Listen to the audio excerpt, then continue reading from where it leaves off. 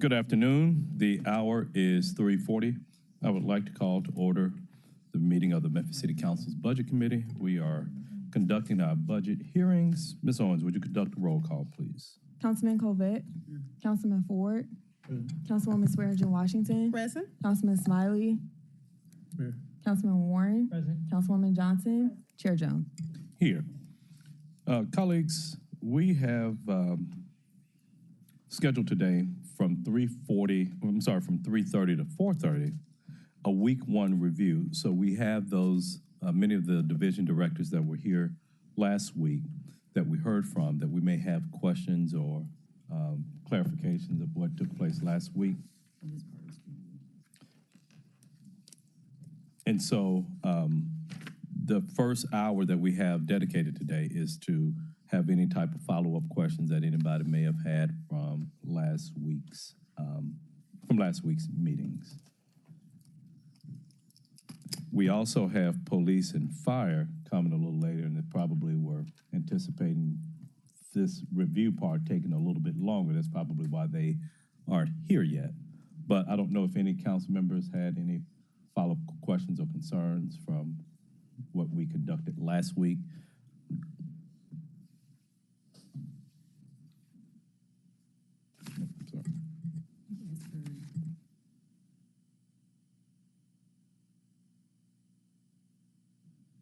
So one of the things that was discussed, I think, was dealing with animal services. Did I see Ms. Pugh here earlier? Okay, yeah.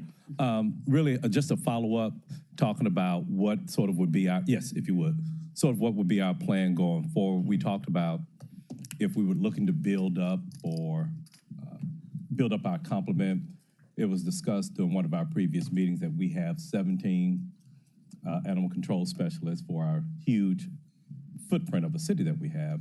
And I think one of the requests that I had is a follow-up as what could we do going forward? Is there anything that we need to start building in the budget right now for a couple of years out? And so that can be part of what our review follow-up for this session will be.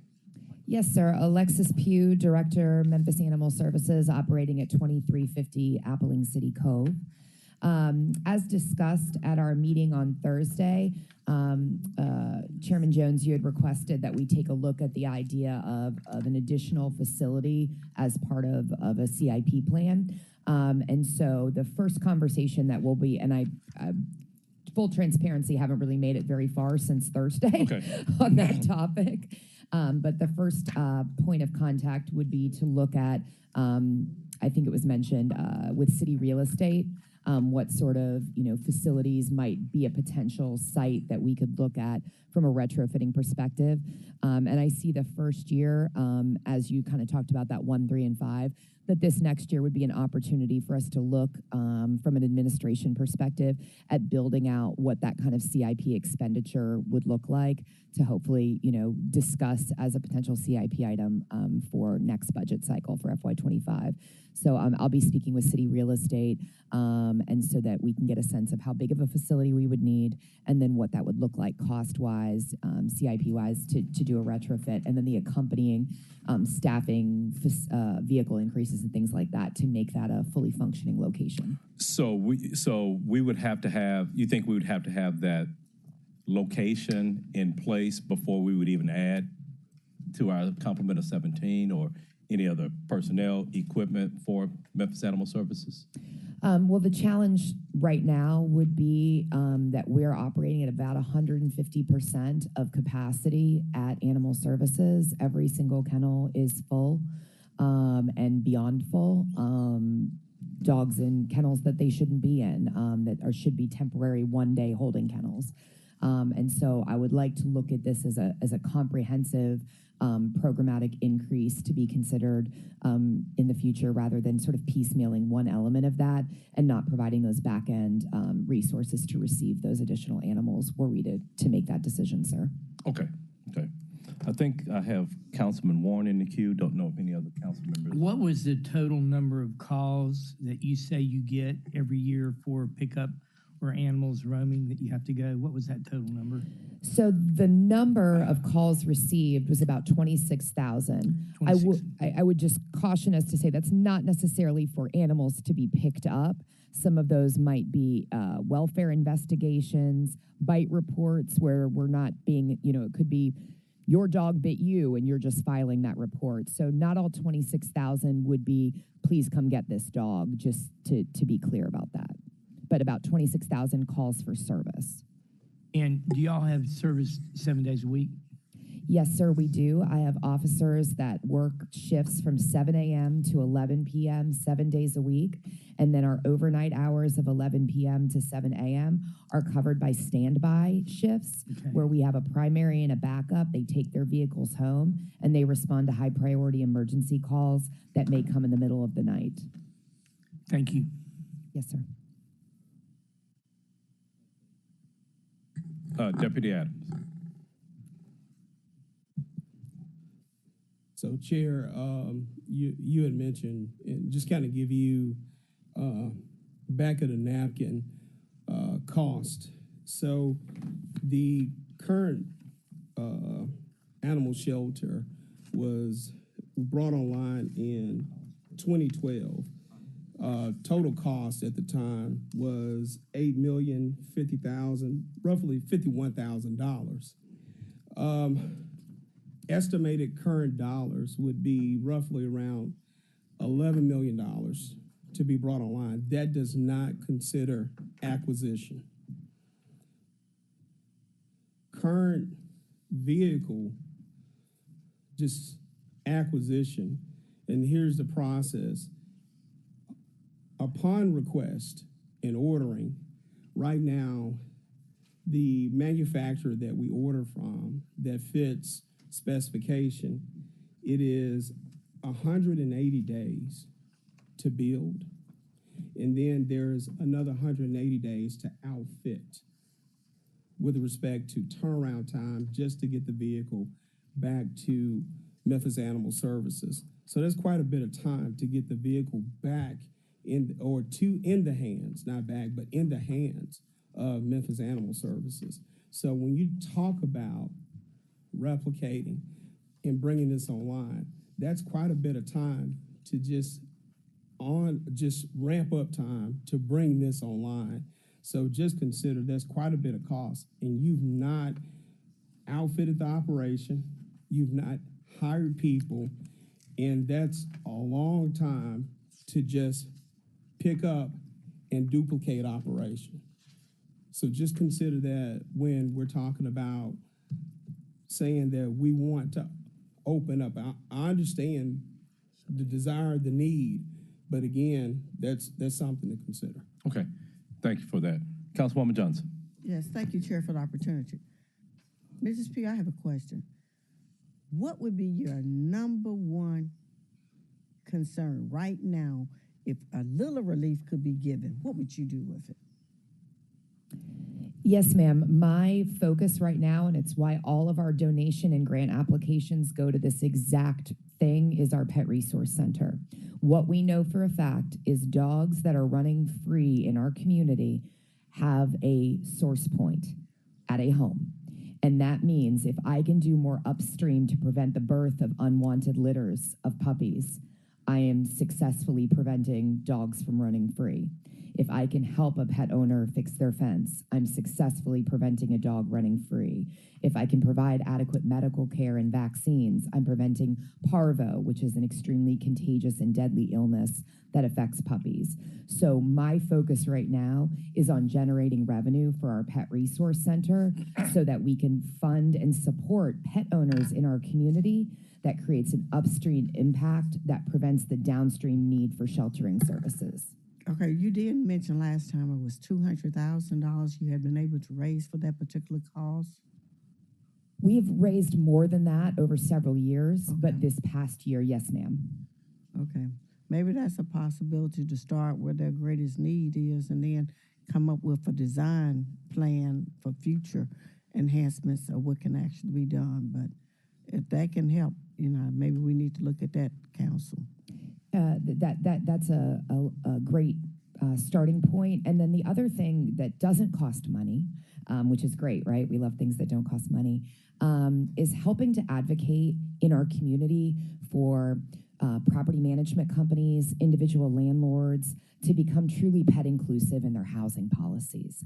I actually spoke at the Memphis Housing Summit this past October, and have worked with our HCD division to actually get points put on the application for grant dollars for being truly pet inclusive. It's one of the great challenges that we hear regularly from citizens, that either their property that they've lived in with pets for years has been purchased by a new company, and all of a sudden they're not allowed to have their beloved family member pet because the dog's too large or it's a particular breed. And then also people who may be moving, they can't find a place where they can move with their pets. So even just from an advocacy standpoint, talking to property management companies and individual landlords about the actual data that supports why it's a good business decision to be pet friendly, and it's the right thing for our community to increase the amount of affordable pet inclusive housing here in the city of Memphis. Okay. Thank you, Chair. Thank you, ma'am. Thank you. Don't know if you wanted to say something, Ms. Ryan? Oh, okay. Ms. Pugh, can you talk about the grant, and this is a follow-up to what Councilwoman Johnson was talking about. You said it's more than 200,000, but well, this 218,751 is. Am I looking at the right figure? I see donations, Memphis Animal Services, classification, just under other revenues. Yes, sir. So we categorize donations from individuals separately from our grant revenues. Okay. So those grant revenues would have gone into specified accounts, and what we're applying for those grant revenues are grants from national organizations for things like keeping families together. The number that you're looking at is reflective of the amount of money we receive from individual donors throughout the year. Okay. So if the council, under its purview to allocate more funds for that, where would that be reflected in here as far as expenditures? I'm trying to. Yes, sir. So that would go on to, we have two service centers when you think of it from an appropriation standpoint. 101-301 is our general funded service center, and then 101-302 is the service center whereby all of our donations are collected and we spend for our pet resource center.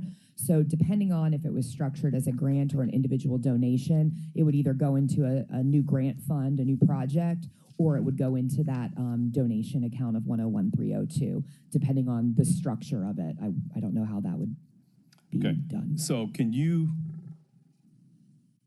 let's look at, so I take it that there have been multiple grants that you've received for the Pet Resource Center. That's correct. Unfortunately, we are at a point now where we've exhausted all of our grants and we're working through donations right now. Now, we're about to enter the annual grant cycle for many of these organizations, but of course, no guarantee what the dollar amount would be or what we would get, but we go after every penny that is out there that we are eligible for. Okay. And so if you give me the dollar amounts of your top three, if I know this is on the spot that I'm asking for, if you know, even if I don't need it to the penny or to the exact dollar, but you can just, if you can just provide a range of what the top three would be. The largest one that we received was from the Petco Foundation for $90,000. That was 2 years ago. And then I believe the next largest was from PetSmart Charities for about $65,000. And then the next largest after that was a $50,000 grant from Maddie's Fund, which is another animal agency. Okay. And so, but still what I've heard from Councilwoman Johnson is the one where the most in immediate help that you can use, it would be resources for this Pet Resource Center. So with that in mind, how much are we only relying upon grant funding for those services? We put all of our donations and grants unless they are specifically earmarked for an alternate project. For example, we might have gotten a $5,000 or $10,000 grant for enrichment supplies for animals in the shelter, and we applied for that and that was the specific intent.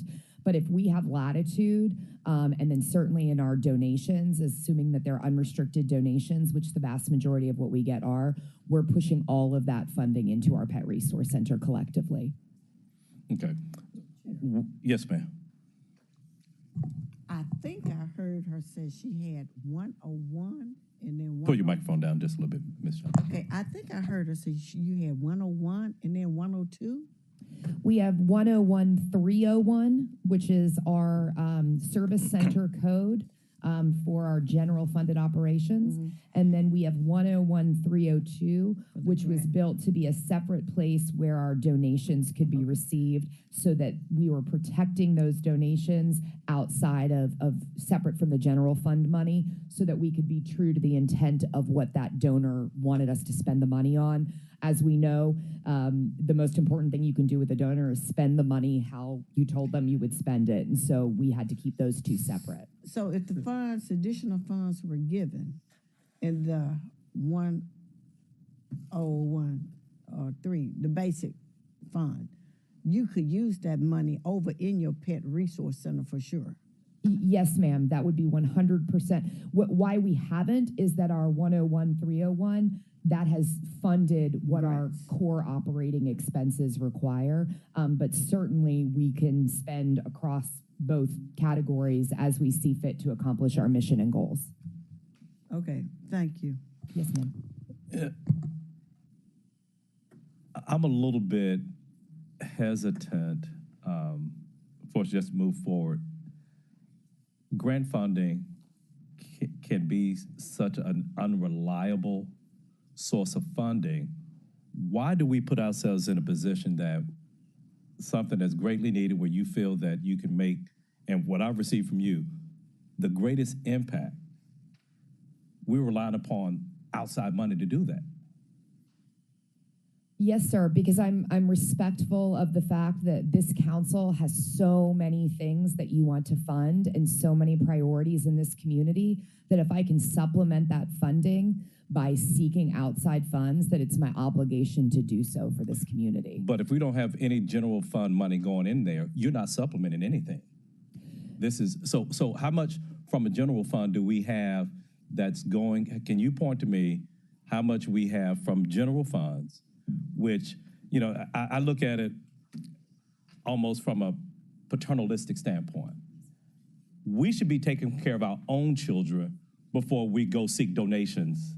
You know, I'm not elevating animals to children, but, you know, just from the sake of this conversation, we need to be taking care of our own children before we go out and say, can you help me take care of my children?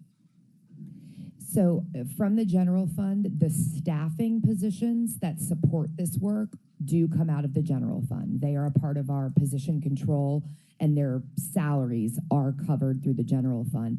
It's the expenses of purchasing the pet food, paying for the medical care for the citizens. That's the piece of it. It's the kind of materials and supplies component. The personnel does come out of the general fund. Okay, so materials and supplies, how much out of the general fund goes to materials and supplies?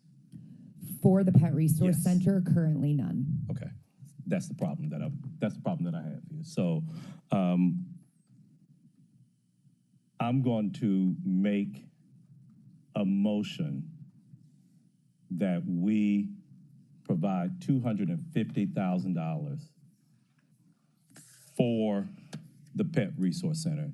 Anything that you provide from a grant, that you are able to obtain from a grant funding, that's supplementing it. Yes, sir. But to say that we're not putting anything in it and you're just relying upon grant funds from this, grant funding is the sole source of this, or the primary source of this. So, okay. So this, what this is going to be, this is going to be our wish list. We then, So as I see it, resolution? huh? Is it a resolution or is it a motion? Well, it's a motion. It can come back as a resolution. Yes. So this is our wish list, if you would. So we're at the end of budget, we can have a wish list of whatever it may be. The way I'm seeing it, as sitting as the chair, as vice chair in this committee here. Seems like we could. Yeah. Well, no. Bike Because trail. we know we want you probably want to put 10 million in there for bike trails, but Over there. So, use your microphone. So are we gonna create? So are we just gonna, I guess, amend it in the budget itself, or because we're making a motion to just instruct the administration to make the change? Well, we are amending what is the motion, the budget that Memphis Animal Services brought to us. This motion is to increase it by $250,000 for the Pet Resource Center. And so where we go from here, as I see it, and 7 votes, we can move City Hall to DeSoto County. But I thought it was Carterville. You're changing locations now, Martavis. But I say the way I envision this, we have a wish list. And at the end of budget wrap up, we say, okay, well, we need to do away with this. We keep this, we reduce this by that. But I see this as the start of the process for the council to put its fingerprints on this budget. Can I hear from the administration on this? Yes. Well, not you. I'm sorry. We still love you, Chief Ryan, Deputy Chief Chief Ford. I believe I want to ask Director Pugh. Currently in the Pet Resource Center, the donated revenue you have there, how much money do you have parked there already? At current time, no. I'm waiting for an invoice for our play yard project, and that was supposed to be to me by Friday, so I can't give you an exact number at this moment. Okay. I would say it's in the neighborhood of $100,000. Okay. And that includes those reserved funds that we pulled over. Okay. But that's not an exact because I need that invoice. So understood. And the reason I asked that question is because I realize that there is a reserve that's in place for the Pet Resource Center, and that would be my comment there. We've got some dollars stored up to help for the Pet Resource Center moving forward in FY24. Other than that, I think outside of the positions that we dedicate to this particular function, I think what Director Pugh has said in terms of how we see grant dollars, I think that's important to consider. We've been able to support this using grant-funded dollars, and I don't see where we won't be successful in moving forward with that type of a strategy for FY24 as well. That's my stance on that particular item. Okay, well, Ms. Ryan, I appreciate that.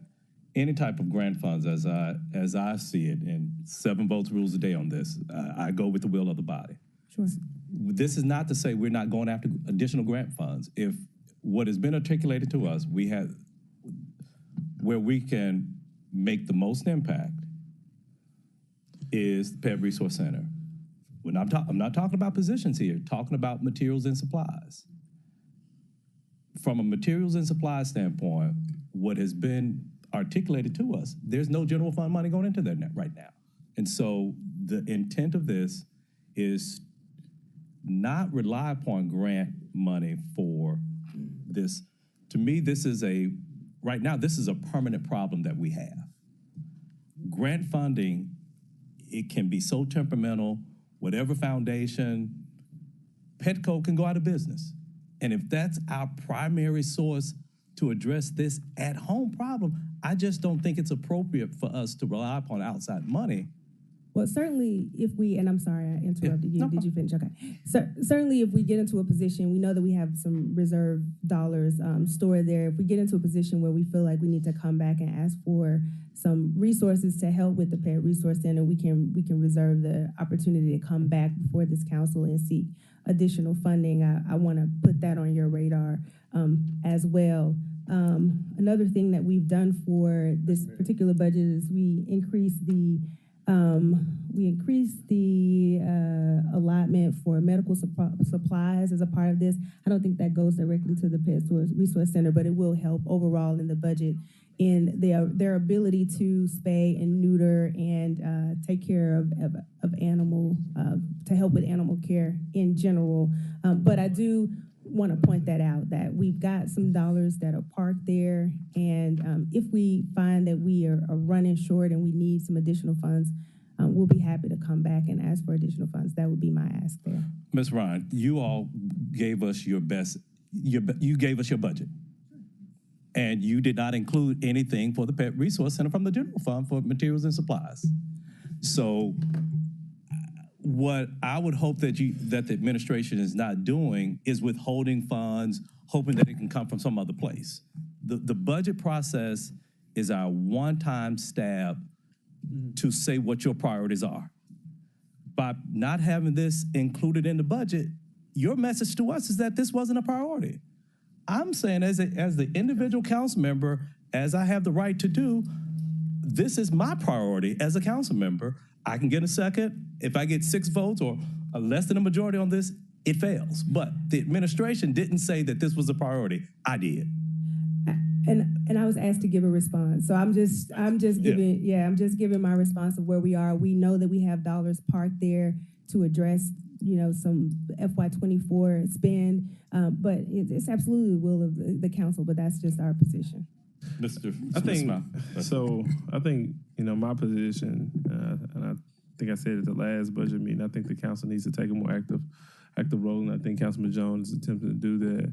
I think my concern is if we don't do anything now, we decide to wait until after the budget season and we decide to pass a resolution to appropriate funding to a particular department. What usually happens is we pull the money we say the funds should come from the general fund and we provide money to a particular department. What happens in that case is the administration goes to that particular department and say, you better find the money within your budget. So I think if we don't do it now, and we try to later come in and bring funding from the general fund, the money never comes out of the general fund. They are forced to use funding within their own budget, which takes away from different programming. I said all of that to say this. If we have a wish list, we have a hope of doing something different, we better do it now because it won't get done later. And I'm not sure if Councilman Jones have a second, but I second it. No, Ms. Johnson seconded. Okay. Yeah. Any other council member wishing to speak? Yes, Ms. Johnson. I think we're at a point where we're just beginning this budget process. And this is one area that we see where there's a desire to see increases to provide services. This particular division is affecting the whole city. I mean, I run into so many people who have issues in regards to how we're treating the animals in this community. So I think we should continue with this wish list. And then when we get to the end, we'll sit there and we'll decide. Maybe we said 250, we may end up at 200, whatever it might be. But let's go through it and let's see what we would like to see and where we can remove it. But let's keep moving. And I think it's a good wish. This is the first good wish. Yeah. So can I ask a quick question from Chief Ford? So after, because I think you're going to get a series of wish lists since Councilman Jones opened up the door. Can I get, so after you have these series of wish lists going throughout the budget, can we get the city's response to our wish list? And then we ultimately decide, what we are inclined to do as a body. Thank you, Shirley Ford, Chief Financial Officer. What we have typically done, and I know this is a little bit different process, is each division comes in and you vote on that division's budget and make any amendments or changes, and then we just keep a rolling list of all the changes that have been amended to the budgets as they presented. But since we're not approving budgets as they're being heard, I will just keep a rolling list of those same types of issues where you have requested. And to Councilwoman Johnson's point, when we get at the end where we're wrapping up all of the individual items, it may be 10 million and it might be 3 million, or it might be something else that each line item you might want to reconsider. And so typically, like I said, as we've done this as they've been approved, I'll just keep the same list, even though they haven't been approved, of the requested changes that council is proposing so that we can review them all together when we get ready for budget wrap-up. Thank you. Because we can get to, I'm just looking at the dates here. We can get to May 17th, and I would have forgotten what we've discussed here. May 8th. So that's why I think we ought to do it this way. Any other colleagues want to speak on this item? Seeing none, let the record reflect that we have been joined by council members Logan, Easter Thomas, Morgan, and Robinson. So, Mr. Morgan, I think you may have just walked in, but I made a motion that we increase. I've been listening the whole time. Okay, great. Yes. Okay. Oh,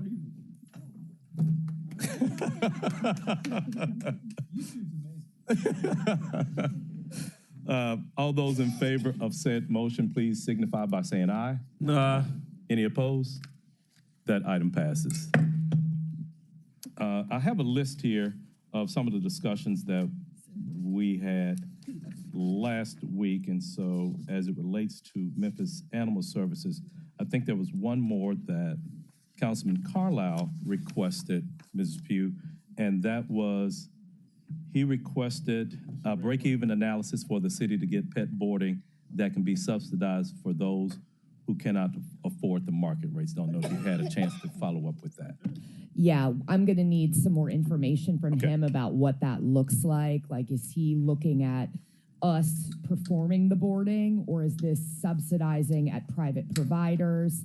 And I also wanted to speak with him, the same thing I mentioned to all of you today, that ultimately, when it comes to the types of requests that we get from citizens at Memphis Animal Services, it's rarely I'm going out of town on vacation and I need someone to watch my dog. It's I have nowhere to live and I'm going to be in my car.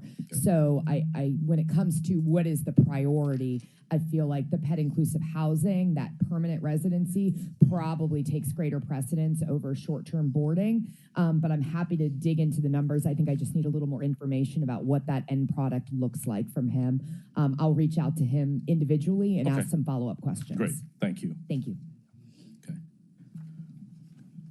Next, a follow-up question. This is relating to 311.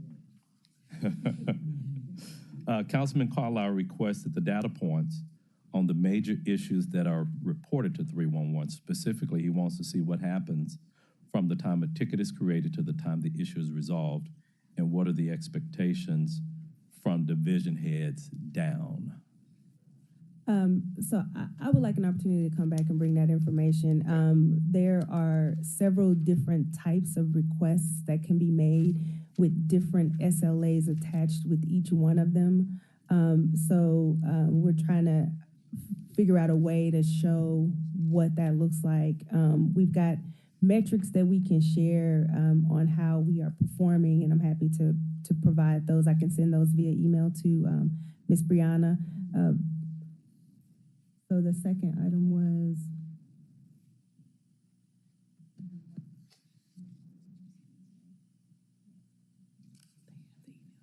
right, so that's the SLA, right. So for both of those, we would love to bring some information back about that. Okay, great. Also in 311, Councilman Smiley requested data on the clearance of tickets, clearance of ticket rates. So same with the same data request, I would like to provide that along with that report, because it's going to show what we have. It's going to show how long it's taken us, and so it'll show the completion rate. All of it will be contained in the same report. Okay, thank you. Next on my list, I have youth services. So Councilwoman Johnson requested a report of what youth services programs and or funding is open and still available. So Mr. Griffith is out of town correctly this week, currently this week. So we will have to bring that back as well. Yes, ma'am, Ms. Johnson. Thank you, Chair. I also remember, keep in mind, we wanted to know other programs too, not just what Griffin has, all other programs in the city. So an estimate of how many kids are actually being provided some type of interaction this summer, rather than just Mr. Griffin kids, because his is at 2,000, and we were concerned about the other programs like the community centers and the parks and all that to try to get a number, a total count? I have for you, thank you. And what that shows you is basically all of the activities that we have coming up this summer. It's actually a digital copy that is being pushed on social media, but we went ahead and printed copies for you all to have. But still, the metrics around how many people we have participating in library activities and how many we expect to have in the parks. My understanding was that when they do their presentation, they'll be able to talk about that. But I'm happy to bring the data on for libraries, what their experience has been over the last year. I can bring those metrics as well. But when you, Mayor or Chair, Yes, ma'am. but when you're planning, aren't you estimating how many children that you plan on working with this coming year?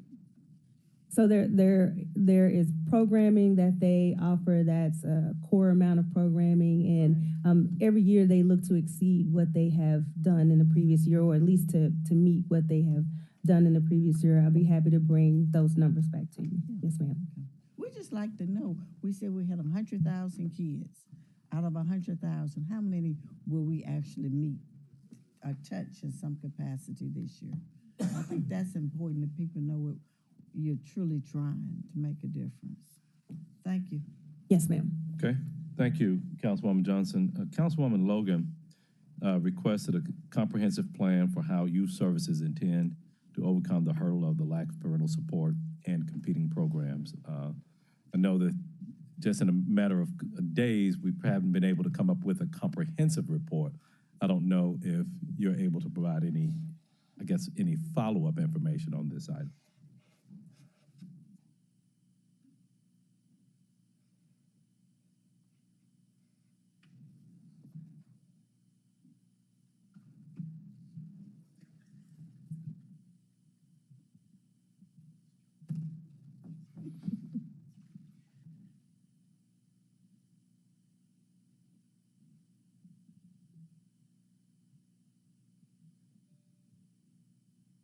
Hi, Donna Dancy, Program Manager for the Employee Youth Summer Experience Program.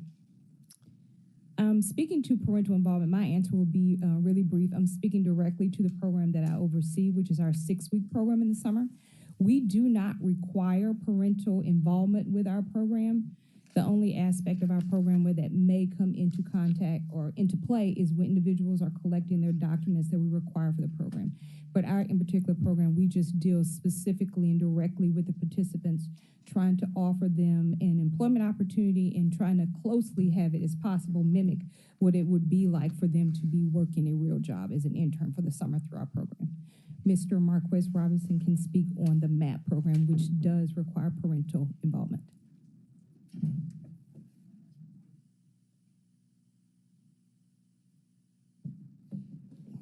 Good afternoon. Good afternoon, sir. My name is Marquez Robinson. I'm with the Memphis Ambassadors Program. I have a backpack full of documents that you all are more than willing to have.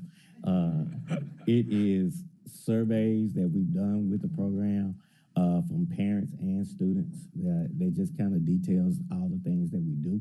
And we try to keep track of it with our parental involvement.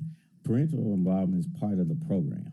Now to get over some of those hurdles, what we normally do is just go to where the students live.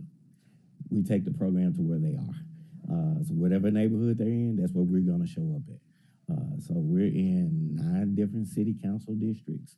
We operate out of the community centers. When it comes to like documentation, now documentation sometimes can get a little rough getting documents because people have extenuating circumstances, and sometimes those circumstances mean those documents are no longer available. So we try to give them time to get those documents, but that's what we do. Parental support is one of the things that's just a staple point of the program. And like I said, we have surveys that we give the parents, and I'm more than willing to. I printed out as many as I thought I needed, so it's one for everybody. And so that's kind of like our program in a nutshell. Okay. Ms. Logan isn't here to ask any follow-up questions on this request, but yeah, she was here earlier. Ms. Roberts, you talked about how many, as far as the map in community centers, am I misspeaking? Are you all housing community centers? If so, how many?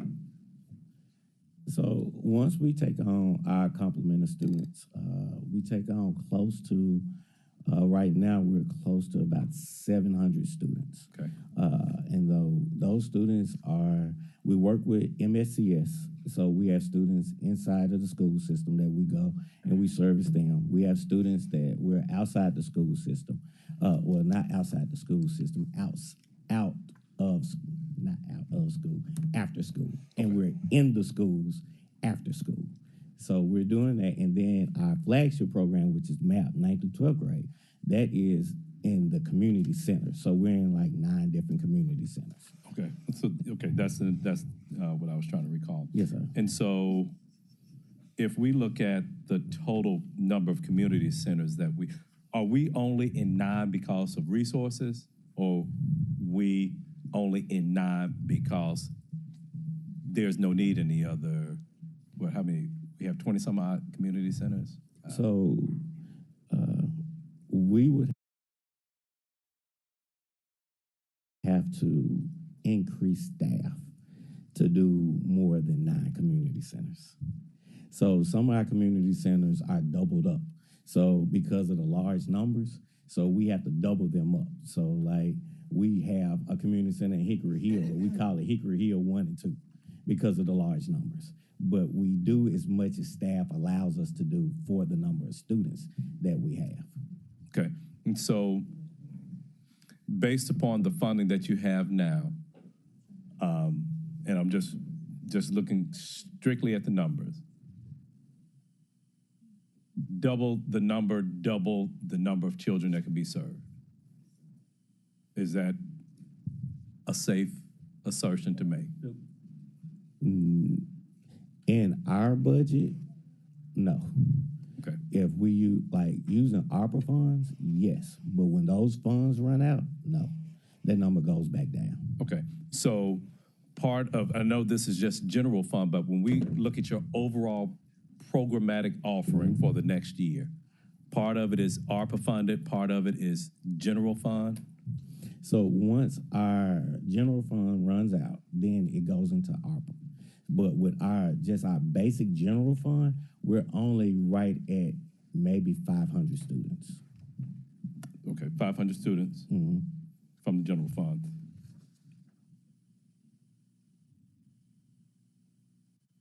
And the other 200 being ARPA? The other additional students are they're ARPA students, and then part of it is I'm included because they have their own budget too, but they're under the Memphis Ambassadors Program flagship. Okay. So, what I'm about to say now is going to apply to my colleagues who will be on here after this year. And I just want to say too, though, we know that the ARPA funds are temporary funds, but it almost sort of speaks to almost financial planning, if you would, from a youth services and how to service youth in this community. I think that we need to take into account what the obligations will be post-ARPA. And so sort of have that back of mind right now, colleagues, where we want to do, how we want to help and support children when ARPA funds end. Because it would really be knowing how great the needs that we have for our children, knowing that ARPA is going to run out and we're serving 700 students, and we know that the need is greater for that. I would hope that the council that is after January 1st of next year is cognizant of that and be willing to put the resources in order to help and impact children. Because the other thing is MAP is year round. So we don't stop. So we're in it from start to finish, all the way till they graduate. So our program never takes a break.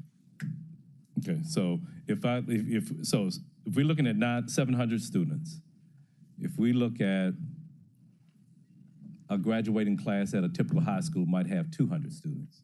We're looking at 3.5 graduating classes out of 30 plus high schools that may be in SCS. So, SCS, yes, sir. So colleagues, we're not, I go back to this point, we're not doing enough for youth. We're not doing enough for children if we are serving 700 out of that particular number. I think that, and the way that it's written down here, I'm confused by it too, but Chairman Jones requested information on the children that are impacted by youth services programs in libraries, parks, and camps. That's also in that folder. Okay. Well, if you could distribute that, I might, after looking at that, I might come back. I don't have a number in place right now, but after looking at that, I might have a number in place of how we can better serve our children. Okay. Was there any other council member that wanted to speak on this item? That's all I have for youth services as far as questions for council members. Chief Ford. Thank you, Councilman Jones. I just wanted to let you know as we were pulling up the ARPA allocations. I just wanted you to know that in the youth program for MAP, $1,575,000 was allocated for MAP. For youth services, IAM was $604,980. Can you give me that again, Ms. Ford, the Yes, last number? yes, sir. $604,980. Okay.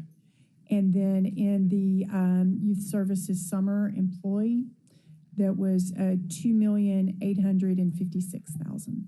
Gotcha. Thank you, sir.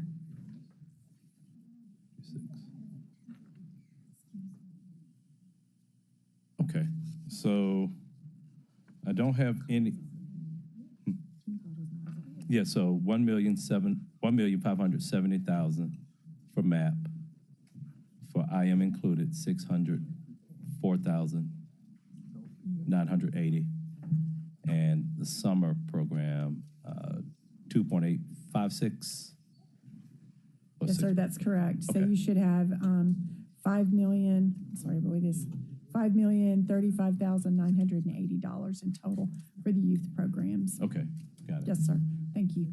So, Ms. Logan, you weren't here when Mr. Robinson was, because I'd asked your question about the comprehensive plan for you, how youth services intends to overcome the hurdle of parental support and competing programs. I was just reading off the question that you'd raised about the hurdle for the lack of parental support and competing programs. He answered that question while you were away, so maybe that's something that you can follow up with him offline to have more information about. Thank you. Okay, those are all the questions that I had listed for youth services colleagues. Going back to, so that was from, looks like last Thursday, from last Wednesday, solid waste. Had some follow-up questions for you, Mr. Davis.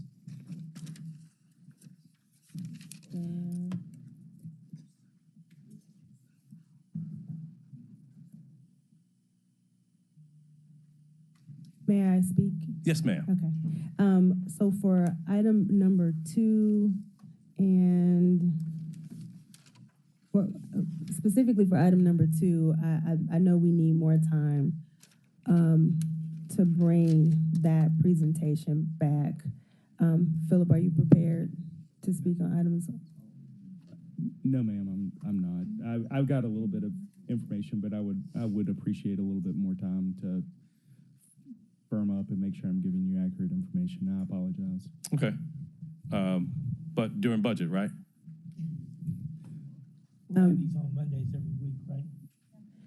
Monday through Thursday, and I think we have a Monday catch-up, like, let me see. can you give I me thought it was Monday? Thursday catch-ups.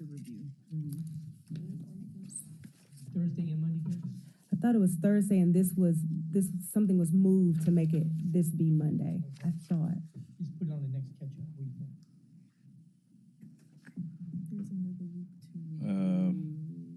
I see wrap up on May 23rd. Am I missing something here?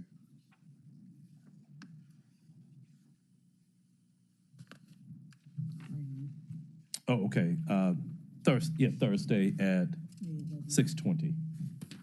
6:20. May 11th. Yeah. Okay.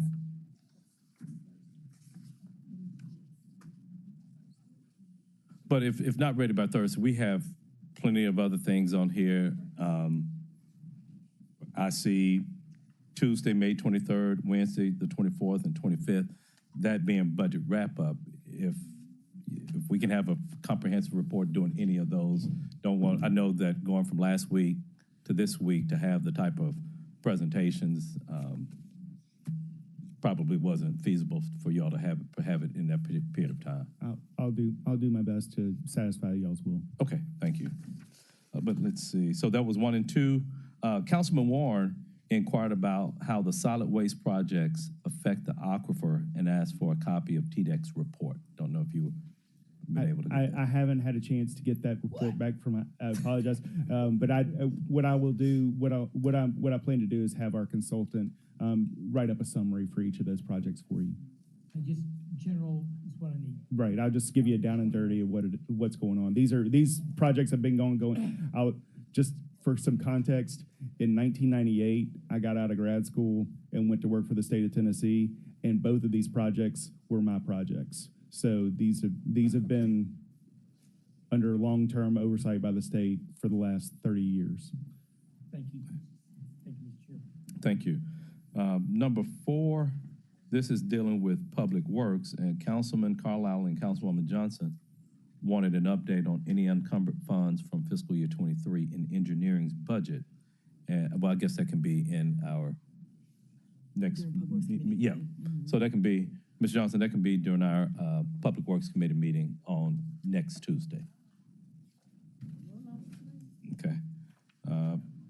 Councilman Carlisle requested, this is engineering 2 or Public Works, requested an update on the right-of-way acquisition schedule for Super District 9.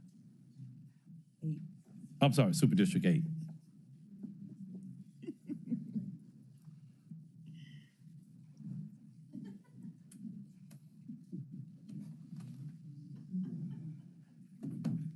Handoff. Tag team. Good afternoon, Good Mayor afternoon. Delenn with the Division of Engineering. So I think the question related to the right-of-way acquisition for Super District 8 was related more to the Elvis Presley Boulevard project, Phase 2. So I can give a little bit of an update on that. Of course, due to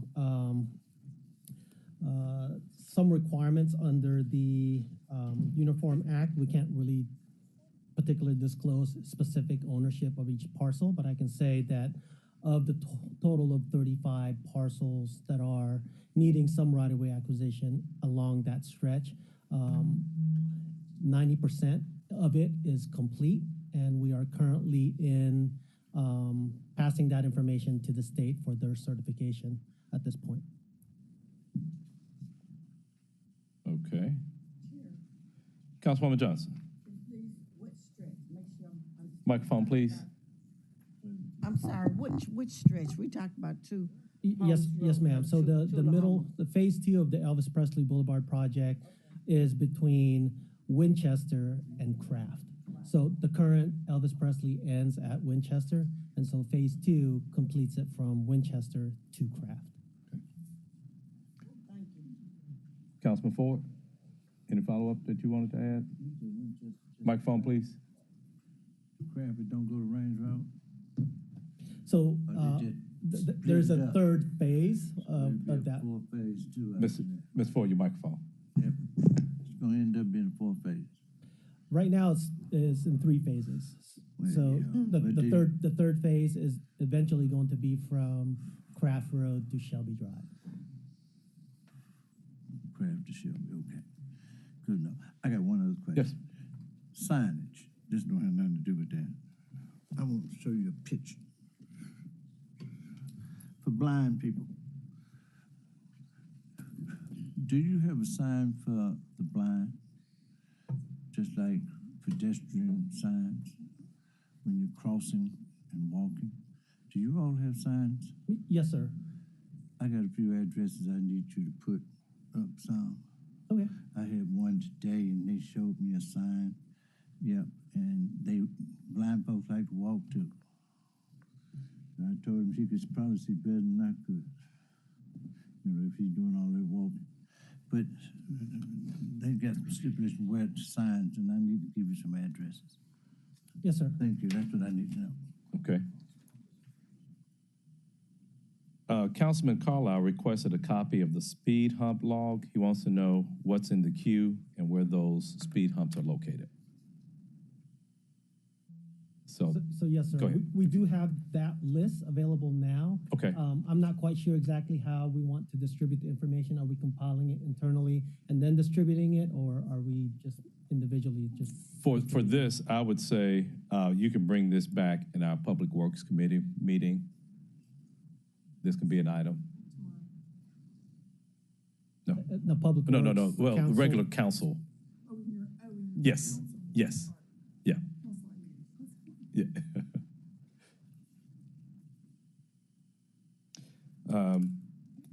Councilwoman Logan requested an update on the intersection at Austin P and asked whether this project was included in the cover lines.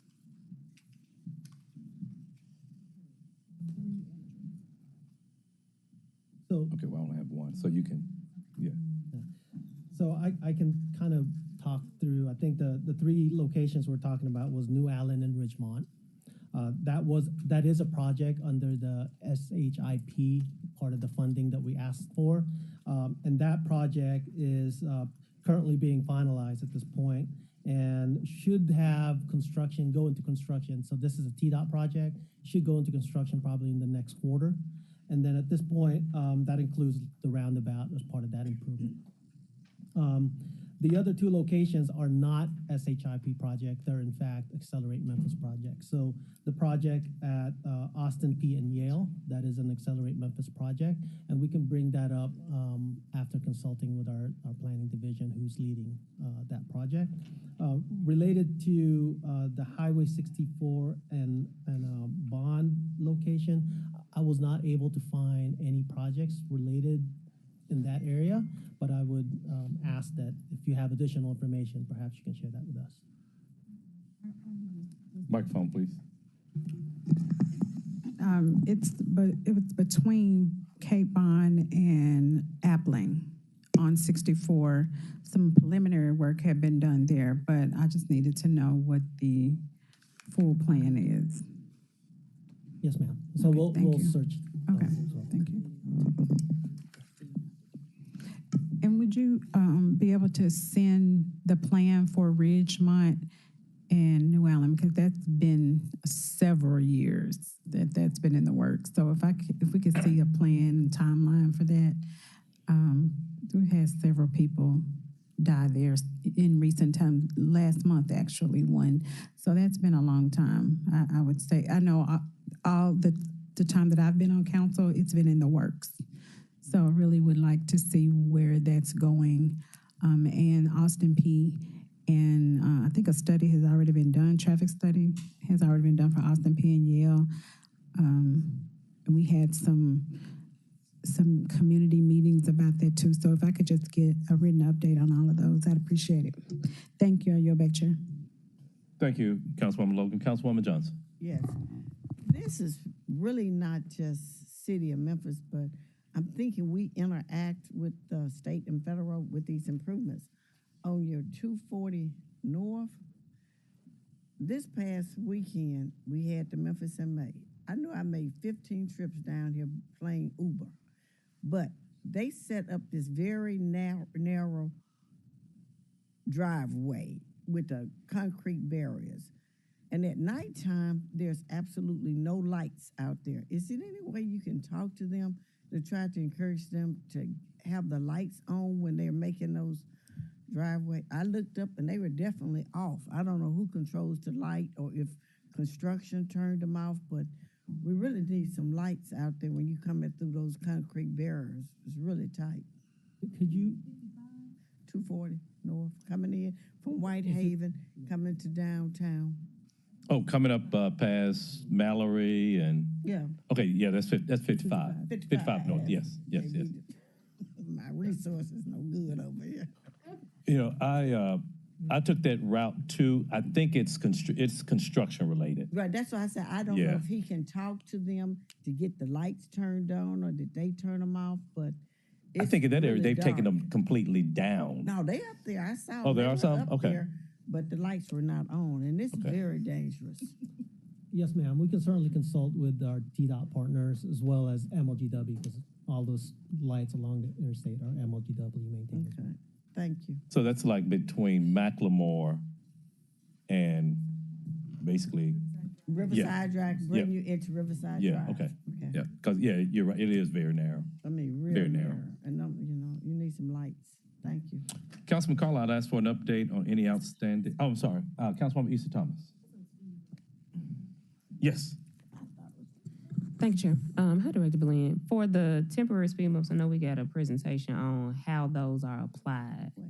If they are broken or messed up, can that also be the same process to fix those if they were already put down? Yes, ma'am. So if there's any of the temporary speed humps that either have been shifted or bolts. I think they just rolling through them so fast that it's just turning you them can up just anyway. report that to us and we'll deploy and get that repaired immediately. Okay, Valentine and University. I think we sent that in, but since we right here, everybody making a list, I might as well add it on the list. Main Street by the fire station, by the Civil Rights Museum.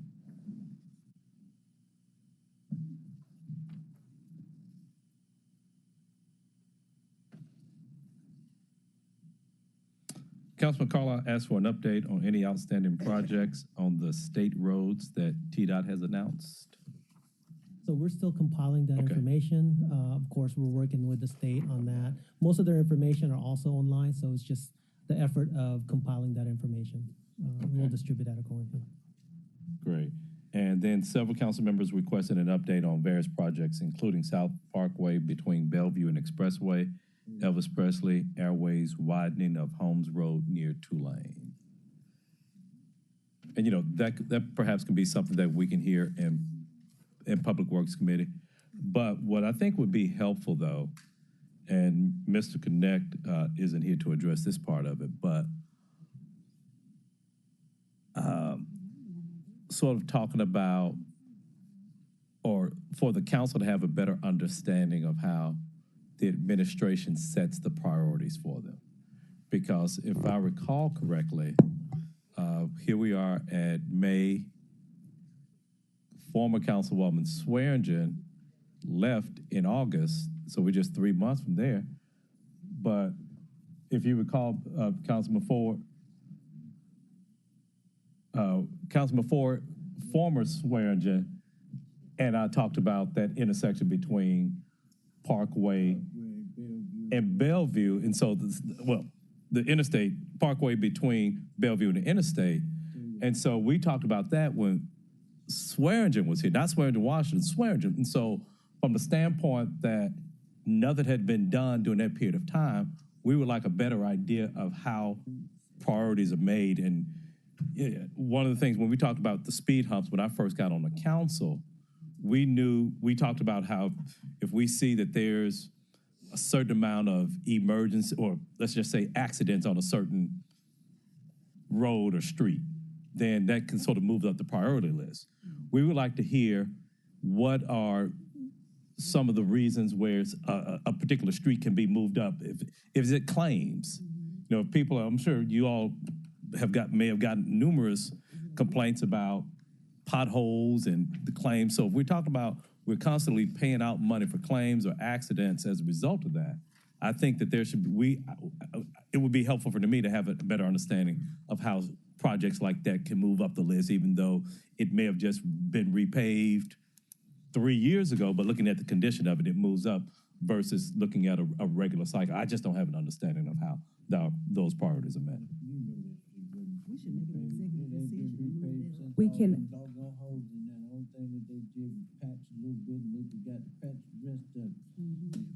at all.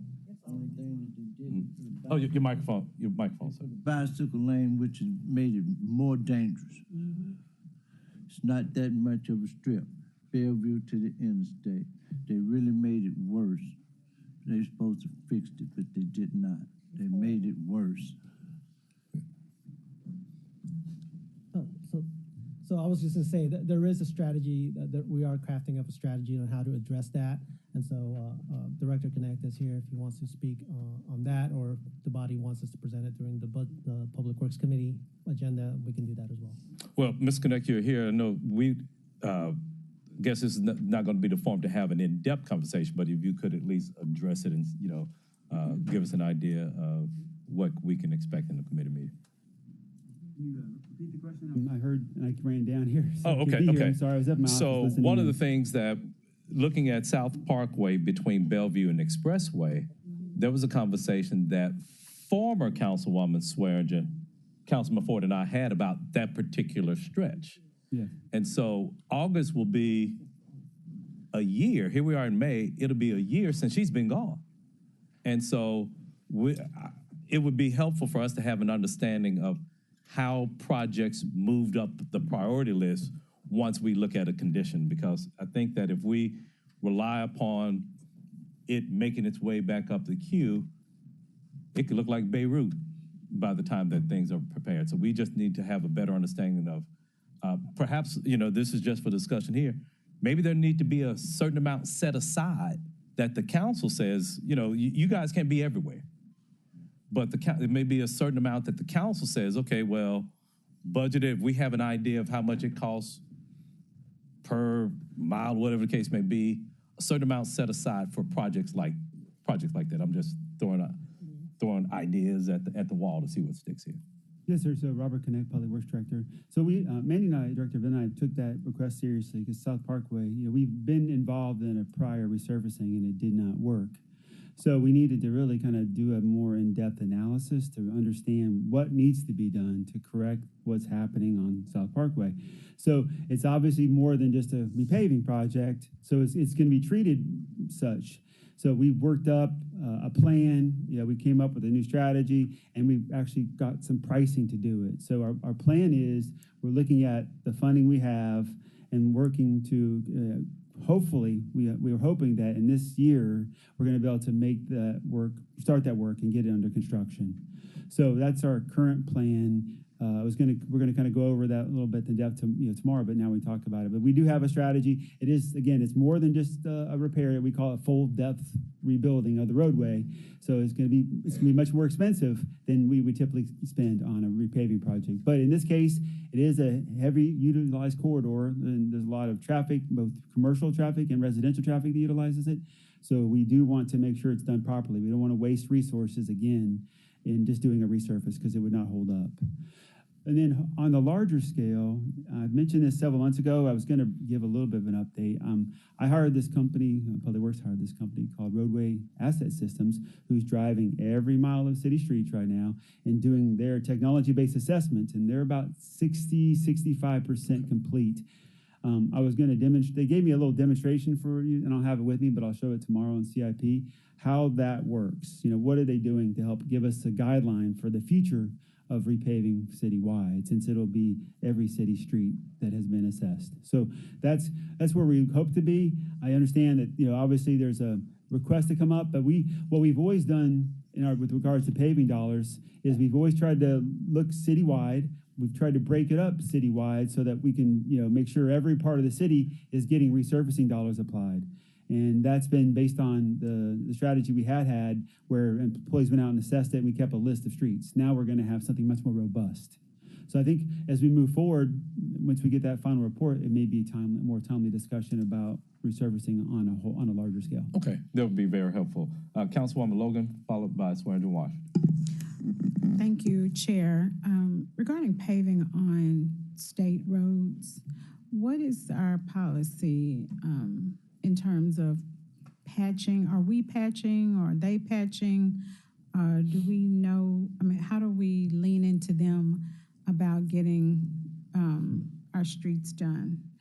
There's a section of the interstate going around Watkins, from Watkins all the way down past Jackson. It is horrible. Well, actually Hollywood all the way down. And I know we've patched a lot. I've actually messed up one of my tires and had to be on the side of the road, and it was terrible. But what are we doing? And Germantown Parkway over the interstate, I'm constantly asked about that. So and I always have to say that's a state road, but what do we do because it's in our city? What recourse do we have, and how do you go about addressing it? So the state is responsible for the maintenance of the interstate and the state right-of-ways. We don't do any type of asphalt repairs or patching. All we do typically is we might provide some snow and ice services to them in the wintertime. They have their own budget and plan, which they provide to us on their resurfacing of their streets. We do obviously communicate with them, with the local TDOT region. As in Jackson, we have a relationship with that office, and we try to encourage them to keep us updated on what streets they're going to be resurfacing. They do it through their budget process. Obviously, the state has its own budget process for TDOT, and the regions break it out based on their own plans and requests. So it can vary. I think I've requested one, and I should have their plan for this coming year. That I'll try to include that when we submit what we're planning to pave. You made a good example of Germantown Parkway over Interstate 40. That section is in pretty rough condition. We actually spoke to them recently about that, and I believe that is on their plan to do work to replace that. I'll verify that. When you say under plan, what does that mean? Well, hopefully it's all all based of them on, it's based on their budget, and that's what they'll say. If they have it in their budget and they've got a contract for it, then they're ready to move forward with it. So it's not until they actually have an executed contract that they commit to what the paving will do. They just have a plan for it. So, but we can discuss that. And as always, the state representatives should be your point of contact for your concerns over the TDOT funding and TDOT resource work that they do. Definitely reach out to them, but I want to know what the city is doing to, what we're doing to, because we're in this conversation right here. I definitely have conversation with state rep, but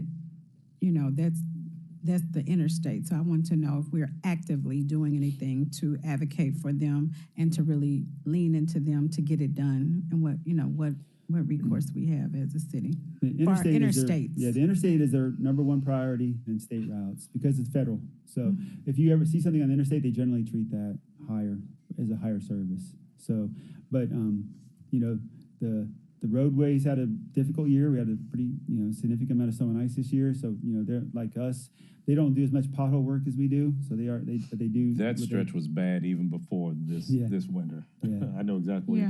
Yeah. Basically between Chelsea, Hollywood. Once you get to the split, going towards Millington and taking 40. Yeah. That was bad. And I'm always seeing people on the side of the road, But, is there someone in administration that's calling or writing or emailing or checking up or keep staying on top of that calendar or that schedule? What does that schedule look like? When they miss it, do we call them? Are we in touch with the state or anything? Because the interstates, even if someone's riding through here going to another state, they're going to think about Memphis. Don't go to Memphis that way because the roads are terrible. And the citizens having to go through there, that's rush hour traffic. Everyone comes that way, getting downtown from that end of the city. It's really bad. So Director Lynn and I are very vocal. We have a really good relationship with the state. The mayor has a really good relationship with the commissioner. So we're always advocating for the better services. They had increased mowing and litter collection. They just announced to me that they're increasing their litter collections on the state right-of-ways to 26 cycles, which was a triple what it was in the past. Yeah. So they are doing certain things to enhance their responsibilities where we had many concerns, litter collection being one of the bigger ones. But as you say, we always communicate complaints. 311 constantly notifies them. If we get a complaint about a roadway, it automatically gets pushed to them. And, we're glad to continue to pursue getting the most we can for the work that they do in the city limits, especially in terms of paving. Okay, thank you, Chair. Councilwoman Swearingen Washington. Thank you, Chair. I just wondered what type of rubric we're using to decide which streets need to be paved, because when I look at Central Avenue, it was like at a B. And South Parkway is an F, and it hasn't been done, but Central Avenue is being done. So what type of rubric are we using to see which streets need to be paved? Well, South Parkway is not a repaving; it's a different type of project. So it doesn't fall into the same bucket of work because it's going to be a complete rebuilding of the roadway. As I just mentioned to the chair, we have in the past we utilized a system where public works staff would go out, engineers and our other staff who were trained, and do a rating on the roadway, and that was the basis for our 5-year resurfacing plan that we've been maintaining. Oh my gosh, 10 or 12 years.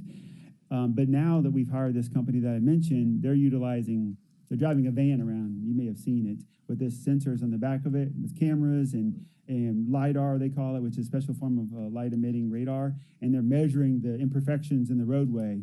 And then they're doing that through every mile of 6,714 miles of city streets.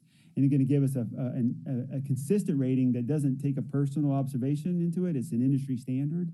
So what I've seen is very promising, getting a very detailed analysis of every city street so that we can have a fair and impartial way to recognize resurfacing. Every street that we do generally has a good rationale for it, but obviously we're dealing with other factors that we have to integrate into our plan. But we publicize that. The one that we'll submit to tomorrow is based on what we believe is going to be accomplished in this coming year. So when we asked about South Parkway, you said hopefully it will be put in the budget for next year? So, as we indicated, we are strategizing on how we can do that this fiscal year. I think we have a game plan in place. Executing it, because it's a full depth repair, it is much higher in cost compared to a standard resurfacing project. And so we're trying to figure out how we can accommodate for that and get that completed this fiscal year. Or at least this calendar year, not fiscal year, but this calendar year. Yeah, we're running out of time fiscal year, but this calendar year, we think we have the funds. We think we have identified the funding. Okay, that's what we want to hear. But, Councilwoman Swain Washington, this is budget. And, one thing I want to be clear about, the administration has said what their priorities are. They presented it in the budget. So if it's not identified, it's not a priority. So we have to make it, 7 votes has to make it a priority. Okay? Councilman Smiley, Vice Chair Smiley. So for Councilwoman Swearingen Washington, whenever we vote on something, when we vote on this budget, this becomes council's budget. So make sure when you vote, you're in full support of something. So if you're not, you have the power to amend, to alter it. So I have a question. It's for Director Connect. So I don't think we have purview over Lamar, do we? No, it is a federal highway. So is there any plans to address the concern down Lamar? If you ride down Lamar, so I went to Music Fest yesterday, I picked up one of my neighbors, and she said, I want to talk to my council person. I'm like, oh, that's me. And she said, have you rode down Lamar as we're driving down Lamar? She mentioned all of the potholes. She mentioned something that we do have control over, which is the tall grass that's up and down Lamar.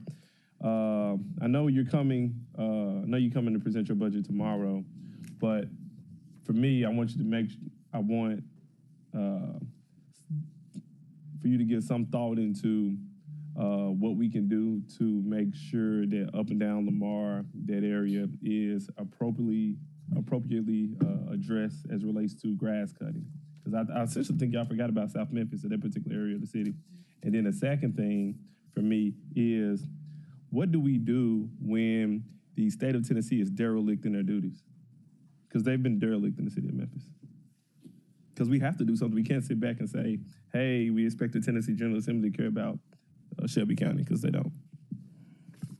Well, they have become much more friendly to Shelby County. Sending state troopers, but sending state troopers does not provide for our roads being taken care of. Sending state troopers does not provide for any of the other duties they're supposed to do in the city of Memphis. I'm specifically speaking to paving the roads and cutting the grass. Because what I hear consistently is, this is your fault. And I can't say, hey, that's the state. We can't keep passing it, but we have to do something. Is there a way that we can pave the streets that they're responsible for and say, hey, here's a bill? Because if not, we should just be doing it anyway. So no, we have no jurisdiction over the state right-of-ways. They're state. That's a federal highway, so we don't have the jurisdiction to actually take any action on their right-of-way. I mean, it would be, if we did it, they would just say, oh, it's on your dime. Okay, so you would not get reimbursed, and then there would be conflict with regards to if there was ever an issue with it. We've taken on the liability as well. So I would just say a couple things, and they have increased funding for certain things, like I mentioned, grass cutting and litter. Have they done it on a large enough scale for what we would like? When's No. the last time you driven down Lamar? It was probably 30 days ago. Okay. Take a drive down Lamar before tomorrow, because what I don't want to hear is because the state does not take care of their responsibilities, regardless of the fact that it's their responsibilities.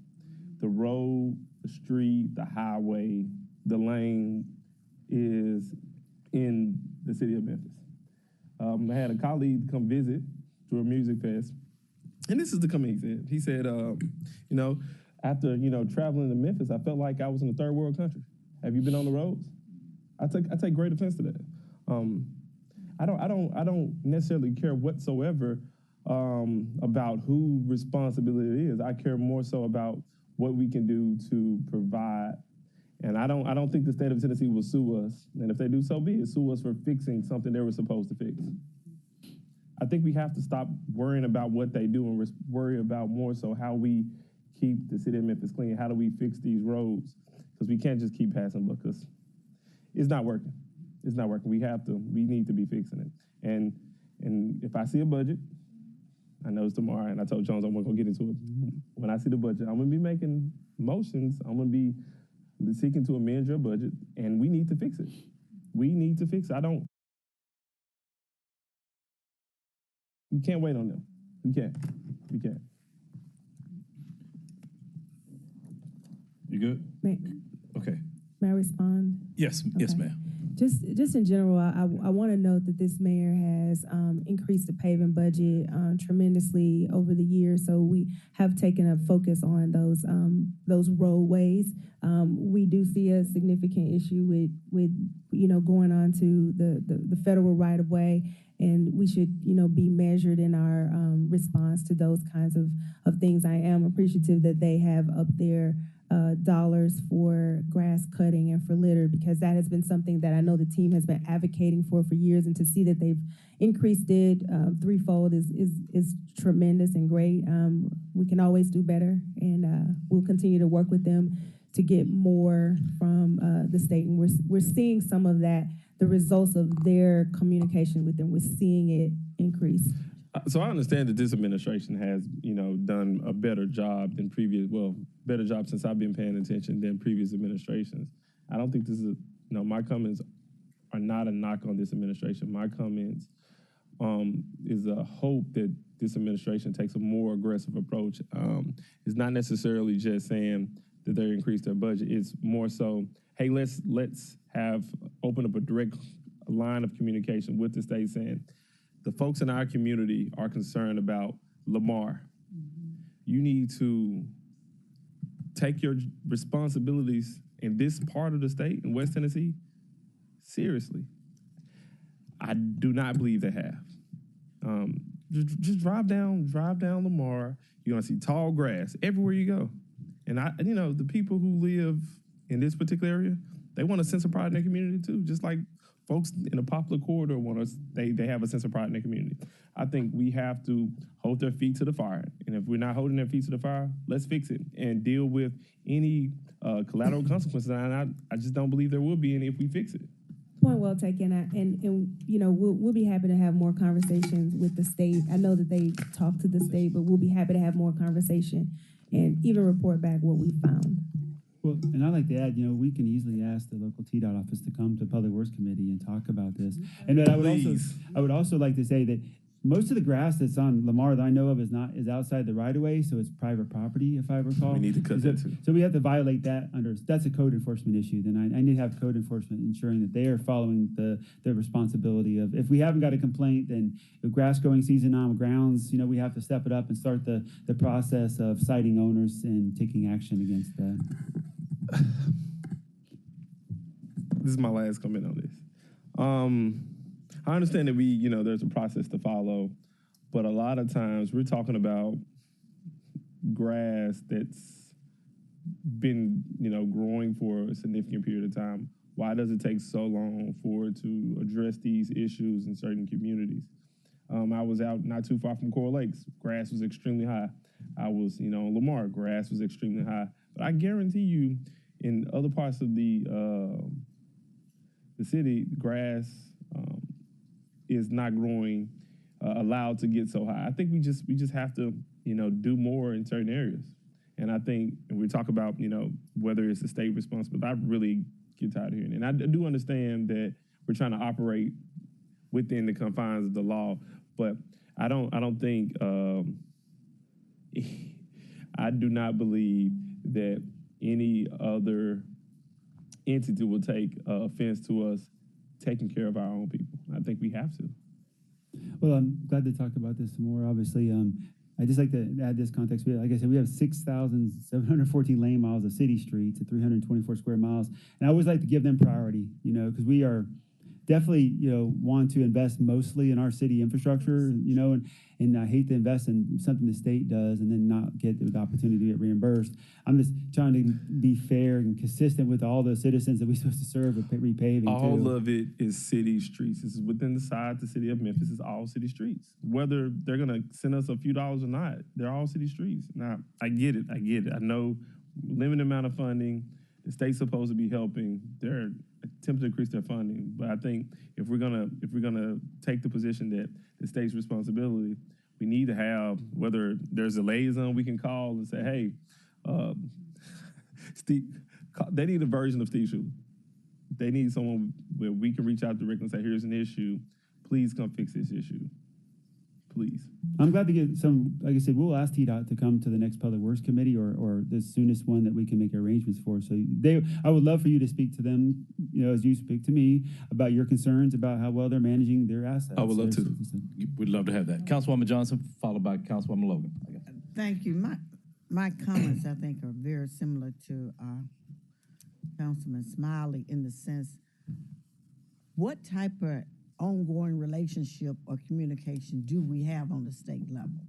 But since you've offered to allow them to come in and speak to us, we can hear from them. But I think there needs to be some type of continuous communication so that they know exactly what's taking place here.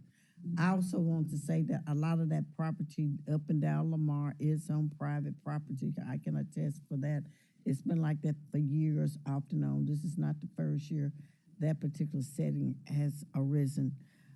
But it gets back to what are we going to do with all this vacant land that people let grass grow up and it's on private property? Are we going to go on everybody's property and start cutting the grass?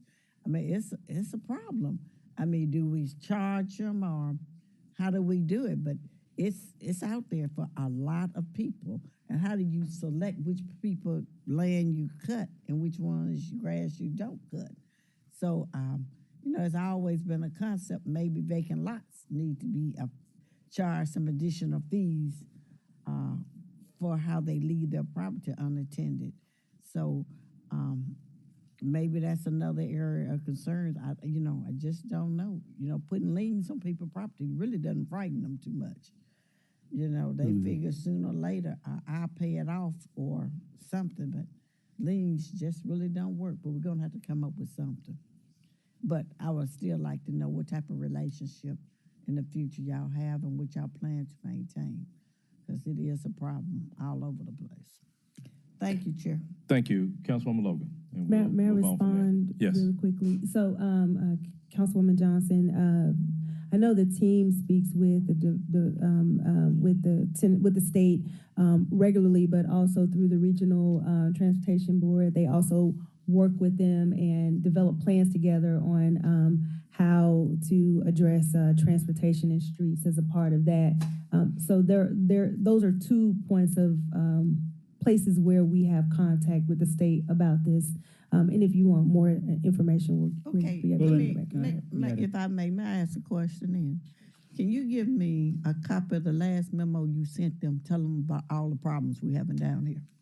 Yeah, I mean, the last one the mayor did, we have that, and we can send that to you. Yeah, 'cause we'd we like helped to draft see that. exactly what's But being reported. But I'll also say this, I mean, I have like I said, I have a great relationship with the TDOT offices, both the regional one, and we talk to people at headquarters, at Nashville. And for example, the other day I drive like you do all the time, everywhere in the city. I always try to get out and see what I can see. But I was driving along the interstate and I noticed along the interior of the concrete guardrails, lots of debris built up. It was extensive, a lot of bumpers, trash, debris. I was really shocked. And they're supposed to be doing regular maintenance. So I contacted them and they said, well, we had an employee killed recently on the interstate and it was doing that kind of work. So they're trying to rethink how they're going to address that without putting employees at risk due to the traffic concerns. And that's going to involve, obviously, they're having a better either highway patrol or other police presence. Or, I had an idea. I said, here, this technology, we bought this equipment. This would work. So we do have that communication. I do make recommendations to them to address the issues. How far we get with them, obviously, is just to pursue it and ask them to keep that in the forefront as they make their budget requests, or as they work with us on what's going on in the city. It's just like the homeless issue. We face a lot of homeless issues under the interstate. We constantly have to work with them to get that situation resolved. I just like for it to be well documented so that people can see we are trying and what the state is not responding to. And maybe we can eventually find some state reps that will work with us and get some things done. But it needs to be documented so we can say we asked for it. Thank you. Thank you. Councilwoman Logan. Thank you. I wanted to just confirm that you said that if we go ahead and take care of the roads, we will not be reimbursed. I know they reimbursed us for some of the cutting that we were doing, cutting when they were not cutting the grass. It's not the same way with the roads. No, historically, when we even had the maintenance contracts with the state, that was basically for grass cutting, litter collection. We never have, in my knowledge, ever done any roadway repairs on the state routes because of the risk and because of the sheer volume of stuff that we're trying to maintain the city right away, city streets. So they have generally, when we ask them to address potholes, been responsive to that and going out to do that kind of work. The resurfacing, as I mentioned, is they have their own process and plans, and they share with us what they want to do. It just depends on how much funding they get. But no, man, we have, to my knowledge, only done the basic kind of maintenance that I mentioned before. Nothing along the lines of actual, repairing pavement.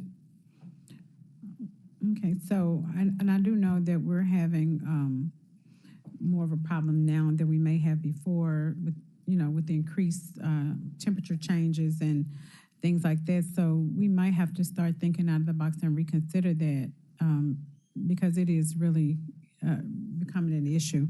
And I know with, hitting a few pots over here, a few pots there, but not actually repaving is not really making it any better. I reached out to TDOT myself this morning just to invite them to one of our PJA meetings because a lot of the residents were concerned about them. And they said that that's something that they are willing to do. Now, I know if they'll come to a community meeting, the ones that are in Jackson, Region 4 in Jackson, that we as a city can get them, on board. I just made one call and, they felt like that was a great idea as though it was a novel, idea to come. So I do hope we really, really connect with them and let them know how important it is for us that they take care of their responsibility and to have a monthly dialogue or, every other week on a regular basis about those hot spots. We can identify hot spots, send them that list and let them know here are the areas that we find that you need to send someone down to look at every 30 days or every 2 weeks. They may not be able to do it every 2 weeks, but at least every 30 days, some of the hot spots, because they seem to be very responsive. So just wanted to put that out there. Thank you. Colleagues, we got a lot of catching up to do. I would just echo some of those sentiments too and add, I have not done my job as far as contacting our state reps. And, you know, just like we have a relationship with the administration here, they could very well have the state reps can have a relationship with the various commissioners, directors along those lines. So I would encourage us, we may have various relationships with various state reps and state senators, and let's use those resources as well. Thank you, gentlemen. I think we have covered everything as far as those follow-ups. Thank you. Unless you want to add something, Mr. Boulay. I think there was 2 items, both related to urban art, and I think the request from council was the urban art. Yes, I saw those items, and we were going to have those. If you could have those in our various committees She has been during our advised, regular. and we'll be prepared for that. Okay, great. Thank you.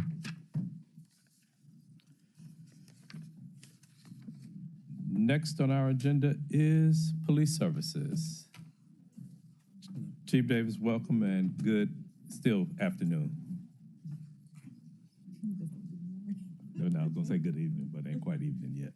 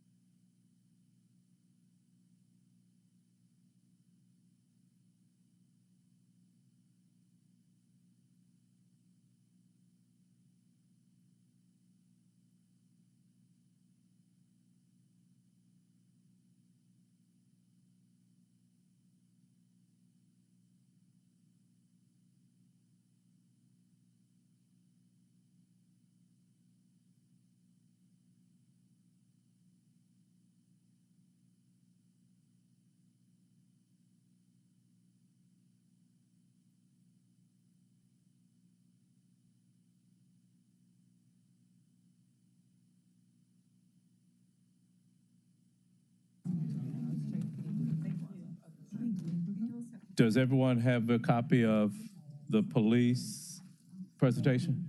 The one we just received? Yes. Chief, the floor is yours. Thank you,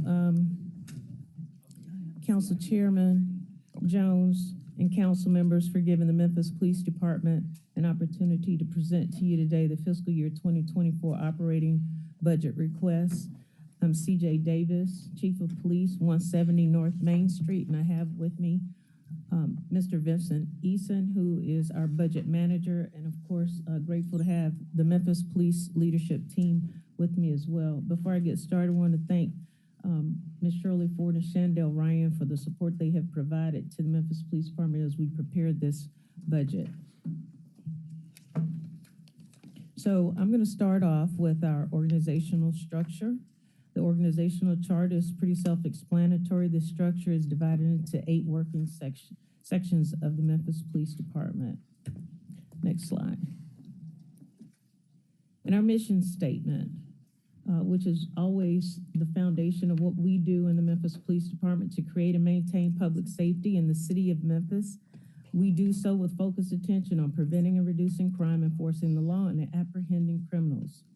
The following strategic priorities addressed in this particular budget supports our police reform efforts and other areas as well. The first area is technology and innovation, leadership development, crime reduction, community outreach, police recruitment, and retention. Next slide. To summarize the MPD's strategic priorities for fiscal year 24 under technology and innovation, Establish a more comprehensive public-facing data reporting system on our website to inform the community regarding crime and policing activities. Strengthen partnerships with the community by being more open and inclusive about what we do and what we have done and why. Strengthen trust between the community and law enforcement by being more visible and collaborative in the community. Under leadership development, expand Memphis Police Leadership Academy in partnership with the University of Tennessee. Establish formal mentoring programs for all ranks. Ensure mid-management personnel receive leadership training at our FBI National Academy, the Police Executive Research Forum, and also at the Senior Police Institute and others. Establish shadowing opportunities with corporate partners, individuals outside of the police environment, and Leadership Memphis. Under community outreach, ensure commission officers complete at least 4 mandatory community service hours annually. Enhance Police Athletic League with youth-specific efforts. The Memphis Police Department sponsored and community-sponsored events. Strengthen partnerships with the community through outreach efforts to improve communication and collective crime-fighting strategies. Ensure MPD is represented at various non-police related community events, in essence, churches, town hall meetings, and community walks. Continue partnership with Crime Commission, Reimagining Policing Task Force, and CLERB to address police-community relations. And work with outside partners to develop best law enforcement practices in community policing efforts, in essence, with the Department of Justice and the Bureau of Justice Administration. So as we prepare, next slide, yes, as we prepare for the upcoming fiscal year, we want to highlight just briefly some of the various highlights in the Memphis Police Department. The creation of crime targeting strategies at our weekly CompStat meetings, dedicated resources to traffic enforcement, enhanced patrol shifts with minimum lag time, including take-home vehicles, which give our officers an opportunity to get to work in a timely fashion and get out on the street without waiting on vehicles. Historic hiring year this past year for commissioned officers. It was 280 hired in a calendar year. Increased police officer salaries and incentives. Career development programs. In essence, we started our Memphis Police Leadership Academy. Strategies and special projects, where we are doing a complete policy review. We began this last year, but it is still ongoing. Enhanced rake structure, where we have created first-line supervisor positions so that there's more oversight and supervision for our officers on patrol. Some of our challenges, growing a commissioned workforce, juvenile crimes, repeat violent offenders, auto thefts and larcenies, which has certainly been on an uptick this year, traffic safety, and automation in technology. For example, data collection, automating data collection and working to integrate systems so that they talk to each other. Timekeeping, we're in the process of working on automated timekeeping with the city administration. We're also looking at automation for the vehicle tow and storage process. So I'll start off with the expenditure discussion. And this first table is the bridge from fiscal year 2023 expenditures to fiscal year 24 requests. Our adopted budget for personnel services was $252,081,680. Our fiscal year 24 request is $264,840,950, with an increase of $12,759,270. That's a 5.1% increase. Under materials and supplies, $31,758,244 was the adopted budget. The fiscal 24 request is $33,976,657, and that's an increase of $2,218,413, which is a 7% increase. Capital outlay, there's no change there. Grants and subsidies, there's no change there as well. Our adopted budget fiscal year 23 total was $284,480,825. And our fiscal year 24 request Total is 299,458,505, with an increase of 14,977,682. Next slide. Program comparative spending. These are the same numbers as I just illustrated in the previous slide, simply broken down by our divisions, our executive administration, support services, precincts, patrol, investigative service, and special operations. Our fiscal year 24 request under executive administration is $36,504,304. Support services is $39,983,345, and precincts, which is a larger number that represents all of our patrol, $160,818,827. Investigative services, $35,096,737, and special operations, $27,055,293, with a total of $299,458,505, with a variance of an increase of $14,977,682, which is a 5.3% increase in our budget. Next slide, fiscal year 24, this discussion of the year-over-year changes in expenditures. I'll start with the personnel services. The variance amount for this particular account on salaries and benefits is $3,629,270. Personnel increases for promotional pay, pension ADC funding, health insurance, and other benefit adjustments. These other, the other three lines there represent the tax referendum potential raises. And then that third line, the potential raise 2, is for all employees. And this was a labor union MOU negotiated salary raise with the administration. And then under materials and supplies, city shop fuel, $786,065. City shop charges, less $53,820. Personal computer software, $36,168. That's mostly licenses and other software. Claims, $200,000, and lawsuits, $1.25 million, with the net change of $14,977,682 increase. So our revenue discussion on the next table. Our fiscal year 23 adopted revenues and bridge to fiscal year 24 requests, all of the revenues for fiscal year 24 that are listed are basically projections based on trends. So under fines and forfeitures, we project the revenue for fiscal year 24 to be $98,500, which is about $5,000 increase.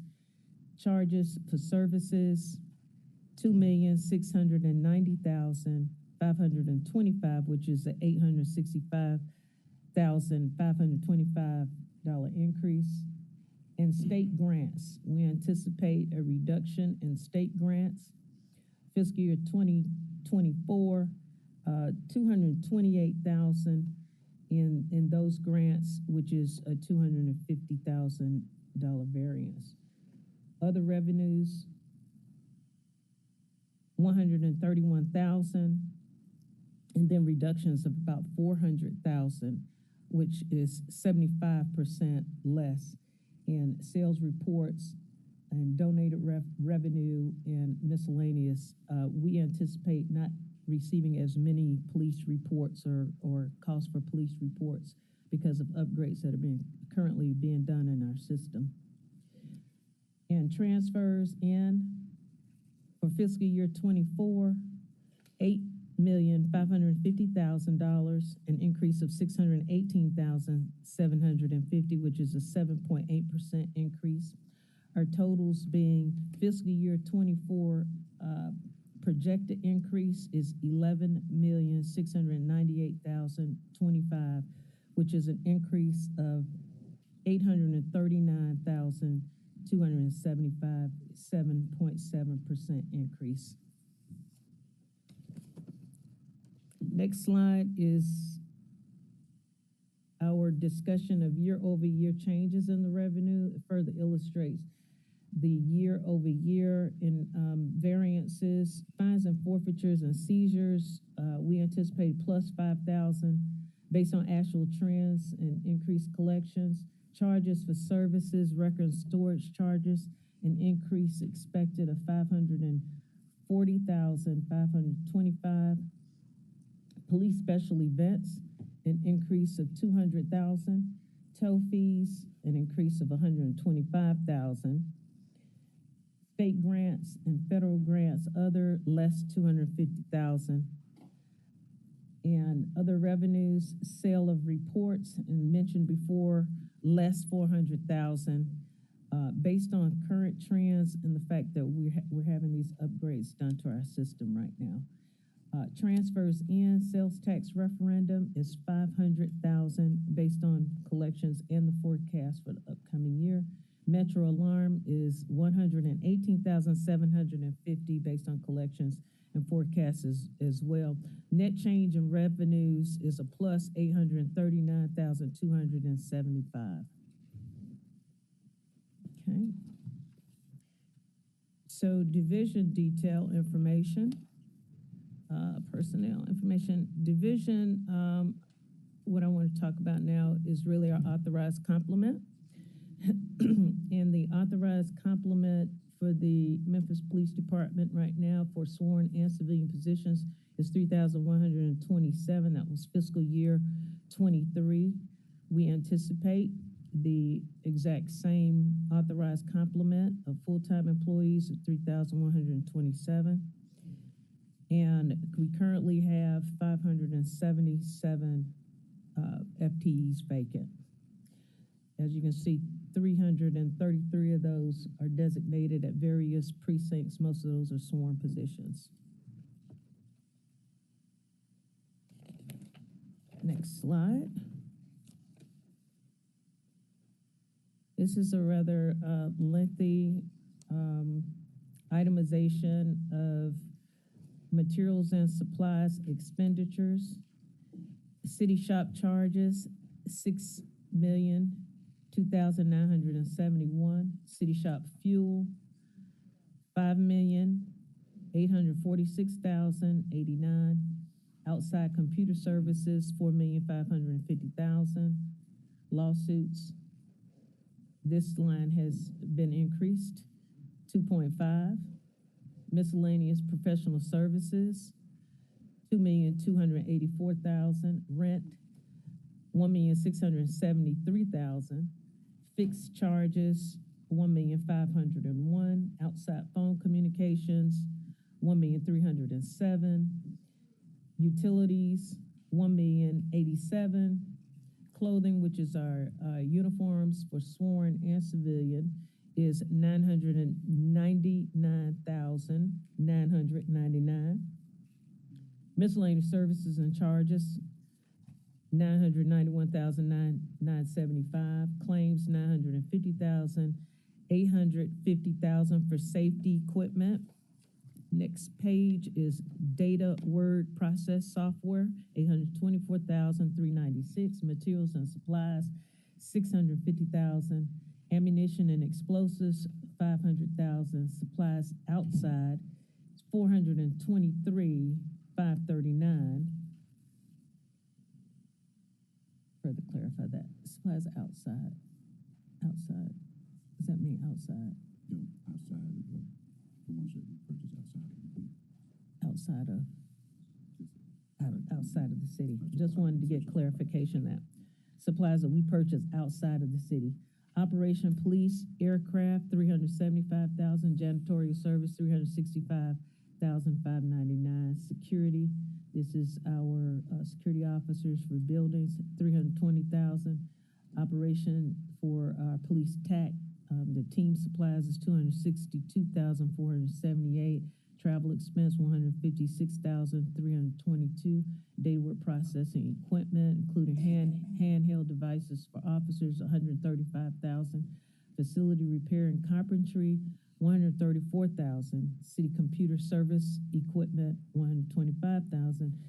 And materials and supplies, $776,095. Expense recovery of materials and supplies is $1,615,427, which is a decrease of less 4.8%. Total of $33,976,657 for materials and supplies expenditures. So moving on to our account details. We have various accounts in the Memphis Police Department. One of our primary accounts is our NEMARC account, which is for our part-time employees. That's the part-time company that hires various clerical positions and other positions in the police department. The temporary employees contract is $1,300,000. Promotional testing vendors, promotion for our officers, $384,656. 901 block youth gun violence intervention is $350,000. Memphis Child Advocacy Center, child victim investigators, $105,000. And Safeways, the apartment safety program, consulting services to reduce crime, $100,000. And University of Memphis facilitates our psychological testing for police, and that's $45,000. The total being for these professional services, $2,284,656, which is 100% of our professional services budget. Other account details on the next slide is our leases. Multi-agency gang unit in the amount of $411,600. Shelby County 911, which is our backup center, at $408,340. Union, where our internal affairs office and other offices are on Union Extended at $235,000. Reconciliations for Criminal Justice Center at $258,029. Methodist, where the Real-Time Crime Center is situated at $206,720. External Relations is $108,312. And Union Health and Safety Neighborhood Watch is $45,000. Total leases for the Memphis Police Department is $1,673,001. And so the next table illustrates our participation in the city's minority women business enterprise efforts.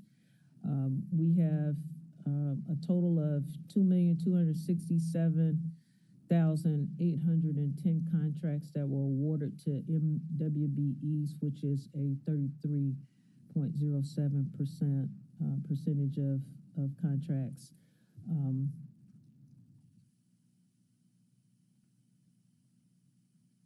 And next slide. I think I'm going to do I need to stop here for questions? That's the end of the general operations. Of operating, yeah. So Yes, yeah, operating we'll have questions before you move over to CIP. Okay, well that concludes my operating budget, sir. Okay, thank you, Chief. We have questions from, first in the queue is Councilman Warren. He'll be followed by Logan, and she'll be followed by Morgan. Then we have others. Well, I got you. Thank you, Mr. Johnson Chair. and Smiley. So those are the top five right now. Well, the five right now. I don't like being last. Thank you, Chief. Where is GVIP in this operating budget? Actually, that's the 901. GVIP is in the executive budget. So GVIP is not part of the police department? No, just the 901 block budget is. Okay, and how does that work if we've got a program that's designed to reduce crime that's not in the police department? So the general science behind it is that it should not be a part of the police department, that it should be a separate from the police department, but work with police department and several other agencies within the municipality in order to work properly.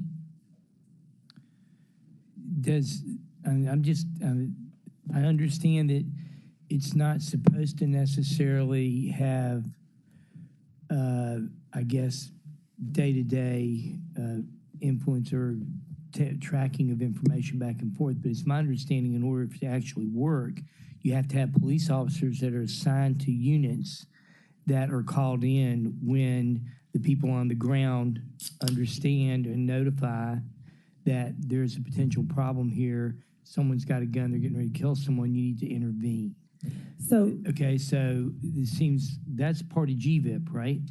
that is a part of GVIP. That is just one function of it. So if you look at the overall organization. So where is that function in her budget? And how do we have the police involved in that part of it in order to make sure that we can actually intervene with this specialized unit that's only doing that? So this is just a part of their regular budget. I don't know if you we don't have a specialized unit in the department that is only doing GVIP work. Is that correct? I don't know if we would characterize it.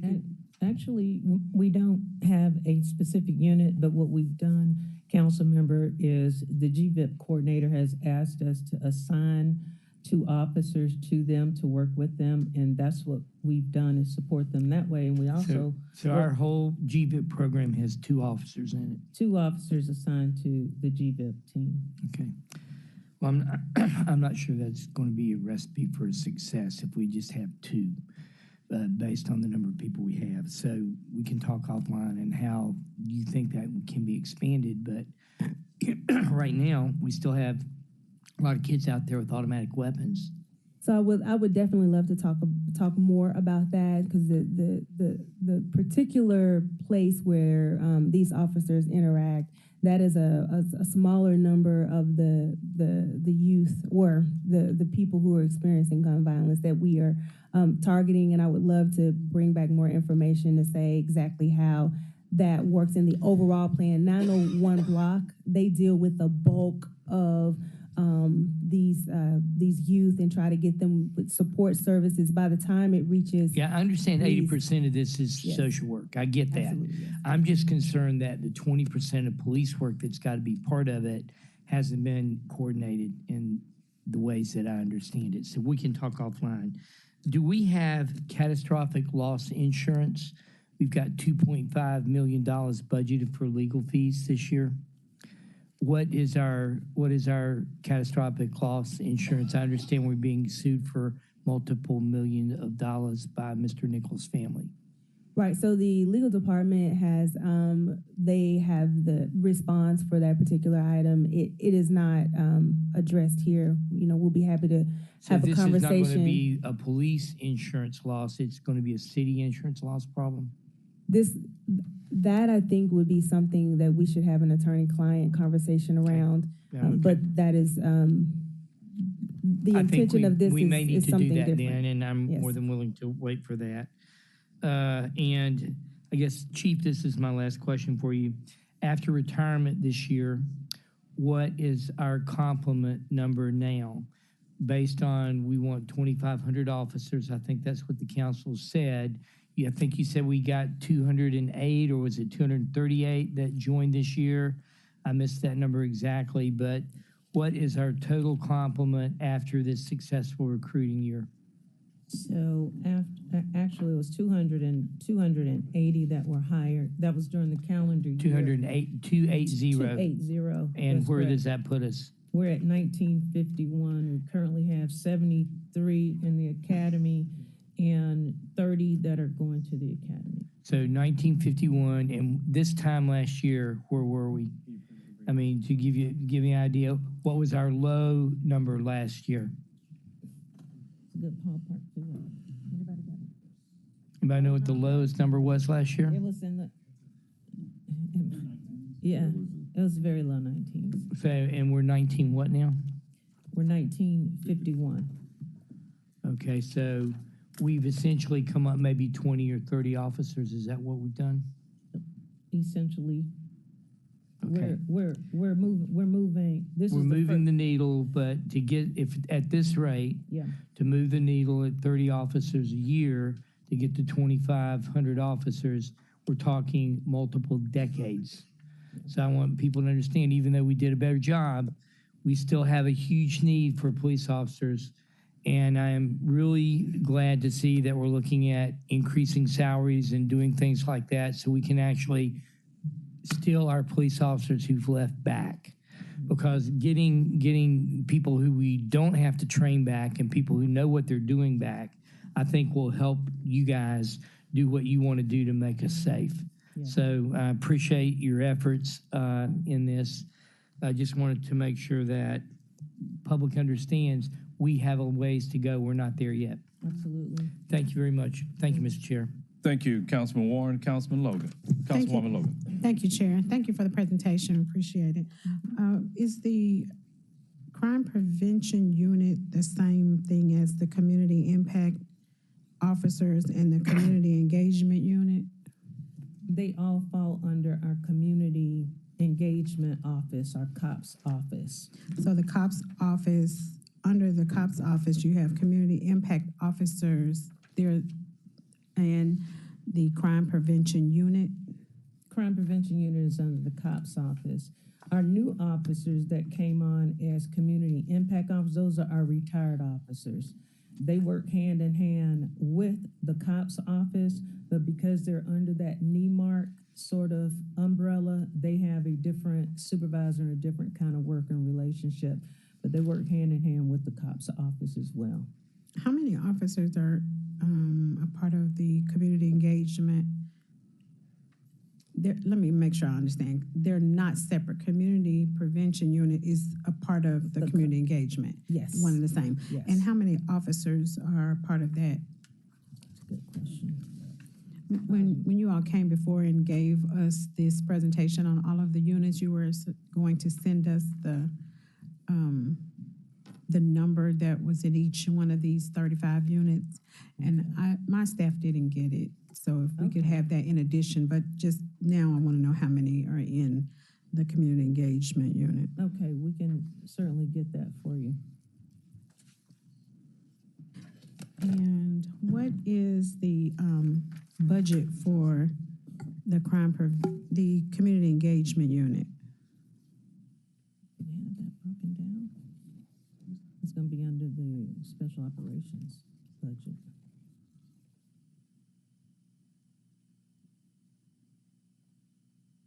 Actually, that unit, it falls under, we'll have to do a deeper dive. The various units that fall under special operations, it falls under our special operations. That total budget is 27,734,000. We have a request for 27,904,643 for the upcoming year. For which one is that? That's for the special operations. Those funds will be funneled towards community engagement, crime prevention, our impact officers as well for some of the community engagement work that we plan to do. The current office at the Orange Mound Center, that office will be part of the new impact officers that'll be working with the community engagement unit so that we can get back that COAC sort of presence that we've been asking for, that we have been talking about. But that particular budget, we'd have to give you that breakdown. Yeah, if I later. could give me, I know the FY22 adopted budget for the crime prevention unit was 3.7 million. Okay. And I just need to know what it is for the 24. community engagement unit or that whole area Okay. underneath there. And if there are any other duties that they perform other than community engagement or crime prevention in the community. Absolutely. We'll break it down for you so that you can see the various programs like Dare Great, that how many All of officers. those, yeah. Absolutely. And if they're sworn officers that are, all of them are sworn. Last one is, does each MPD station oversee its own funding for crime prevention, or is there like a central budget control that reviews program and expenditures for each one? They actually have their own budgets. Each per one has their precinct, own. because they have their own neighborhood watch coordinators at each precinct that really facilitate programs that are needed in that particular area. Okay. And do they give out grants or subsidies to any nonprofits? Or do you all, through this unit? They well, they do through the grants office now, because the grants office is managing all of our grants. So there is a neighborhood grant program that is The managed. crime prevention grant? That's Is right. that, okay, that's through your, And that's through the grants office, but they work really closely with the neighborhood watch team so that they can get the information out to the community members at various meetings so that nonprofits and other individuals can apply for those grants. okay, well, I really would like to have those as soon as possible, that information. The last thing is Safeways. I saw that they're your you have a consulting contract with them. Can you kind of elaborate on that and what you get from them for that $100,000? Is that annually? I think it fluctuates, right? It's an annual contract. And who is it with directly? The group is called Safeways. Okay. The group is called Safeways, and they set up programs in various apartment complexes where we have significant crime problems. And what the police department does is we try to do community policing through environmental design sort of programs with them in these apartment complexes, help them identify lighting problems and things of that nature. The program itself is one that is really run by the Safeways company. The police department supports it because we have found that it was beneficial. If we don't have the manpower to have, individuals educating the community on what it means to be safe, that this particular program, that's what their focus is, safe apartment communities. And so the consulting contract, what is the deliverable for you from that? Reduction in crime in apartment complexes. Okay. Yeah. If you could, at the next committee, Public Safety Committee, come back and do a presentation on, the progress of Safeways and what we've received from it, how long it's been, who is this a nonprofit? Is it a nonprofit? This was a relationship that sort of preceded me, but I can get all of the information as far as what type of business is set up, whether it's nonprofit or not. I'll find that out. Okay, and then please bring that back. Okay. Well, actually, yeah, at the next Public Safety Committee. Okay. That's all I have. Thank you. Thank you. Councilman Morgan.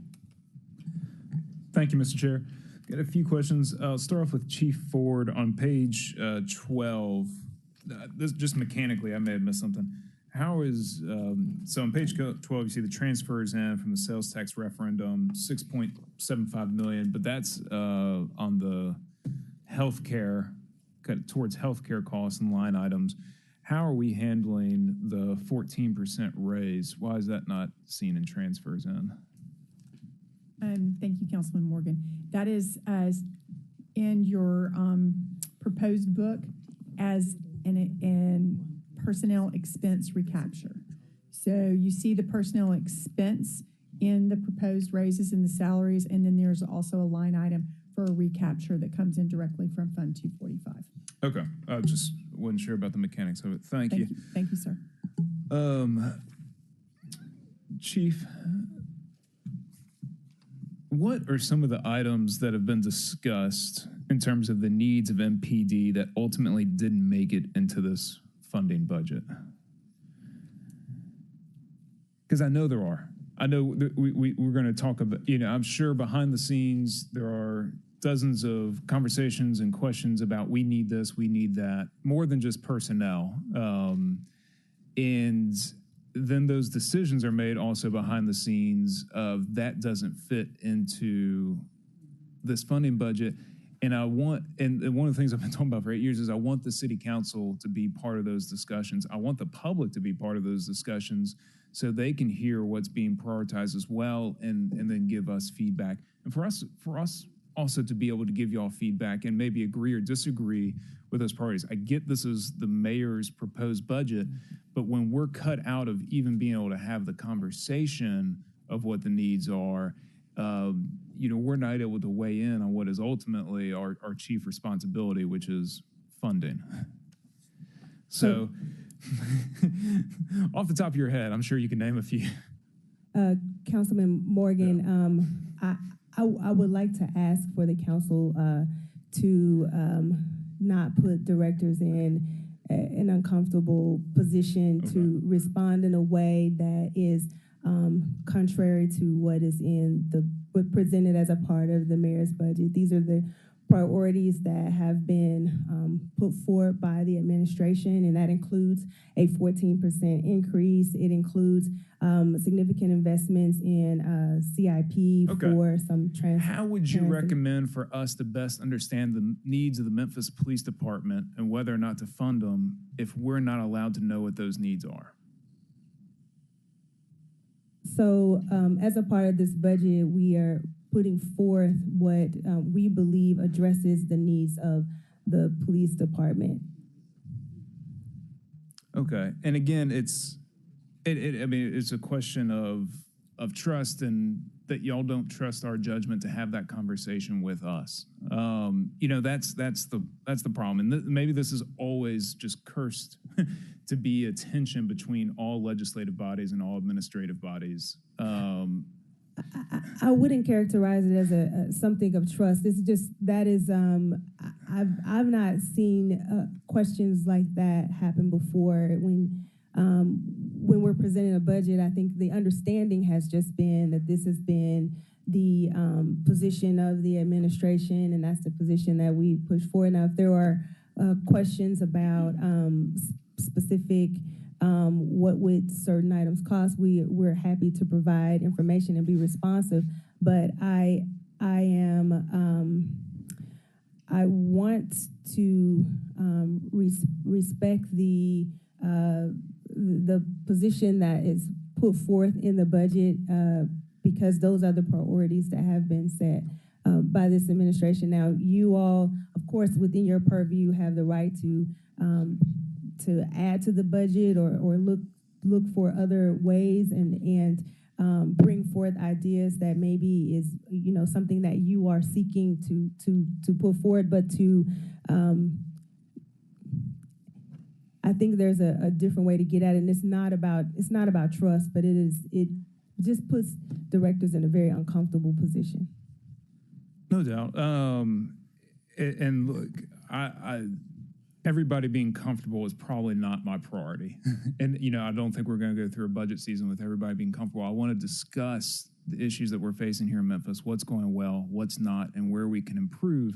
And over the last 8 years, I would say crime is certainly an area that we can improve, but the city council isn't a part of that discussion of what's really going on behind the scenes. We never get that full, council of advice on what the needs are. It's decided at the administrative level and then pitched to us, and we have to make decisions with half information. And I've reached my limit on it here in my last year because of where we are, which feels like treading water to drowning rather than moving forward and making this city a safer place. There are too many examples, too many people, too many names, too many victims, and too little progress that we've been making. I'm looking at 1,951 commissioned officers, and I think we had more than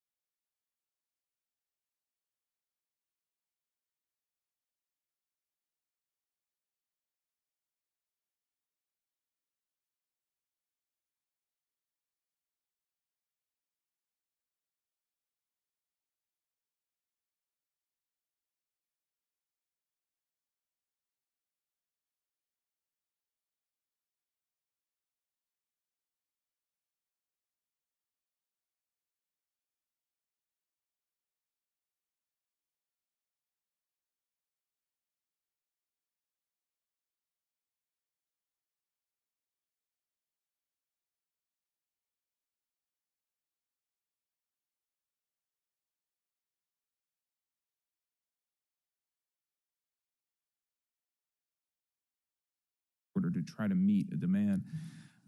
So my last, I think 14% is going to help. I think it has to help.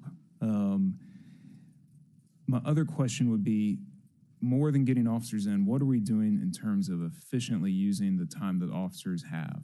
PSTs, I think of as a program about efficiency. We don't need a 10-year veteran babysitting a traffic accident. We have PSTs that we can bring in and do that. Are we doing anything on the investigative sides, whether it's officers that are, looking through and watching and researching all this video camera evidence that we have now, more so than cold cases and bringing in the reserves? Is there any way to help make the investigative services to supplement the work they do with civilian hires?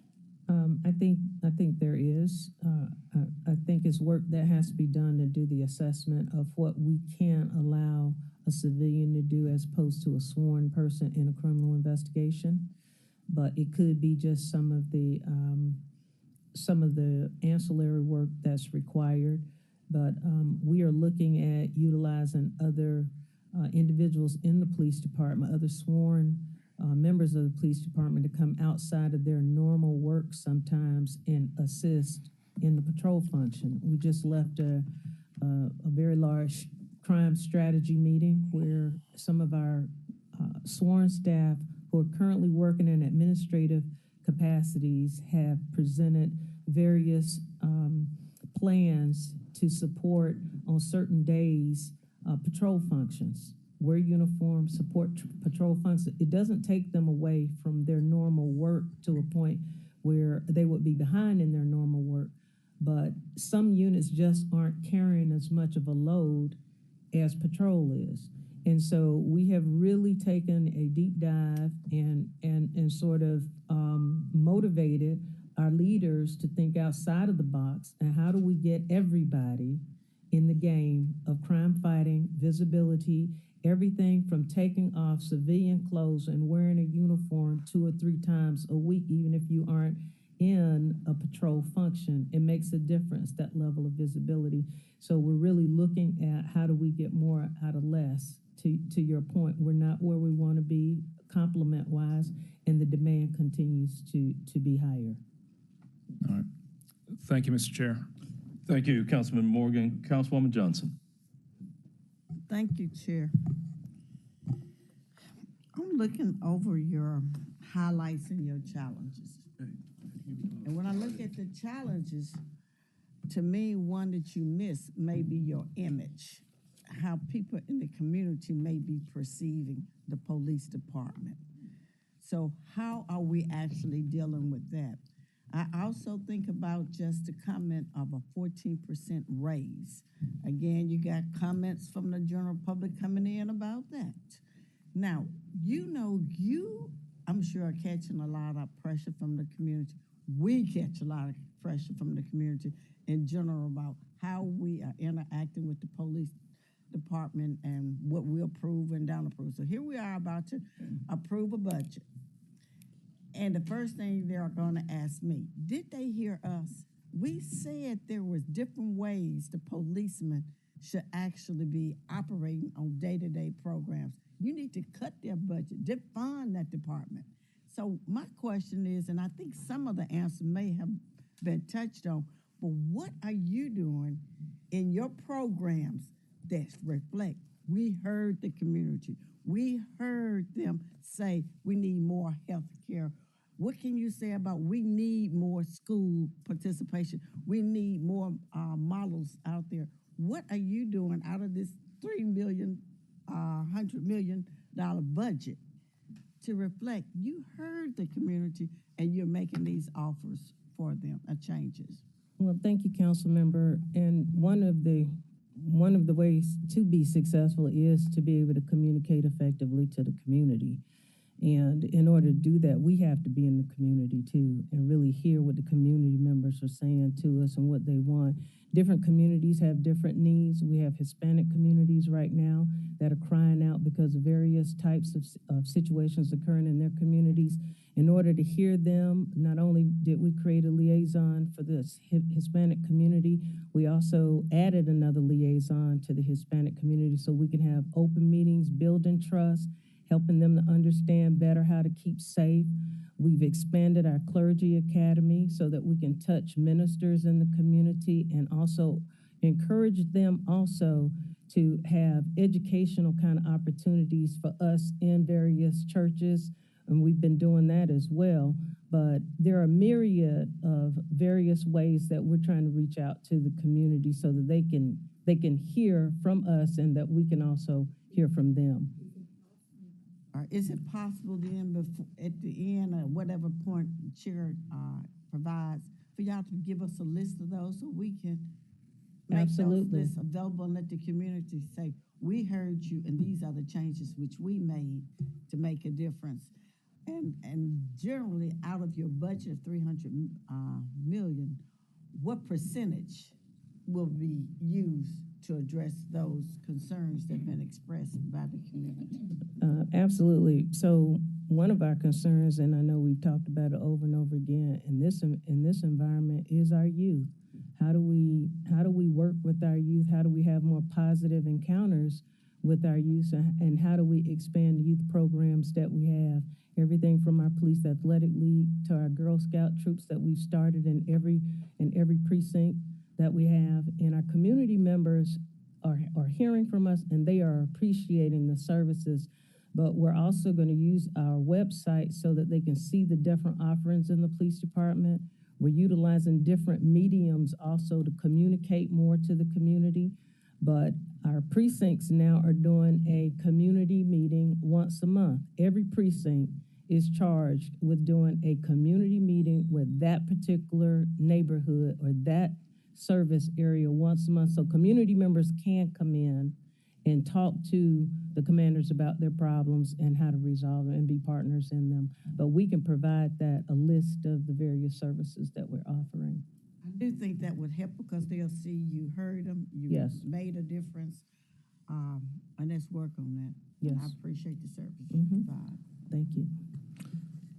Thank you, Councilwoman Johnson. Councilman Vice Chair Smiley. Thank you. So I just want to quickly follow, well, I want to do more than that, but follow up with Councilwoman Johnson's inquiry as it relates to the community meetings. We can, are we taking any proactive steps to get the community members involved? I mean, we can host a lot of meetings. Doesn't necessarily mean people are actually going to show up. Right. Well, we've had success. I'm actually doing a Divine Nine community town hall coming up in another couple of weeks or so, just to touch different segments of the community, to have community discussions. And this is really an effort just to have open dialogue about what's happening in our city and how they can be more engaged. The same thing with our churches. I'm meeting with a group of young people as we talk about curfew to really discuss from our young people, what are their thoughts about curfew? What are their thoughts about what's needed as far as activities are concerned and how we can help in that regard too. But we're certainly open to various types of town halls. I'm planning to do some community breaking the bread meetings. We've got some of those scheduled too. But if you have any suggestions, council member, please let us know. We'd be glad to participate. Okay, so I think, no offense to your team, there's a difference when Chief Davis shows up and then precinct leader, precinct captain hosts the town hall.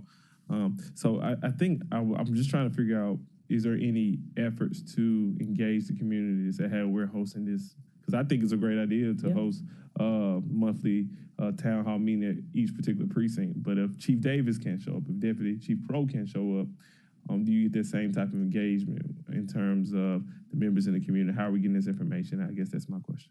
Well, and I'm showing up at the ones that, we're coordinating as well. I can't get to all 9 precincts because sometimes they're sort of overlapping, but I'll go in and make sure. But the other community meetings that I particularly attend sometimes are the ones that the community sets up.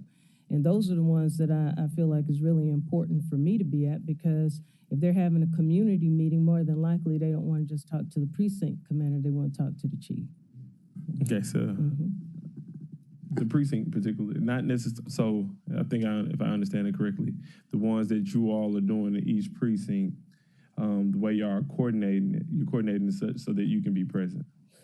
Well, because they have to do them every month, and they're 9 a month, so I have to make sure that they're sort of scattered in a way where it's not too done in the same evening. Some are Tuesday evening. We didn't schedule them. We asked the community, what is best for you? Is it Saturday morning that you all want to have your meetings? I guess that's my question. I'm sorry to cut you off. That's my question. Yeah. So you said you asked the community. How are you asking the community? Well, that's left up to the precinct commander to determine what is the best way to communicate with the community. They use their neighborhood watch individuals as well. And we're trying to expand the list, not just the regular community members, but we're really trying to reach people who aren't typically in those community meetings. Those are the ones that we actually want to come to those meetings. Okay. I think I get it. So my next question, page 16, says vacant positions 577. Is that 577? All those vacant positions currently funded in this budget? Those 577 are funded, right? Are or not? They are, and I think those are both civilian and sworn positions. So are we gonna? Hold on a minute. Yes, those are the funded ones. So they are funded. Yes. And of the 577 vacant positions, do we anticipate filling those vacant positions? We won't fill them this year. So then I guess my next question is, why are we funding them if we're not going to fill them? Well, we have an authorized strength of 2,500, but we don't fund all 25. We fund like 2,300. I think Chief Ford is signaling like, oh, no. So I want to. Thank you. I just wanted to provide some clarity on that. They start out as in the funding budget, but they are treated out. So we look at the attrition. Okay. I know, I'm sorry. I almost pulled Eric Mays. Closure. There you go. They are, so we look at the number of unfilled positions and we adjust the budget accordingly based on those unfilled positions. So you see an attrition number that we look at for the vacant positions in order to now, and we've had this discussion several times over the years, over budget years, and we have always assured you, if we get 500 more police officers, I'll be the first person standing in front of you for a budget amendment for police. So, all right. So I know there's community members particularly concerned about this particular budget, and make it plain for the people listening to understand. There's 577 vacant positions. We're funding 577 vacant positions. There's no way we're going to fill all these vacancies. So explain to the general public, why are we putting money for positions that we know we're not going to fill? Because, if I would suggest that, we're not going to fill these positions, let's take however much funding we have for 577, let's take that and put it in the parks. Tell me why I shouldn't do that. Okay, I can help you with that. So I'm going to go back to FY23 for just a second. The salaries that were calculated based on the complement was $175.5 million, rounding. Of that amount, $20 million of it was deducted in attrition for those vacant positions. So you aren't paying for something that you're not using, right? So the actual salaries for FY22, based on that, were $151 million, right at. So there was still that we didn't meet even just on the salaries line. However, in the personnel category line, we also went over in overtime. So we're using, although it says vacant positions, so it should be overtime. So, and that's what I think Chief Davis was alluding to, is that the overtime is high because we have these huge vacancies. So in your personnel category, you have an amount that is calculated based on I get where you're going. I'm just trying to make it plain. Right. So in my profession, when I was in law school, my law professor would say, stop speaking in legalese. And he ended up writing a book called Plain English for Lawyers. Plain English. Okay. What does this mean? So you need Vacant some plain position. English Plain and English. accounting. Make it Okay, let me help you with that. So the salaries calculated based on the complement. This is true in every division across the city. Every budget that you look at forever and a day has been like this. We calculate the budget based on your complement. Then we look at the number of vacancies that are in your position. That also has a dollar value attached to it. So if you look simple math, here's your salaries, and for this year, $193 million. Here's the amount that's calculated based on the vacancies, and that is your attrition. For this year for police, it's $38.5 million. So you net those two numbers. That's what you expect in salaries for the current year based on your current full-time equivalents, not your complement, but what is actually working your full-time equivalent. Mr. Chair, if I may put it in English that I understand, but it's because I've been dealing with this also for 7 years in attrition. There used to be a line item that I thought helped add the clarity, but we took it out because it made things more confusing. It's basically, they have already estimated how many of those 577 positions they will not fill. They have already accounted for that. So actually the question, which is good that you're trying to get to, and I'll ask, of those 577, what has been planned on or intended to fill? How many of those positions do you think you will actually fill in this budget versus how many have been attrition back in?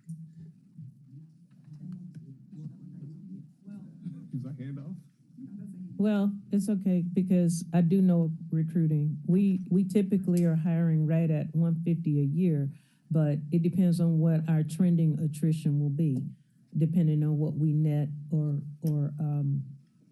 don't net. So based on what we're hiring, it's conceivable that this year we could have an additional 100 officers.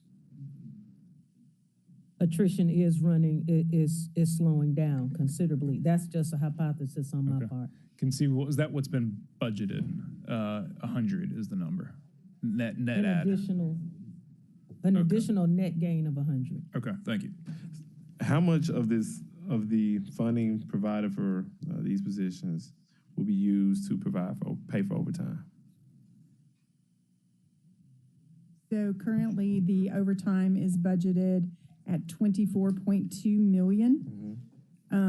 Last year we were at $30 million, but as I remind you, when we come to council for our quarterlies, we always talk about in our personnel, we are still within budget, but the difference is we're under budget in salaries and over budget in overtime. All right, and then what percentage? So 24.2 million, what's the percentage? Of the total personnel or of the total police budget, sir? So I'm only focused on the vacant positions because I'm assuming we're using funding in these positions to pay for overtime. Am I correct? And if I'm not correct. Okay, explain it to me. Well, she's doing some math. Oh, I'm sorry. I thought you asked me what percentage of overtime Go ahead. was based on the current budget. Go ahead. Okay. I'm just trying to make sure that's what you're asking. Thank you. Councilman Smiley, I'll say, so they intend to add 100 net new officers. If they didn't, say it was flat, then there would be additional salaries in the personnel line item that they had intended to spend, but they won't because they weren't able to hire to the number that they thought they could or would this year. And a lot of times you would see that money transferred towards overtime for expenses because in that overtime budget, they also planned on having 100 additional officers to be able to cover things. So now they have to cover those positions with overtime spending. So there is some back and forth. They end up coming up short on officers. They're going to spend more in overtime. If they come in over on officers, overtime should go down. Yes. I think when Councilman Morgan leaves his body, he should have a place over there. He did a pretty good job. Thank you, Councilman Morgan. All right. you know.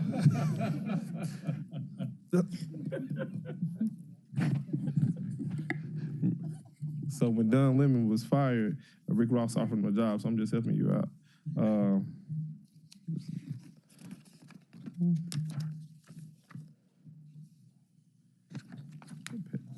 One second. My notes are pretty. There we go. Page 10. 3.6 million dollars in salaries and benefits. Can we get a breakdown of that exactly?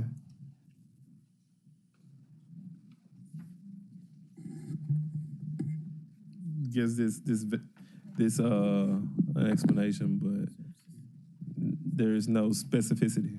Yeah, this page here. This is it's in your proposed budget book, but I can run it down real quickly for you if you'd like.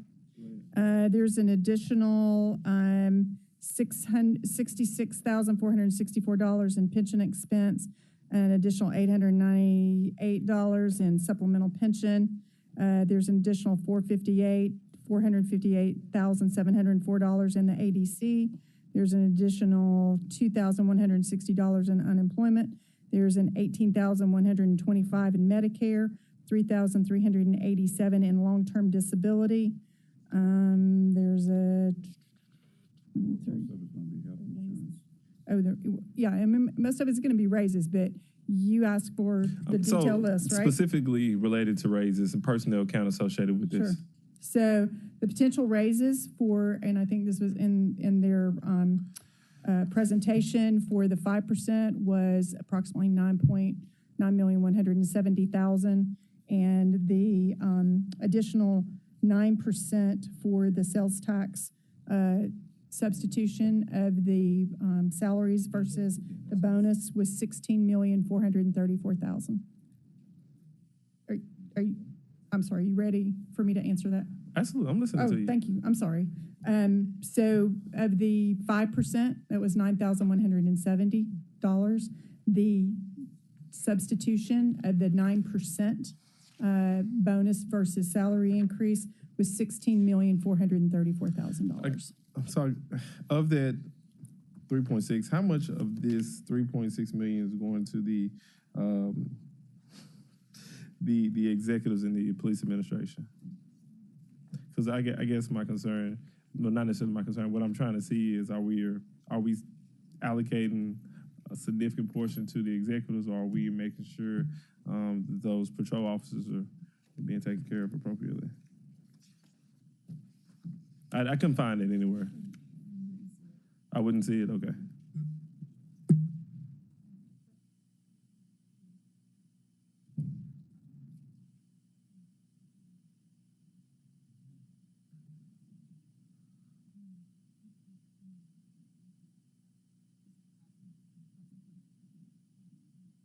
I mean, if you don't have the answer, you can, I do not have the answer on the 9% switch, but on the 5% proposed, the amount that of the approximately 9.9 million, 10 million, 2.5 of it. Could you, when you go to executive? Thank you. So, at the next budget hearing, when we go through all of the questions of council, could we get a detailed breakdown of, okay, this particular position is receiving a $1 million increase, whatever it is. Just want to see a detailed breakdown of what it is. Do you want to see it by legal level? In other words, you want to see it administrative versus? There we go. There we go.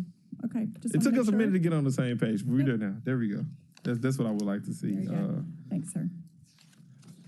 I think Dr. Warren already asked about the legal fund, so to speak. I think that may be it for me, Chairman. Okay. Well, I have Councilwoman Logan in the queue, and I want to ask questions, and then I come to Logan. Those who hadn't already spoken. Yeah. Mr. Shepherd, can you bring up that budget page?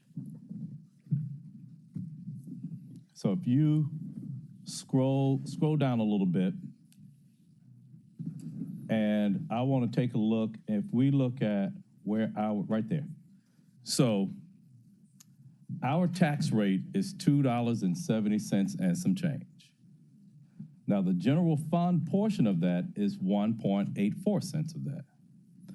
And I go back to, something, we are, Councilman Morgan, we're in a fight and we have one hand behind our back because we're being asked to provide services, the amount of resources, whether it's police and fire.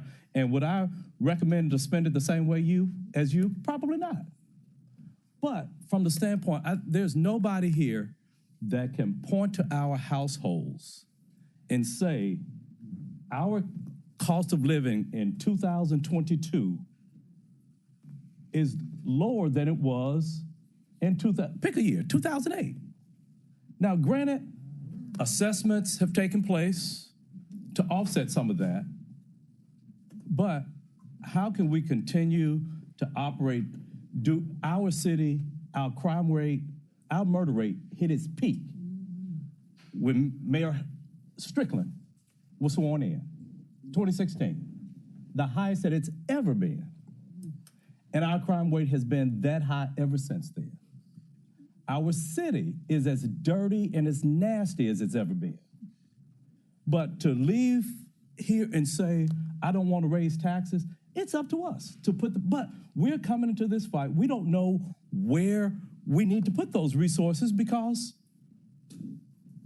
we know that the budget directive, don't come in, chief, director, chief, because we don't want to raise taxes.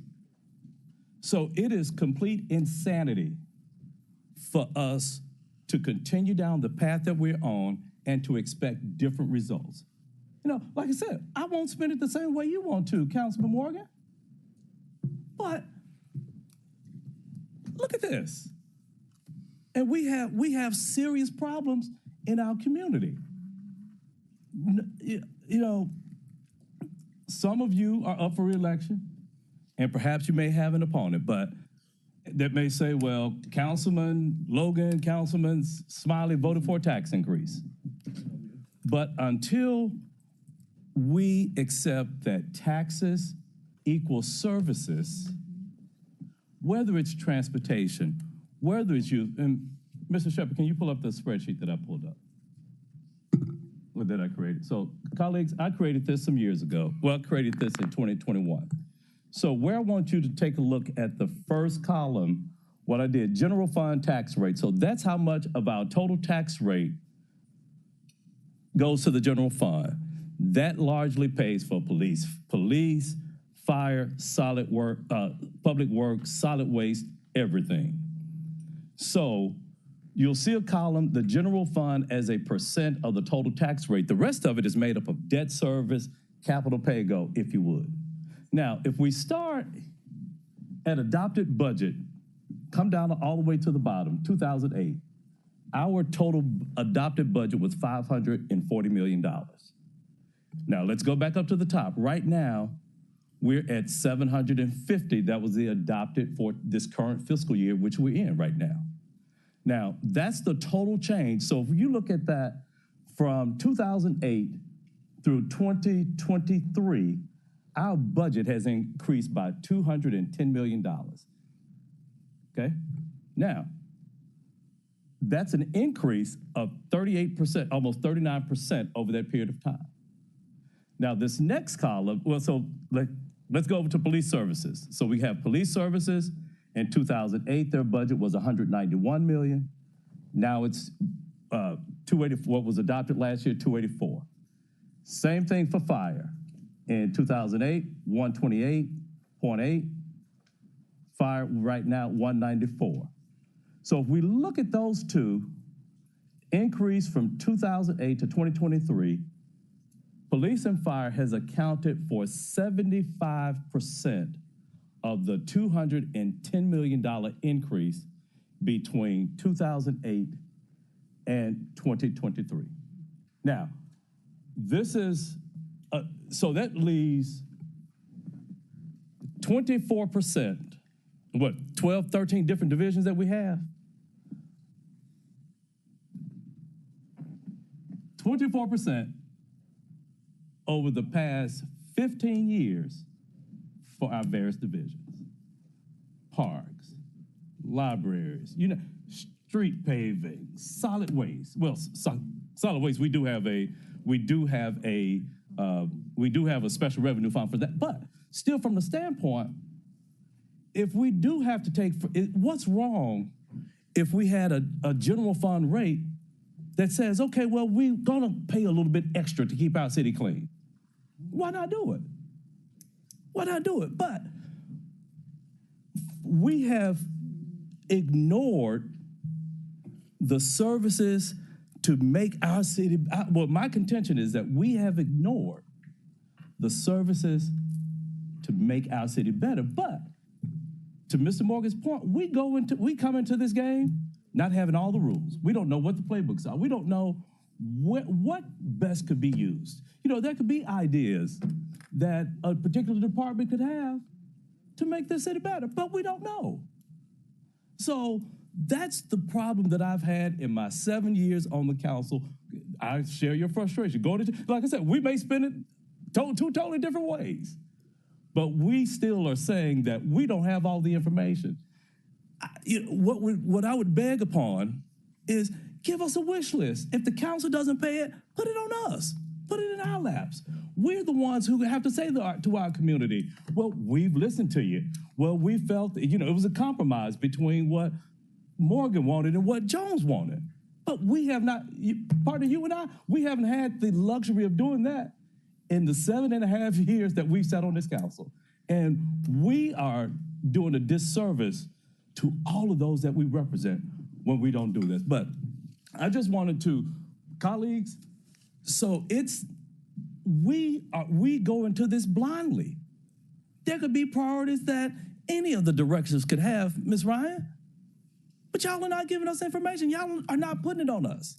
I would have taken the arrows in 16, 17, 18, 19, whatever the case, to say, yes, I did want to raise taxes, and I fought for a tax increase to address that because this is what they needed in parks, this is what they needed in fire, this is what they needed in police, but y'all didn't give us the luxury to say no.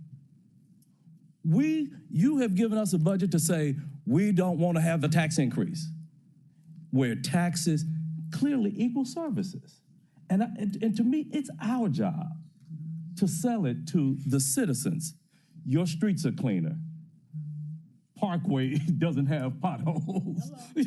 New Allen is this. That's our job. The grass is cut. But that's what taxes do, folks. Nobody, we talked about when somebody leaves the airport, just imagine that corporate recruiter or that corporate executive getting off the airplane and going from Plow coming downtown. Coming from Plow Boulevard to get on 240 to come downtown. That's what taxes do. Taxes would improve that corridor. But it's unfair to the citizens of this city to say we are expecting, and this budget is still saying to us, we are expecting different results with the same budget that we've had for the past 7.5 years that I've been on this council. So with that, I just wanted to put this information into the public domain. There's not I forget who was attributed to, whether it was Reagan or Carter, every politician that says, are you better off today than you were 4 years ago, 8 years ago? I think it was Reagan saying that about Jimmy Carter. But I don't think that I can go to a citizen today to say that they think that the city is better than it was 2016. And part of that is I have to take responsibility of that, but I share it with you all because you all haven't brought us an ambitious enough budget in order to implement some of the improvements that we want to see in this city. And so I'm going to leave this saying, hell no, we're not better off than it was because I couldn't, when I wanted to raise taxes a couple of years ago, I couldn't get the support. So I take responsibility for that too. But all of us do for leaving this city in a worse condition in which we found it. Councilwoman Logan, followed by Johnson. Okay, then. Thank you, Chair. Thank you for sharing your heart. And we must say as a body that you have been bringing that information to us, and that is something that we have to address this time around. And I think it was stated by Carlisle the other day as well, in terms of having more information to take a deeper dive. So hopefully we'll do that. But back to the question that I have. Does the budget reflect the changes that were mentioned in the study that was done in terms of looking at how long it takes to get from one A to place A to B? Also, more importantly, the civilian positions that were noted in the study that needed to be reconsidered. Does this budget reflect fewer, the same, or increased number of civilian positions? And I'm asking because we've noted that we're down. You noted that we're down officers. We ultimately, all of us are looking for more officers to have available to the citizens. More, whether that's patrolling, investigating. We need more officers. So if we have officers that are conducting business that a civilian can do, we definitely need to revisit that. And that was based on the study. Secondly, I know you had a reconfiguration of your leadership structure. And you mentioned that it was to provide more supervisors so that there can be more patrol teams or more supervisors that are available for patrol teams. Is that reflected in this budget? That's number 2. And I think those were the 2. If there are any other things that are being done that the community can do, have you thought about that? Any other things that you all are doing that you don't necessarily have to do because there's someone else already providing that service in the city and doing it well? I noticed that you said that you started having community meetings. This is just one example. Yes. At each precinct. Well, prior to you coming, and currently they were having the mayor started the PJA meetings they were in conjunction with the police stations, and every colonel had to be there. So now they're having to be at 2 meetings, and to me, like, you're having them be at another meeting that you already have in the same meeting. Just kind of explain. Those are the 3 things that I want to know. So, well, the first one, dealing with the meetings, what we wanted to do was make sure that every colonel was available to talk about crime-specific problems in their particular area.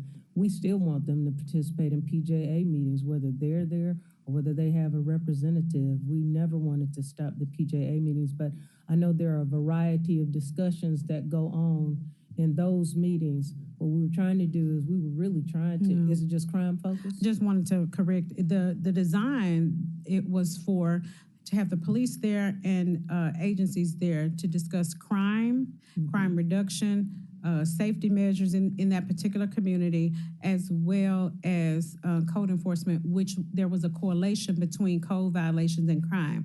So it was to bring the community together with the police precinct and discuss specific crimes in that area and how they are reducing those crimes every 30 days, as well as the code enforcement and other agencies that deal with abating, blight and things, which they were going together. So now you all are having another meeting that the colonel has to be at, and that's taking, and some of the neighborhood police officers, they don't have to, that's double time. So there are other programmings that you may have that you can say, hey, I'm going to take these officers and put them back on the street because this agency or this nonprofit, we can partner with them. They're doing this job, so we don't have to take those officers and duplicate what's already been done by nonprofits. You can just support those areas, such as having a community Easter egg hunt. Well, there are so many churches, nonprofits, and all of that that can be doing that, and you don't have to have a commission sworn officer to have that. They can just attend, say, hey, you know, look good in the eyes of the people, but taking time to plan all of those events, that may be something to consider. And based on that study that noted civilian positions, I think that whole conversation, it would be great to have that or revisit that to see how maybe some of those officers could be put back, you know, back in patrol or on leadership or supervisor, you know, whatever it may be. Just a thought. If you could speak to that one's civilian position, that does this budget speak to those civilian positions? Are there fewer, the same, or increased? The second was your restructuring of the supervisors. Did that lend to additional patrol officers? And then the last one, you know, duplication of service review. So from the study, I believe there were discussions about transports and certain civilian individuals responding to various calls like mental illness calls and things of that nature. Like have some accounting positions in the police department that you have a sworn officer doing as opposed to an accountant. Like did all of those positions, having them reviewed to see if you are using sworn officers where you could use a civilian professional. I think just thinking in terms of the structure of the police department right now, most of our positions that can be done by civilians are being done by civilians. What we would like to do at some point is change some of our civilians from part-time positions to full-time positions so that we can have a steady staff of full-time civilian individuals doing payroll and things of that nature. Is that reflected in this budget? Absolutely, the positions? it is. The positions, we do have some vacant positions right now, but as far as transferring or converting those positions, I don't think we put that in this budget to convert those part-time positions into full-time positions yet. Or commission officers into civilians. Into civilians. We don't have that many commission officers that are doing civilian work that some other civilian person could perform that task. There's certain work that we have to have a sworn officer doing. Even our timekeeping, they're supported by civilians, but we have sworn officers because they understand and can actually direct officers as it relates to their scheduling, direct them as it relates to whether they're clocking in or not clocking in. So we do have a couple of sworn officers that are working to roll out this automated timekeeping program, but we want a full complement of civilian employees that are managing our payroll as well. But we are taking a very, very serious look at the police department to reallocate, and I kind of mentioned it earlier, how can we use officers that are working in administrative capacity, even background investigators. The state requires us to have sworn background investigators because they have to access the systems, the state systems. But when those background investigators aren't working in that capacity, we're asking them when they go to lunch to walk in certain areas, to be visible, to wear their uniforms, so that we can utilize them as a force multiplier as well. Did that produce any additional positions? Yes, it does. What we are hoping to do, the big gap that we've been talking about probably for several months, is that the Memphis Police Department is unique in the sense that it does not have first line supervisors per se. That the first line supervisor is a lieutenant whose responsibilities are really administrative, and a lot of them are mid-management. And when they can get out, they do. But we need first-line supervisors that are out there all the time, supporting our officers. So we have been talking to the administration over several months, and at some point we will be talking about how we fund those positions that we've recommended. The assessment of the department from the consultants before was that the police department needed to add first-line supervisors. And we've requested 125, but that is part of future discussions of how we actually fund those. And so is that where the patrolmen, when they reach their highest level as a patrolman, they can become a first line supervisor. And instead of being on a detective unit or something, they're now going to be out in the street. So the flexibility is that position is pivotal. We can have first line supervisors in investigative units too. It frees up that lieutenant to do the administrative work that they need to do, where they're not getting behind or not assigning cases and staying on top of cases.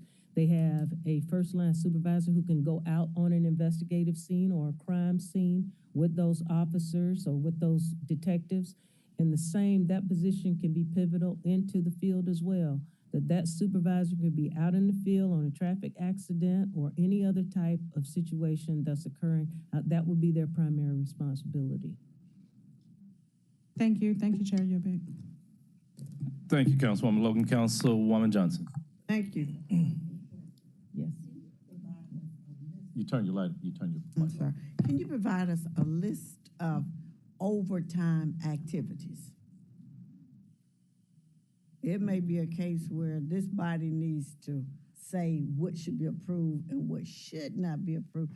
Sometimes it's difficult to tell people. We just can't do that. And so if it's known for a fact that, it's been decided, we won't be doing it. Right. Because I'm sure y'all do a lot of freebies for people. So in managing our overtime, council member, right now our overtime budget is utilized to fill patrol gaps. It's not like we're going to create overtime on the weekend because somebody wants to support a police athletic league football game, or they want to do some other type of work on the weekend. We utilize that overtime budget to fill patrol gaps. Okay. So, well, that's good. Yeah. Like, for instance, Memphis in May. Yes, that's part of it. Is that overtime? It is overtime. Did they pay for it, or did we pay for it? We pay for it. We pay for it. Yeah. We take on the brunt of most. That's what we need to know where all this overtime is, and maybe we need to have a discussion with some of these organizations that, assume that's what it's all about, and maybe we can work some things out with people and get a little bit back in return if we're going to provide those particular services. Football games, traffic coordination, all those things. What are you actually doing out there that, closing streets out? I know it was mentioned maybe you don't need somebody at Easter egg hunt. Well, maybe you do in some neighborhoods. Because I know some that you better stand there if you want the kids to be safe, So just let us know what you're doing. I'd just like to know what all you consider overtime and how we can, look into that to see if it can be corrected. To probably clarify, we intentionally use our budget to support patrol, but you're absolutely right. Other events that require the Memphis Police Department to be present, we have to pay officers overtime, whether it's Beale Street Music Festival, whether it's Memphis in May, various races in the city. In order to provide the level of public safety that's needed, the Memphis Police Department carries the brunt of that in our overtime budget. Okay, thank you. Just give us a list so we'll know what's going on. Thank you. Vice Chair Smiley. Thank you. So, looking at this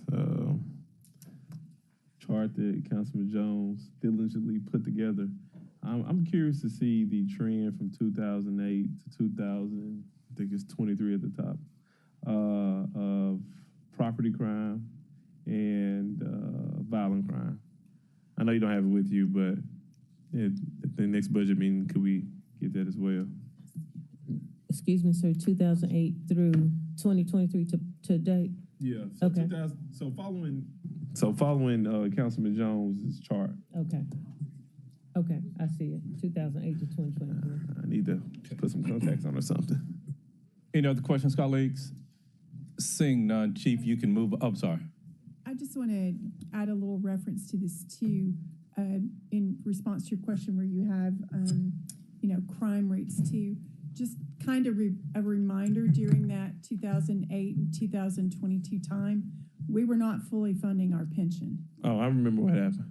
So we were, there were years when our ADC was 90 million and we were paying 19, right? So during this time, because, we had a corrective period of progressive funding, and I think in 2021, we had to be funded at 100%. So a big piece of that increase is the contributions that come through, and that shows up in the personnel categories for each one of the divisions and for all the funds across, that you would see a significant increase in the ADC. Also during that time, you would see all of the increases that were in salaries or expenditures during that entire period. So there were some other mitigating factors that come into that number. And I understand what you're saying, and I understand what you're coming from, because we've had this discussion about property tax rates and the reassessment rate that we did, that dropped us back down to 2.71. That was the number that was said, for you to maintain the same amount of revenue, here's what your tax rate has to be. So we know that has occurred a couple of times during that period as well. But if there's any other additional information that we can provide that would help you assess the change between that time period, we're happy to do so. Okay, thank you. Thank you, sir. And just to respond to that, Council Vice Chair Smollett, it's still the council itself owns that part. Now, prior to 2016, nobody who's in the current administration can speak to that. We can look back at decisions that were made by previous administrations. But at least for me, from 2016 on, I have to own it. From 2020 on, you all have to own it as well. And so I still go back, not to beat a dead horse, but taxes equal services. And we know, so as you go into CIP and talk about that, if we don't see significant investments, I wrote it, I quoted you here, working on technology. If we don't see commensurate investments in expecting different results, and that's that definition of insanity. Absolutely. Yep. Chief, floor is yours. CIP. Well, hopefully you'll enjoy my technology piece that I have in store for you. So, moving into the capital improvement projects, all of our projects. I'll tell you what, Chief. Yes, let's sir. let everybody take a bio break. Okay. 10 minutes. We'll start back up. I'll be here at 7:05, starting with or without your colleagues. Yeah. All right. You'll have fire to go.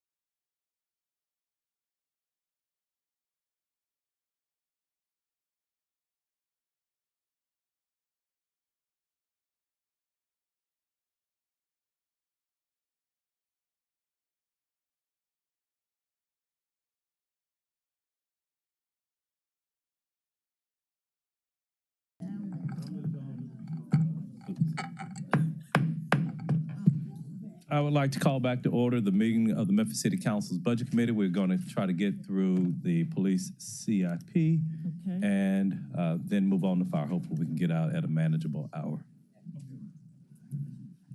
Thank you, Chief Chairman. Davis, the floor is yours. Thank you, sir. Moving on to the capital improvement projects for the Memphis Police Department. All of our projects that are listed are carryovers except for two, and I'll talk about those two.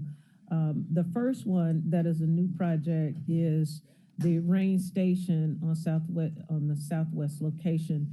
And that particular rain station project, this project is a full-service precinct that will replace the existing facility at 791 East Rains. The existing patrol for Rain Station will not be affected by this project. This is a replacement for the building that was constructed in 1980 and is cost prohibitive to be renovated to today's standards and divisional needs. The building will provide a permanent facility for the Rain Station patrol area, and the A&E will begin in 2025 with construction to start in 2026. The second capital improvement project is the Police Academy renovation that is underway, and for fiscal year 24, the proposed budget amount is $750,000. The next one is the Mount Moriah Station, and that project's proposed budget for fiscal 24 is $4 million. That's also a police precinct that is currently under A&E in construction now. The take-home car program for fiscal year 24, the proposed amount is $1,500,000. And then the in-car video and GPS, this particular contract on this line item is ending, and this year we don't have a commitment, and we'll be moving to a new vendor and a new wraparound sort of enterprise solution that Chief Oakley will talk about in just a second here. And then the radio maintenance building upgrade. This year, for fiscal year 24, the proposed budget is $733,000. And then I'm going to allow Chief Oakley to talk about the Axon project, which incorporates quite a bit of technology in this package. Okay, thank you. Joe Oakley, Deputy Chief of IT, 170 North Main. So this Axon contract is for the Axon Enterprise Solution. It is a contract. Once we get this contract, it will provide MPD with new state-of-the-art equipment needed to support our crime reduction strategies while enhancing supervision and accountability. So I know this council stated from events earlier in this year that you wanted more transparency, oversight, and accountability, and this is what this gives us. This gives us body-worn cameras. This gives us the latest model of the TASER 1700. This will provide every officer on the street with the TASER. Every officer will be trained. Every officer will have a TASER. We will also have what I think is very important, the AVL, auto vehicle locator. This will allow every supervisor on the police department to know where every squad car is in the city at any given time. So this is a great supervisory tool, and I think this will play into the part of the accountability. We also are getting drones, 10 drones to assist us with observing, like at a barricade, maybe Beale Street, wherever that we can fly legally, because the FAA has restrictions, but when we're approved to do so, we'll be able to fly the drones and observe crowd control, etc., barricades, and then we're going to receive a tethered drone, which you don't have to have an FAA license to fly. You can. It's on a big cable basically, and it flies up, is maybe up to 100 feet or so, and you don't have to have a specialized license to fly that one. That's a big plus. All of our storage, like our Axon Evidence, our records, Axon Respond, Axon Dispatch, all this will be included in the enterprise solution, so there's no exorbitant cost with our storage from our body-worn camera and our in-car video. Then we have, my favorite is the Fuchsia's Connect to Memphis. This is our camera integration program to where we can integrate business cameras and home cameras, because the MPD wants to get out of the business of owning cameras. We want access over ownership, because our blue crush cameras that are up on poles with the blue lights are fading, or they're end of life. So what we managed to do thus far is to repair what we can, but the cost is so exorbitant because of the new national defense guidelines. Like, we can't use cameras made overseas anymore. So those cameras were relatively inexpensive, but now we're going with the cameras that are legal now, and they're a lot more expensive. So we want to have access over ownership, and the website is called Connect to Memphis. And once we get this contract signed, we'll be able to sell a Fuchsia's Core, which is like a little cable box that a homeowner or a business owner can hook up to their camera system, and then we can have access to it. We only get access to what, like outside cameras, what the owners want us to have. But this also enables our detectives to pull video from these cameras at their desk without going to the scene, which sometimes takes hours. So if there's a crime committed in front of our camera, we'll notify the owner, and they can download the footage from the camera, or our detective can go in the system and pull it up. So there's so many good things with this Axon Enterprise solution.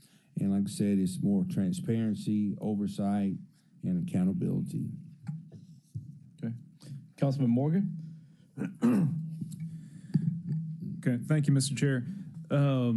Okay, so we do have cameras aging out. I know sometimes the appearance of security can have the impact of actual security, so we leave cameras up that are broken because there's no point in taking them down. But especially these Sky Cup cameras, which really originated a lot out of a partnership with neighborhoods, that they were going to invest in these cameras, buy them for us, and donate them to the city of Memphis, and then we would monitor them on their behalf. They're asking me, and some of these neighborhoods invested over $100,000 in these cameras. They really, some other neighborhoods less, but really passed the hat around and came together and made this investment. When they're asking me, are our cameras working, and I can't give them an answer, that's tough. What percent would you say of our cameras that are up are operational? Well, believe it or not, probably about 95% are up. That's terrific. Okay.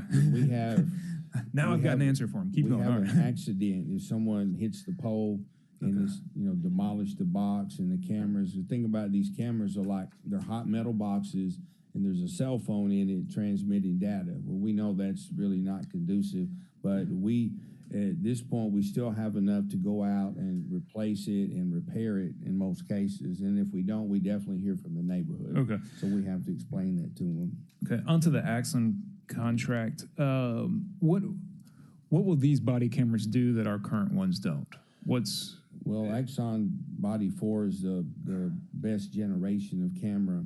And then we have a switch now that I failed to mention. It's the switch on your sidearm. So when the firearm is pulled, the camera comes on automatically. When we get in stressful positions, like especially if we're having to, we have a gun pointed at us, so we're getting ready to, use our firearm, we don't have time sometimes to hit the button. So this turns it on, and that's a big plus. But the body camera is just a more improved version. It's like an iPhone 14, right? Okay. Versus a 4. But blue lights activated, in-car video turns on, so it's just a more improved. And I was under the impression we already had GPS on all of our cars in terms of being able to locate them and installing it. What's different about this in-car locator? Well, on this one, it's going to be on. Like if the in-car video is not turned on, then the GPS does not work. On these, they work. They're always going to be on. And will this also be for take-home cars, every car that is within the police department, or just for patrol? Well, every marked squad car should have them on. in their car, take-home cars included. What about investigative units? I mean, obviously, it doesn't need to be on somebody's undercover car, Right. but what about other investigative units? Well, like the GIB detective, they're probably not going to have the in-car video in the car, but they will have their body camera. Okay, so the tracking is connected to the in-car video and can't be separated out. Right. Is that correct? Okay.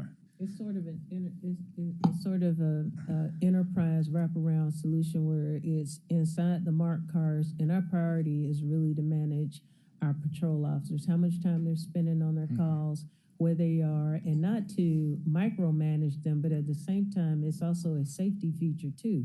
When you have officers in places and that officer hadn't moved from a location in a while, it could be that he's not just sitting there, there could be some problems as well. But the AVL system will also allow us to look to see where officers are at specific times of day and night so that we can overlay that with crime trends to see whether or not our officers are where we need them to be at the times that we need them to be there. Okay. Is there any intention or conversation within the police department to build our own crime lab for DNA evidence, or to do a professional services contract for third-party labs to alleviate the backlog of number of units that we send to Jackson, Tennessee, and to the TBI, where they have over an average 40-week turnaround to get us DNA evidence on any number of cases? So we've had multiple conversations. Of course, the heavier lift is to discuss a crime lab, and we just hadn't had that conversation because I've seen it happen before, and it is a monumental undertaking. Not saying that this region may not need it, but the immediate response is that as we look for entities to be able to take on some of that lab testing, I believe, do we contract out now to sources?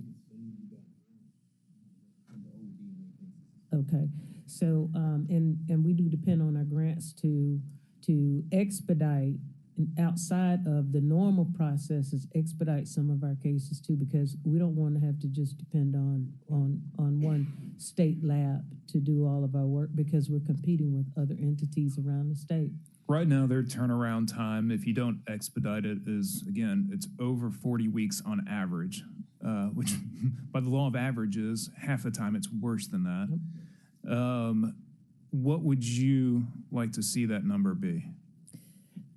Well, we would love to see turnarounds as, I mean, on a crime case, you want the turnaround time to be expeditious, and nothing about 40 weeks is expeditious at all, especially when you're trying to prepare and preserve evidence and testimony from a witness that might be waning and not wanting to go to court. By the time the test comes back, sometimes the witness doesn't want to testify. Not only that, or the victim. Potential future victims as well, as Yes. we're waiting for almost a year, and that person is still on the streets. I think we have opportunities, council member, to really explore other entities that the state will accept as private entities that can do testing for us. In some states, that's what they do. They're private labs that actually meet the standards to test for law enforcement agencies to help supplement the Right. work. And for our when we had that sexual assault kit backlog, I mean, it was 12,000 kits, or more, if I recall. That was all third-party labs, and I think we used a lot of grant money for it, maybe even some federal funds, paid for some of it ourselves. But I don't understand why we would want to rely on grant funds instead of trying to pursue this ourselves. It's the same conversation you were having earlier. This is such a priority. Yeah. These victims deserve a faster turnaround time. Guess what? They're not getting it from the state. Mm-hmm. And that legislation was pushed this year to try to require them to have these turnarounds in 30 days. It did not pass, unfortunately. They said the resources weren't there. They're trying to commit more resources, but it seems like it's going to be a long time coming. And I wouldn't want our victims in Memphis to be dependent on the state budget process of whether or not they're going to see justice, whether or not future victims are created. This is a responsibility that we can handle, and we're such a significant jurisdiction and population that I imagine most of Jackson, Tennessee's business and that TBI lab is coming from Memphis. Why are we sending it down the road? Why aren't we building one here, like our real-time crime center, and make it, state of art? I know it's an expense, but why are we not having that? I mean, this would be an example of a budget conversation that I'd be wanting us to have, and I feel like it doesn't get presented as an option. Well, and you're right. I think it is a conversation not just for the Memphis Police Department to have, but if we have a lab, then I'm sure that other agencies in this area would support utilizing our lab because of the fact that they're having the same kind of problems, whether it's the county, whether it's other areas, jurisdictions that's right here near us, to potentially, help fund instead of it just being a Memphis police, lab. There's no doubt about that. And I know we take federal grants for certain, Mid-South type, footprint that we have, whether it be patrolling the river or a helicopter, some of that can be paid. And something, if there's a need for a DNA crime lab, I would love to see us pursue it. In fact, I would add this to my wish list, Chairman. I missed some of that discussion earlier. Are we actually making a wish list? Or are we going to make motions 1 and 2 and 3 at a time? I think we should. I think we should, just have our wish list, and we just have that running tally. And at the end, we determine what our priorities are. In terms of the operating comes later, but in terms of investigating, looking into what the cost of a crime lab would be here. One, I'd also like to know how many units of DNA or how many cases, how many pieces of evidence are we sending to Jackson every year? We keep track of that. I don't have that information in front of me, but I can get that information. We were doing monthly reporting on how many cases we have, what's pending, and so on. So I can get that information. You were part, you said, of a crime lab conversation and building it out in the past. Yep. Do you recall the cost of it? I don't. I can remember? Google other cities' expenses. Yeah. Yeah, if anybody knows the answer, please. I think you were more involved. Thank you. So, Sean Jones, 170 North Main. So we did build a crime lab in the city of Atlanta, but the crime lab was specific as it relates to marijuana testing and firearms ballistic testing. That's on the lower end of the scale as it relates to that. Quite naturally, you got to have a scientist, and once you start getting to the lab, you got to be AS-class certified in order to make sure that you could go through all those processes, and that's a long. Correct. I know the scientists are in short order and the master's degrees and everything that they require. This is the debate they're having at the state. But I would like to see us to investigate the cost, and may even set aside $600,000 for A&E. And if going down this path, we discover that it is better for us to partner with a third-party private lab than to build it out and develop ourselves, that's fine. But I want us to pick one of the two options, and I want to see that 40-week average be just a complete thing of the past. We've got to do better. And each of y'all sitting here, I know y'all can cite victims' names and cases that it would have made an impact, and so can I. Not going to do that in this discussion. But we know this is a need, and just to be reliant on the state and them not come through for us is heartbreaking. And I'm not going to sit here and just point at them and say it's their responsibility. These are our citizens, our victims, and it's our responsibility. So, Councilmember, thank you for that, and we'll start doing some work and some assessment on the possibilities. Thank you, Mr. Chair. Councilwoman Johnson. Well, are you making that motion now? Yes. Okay. Okay. Okay, we have a motion and a second, and that amount is 600,000, Councilman Morgan? Okay. Okay, and you're recognized, Councilwoman Johnson. Thank you. My question. Microphone, or your light? Okay. Recently, we passed an ordinance, and in that ordinance, we was asking for additional data and information to be collected.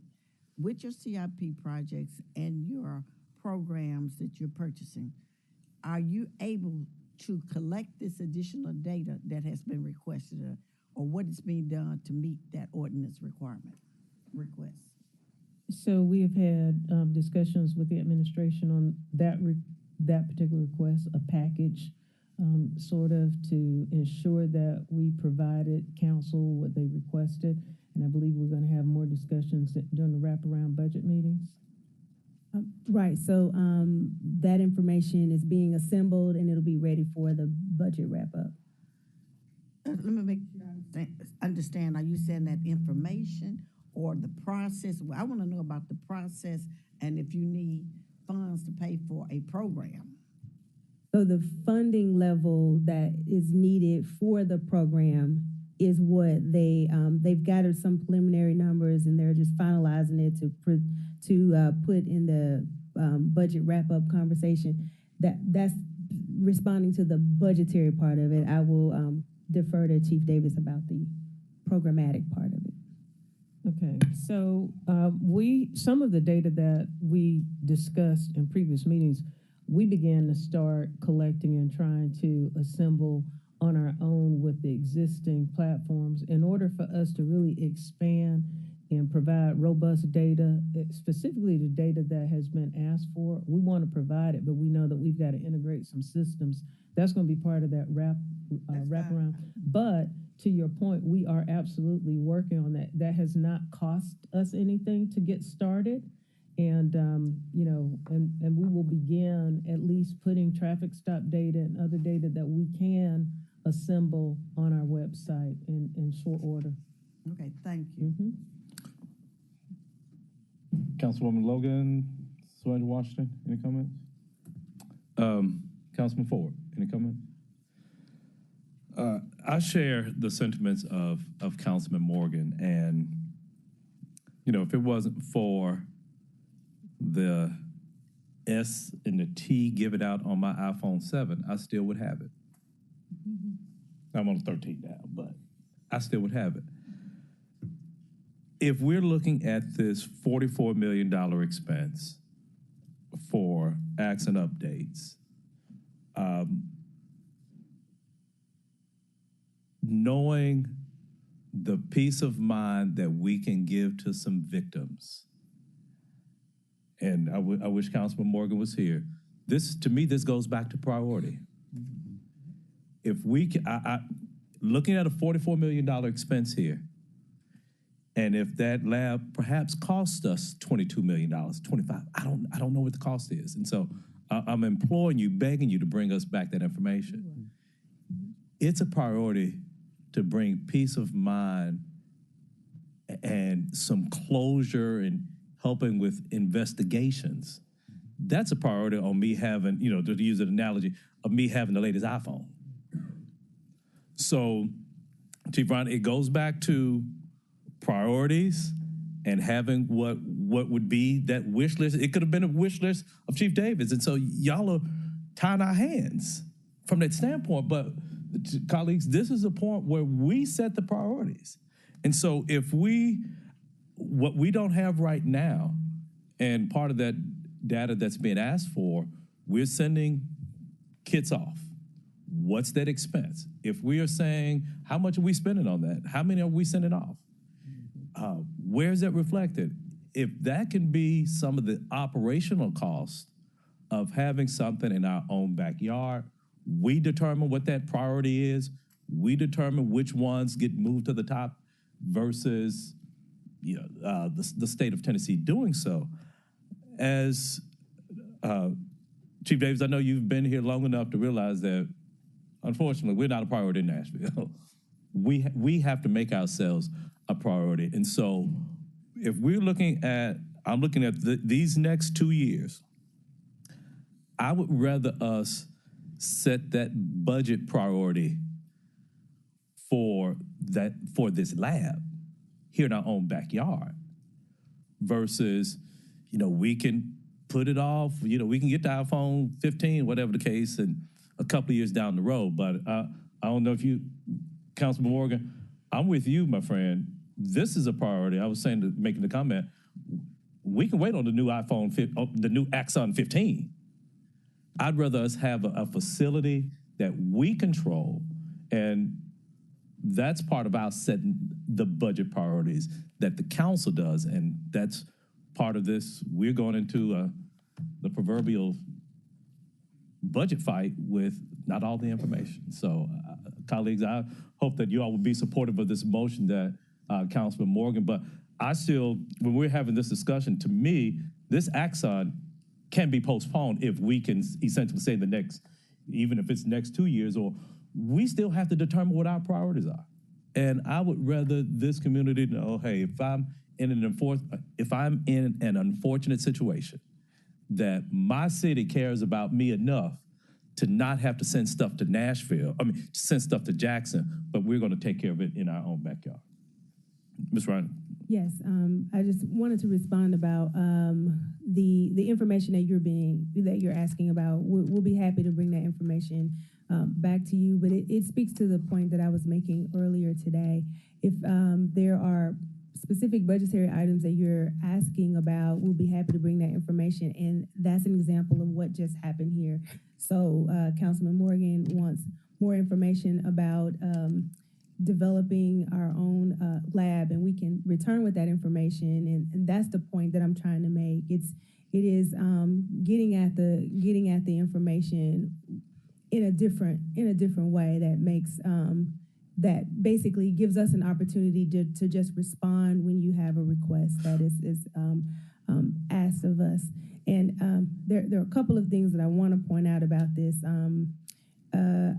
You know, with the developing our own lab, you know, there would definitely be things that we would want to look at to see the feasibility of bringing a lab back here. I know that that's the point of you offering $600,000 to get the conversation started, but the Axon technology is very important, and it's a great tool for transparency for MPD, and I would love to give Chief Davis and her team an opportunity to defend that more. I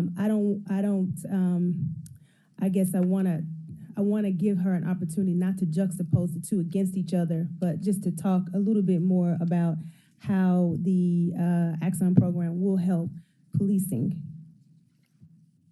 So this project is, I know it's a big price tag on it, but what it's done is that it incorporated many different services that we've been sort of piecemealing together and not talking to each other. And also, it also helps to expand technology that we really need expanded in the city. Some of the recent crimes that have been committed in the city, say for instance, I'm just going to use the abduction of these children just recently. If it weren't for 88 Ring cameras, we would have never found the suspect. But we had to do the foot walking, and it took time, and we had to have other entities to help us. If we had the ability to tap into those different cameras, we would have gotten a suspect a lot faster. That was just one example, sir. But the other thing is that the current contract with the vendor that does our in-car cameras, that particular vendor doesn't provide other services and more sophisticated technology.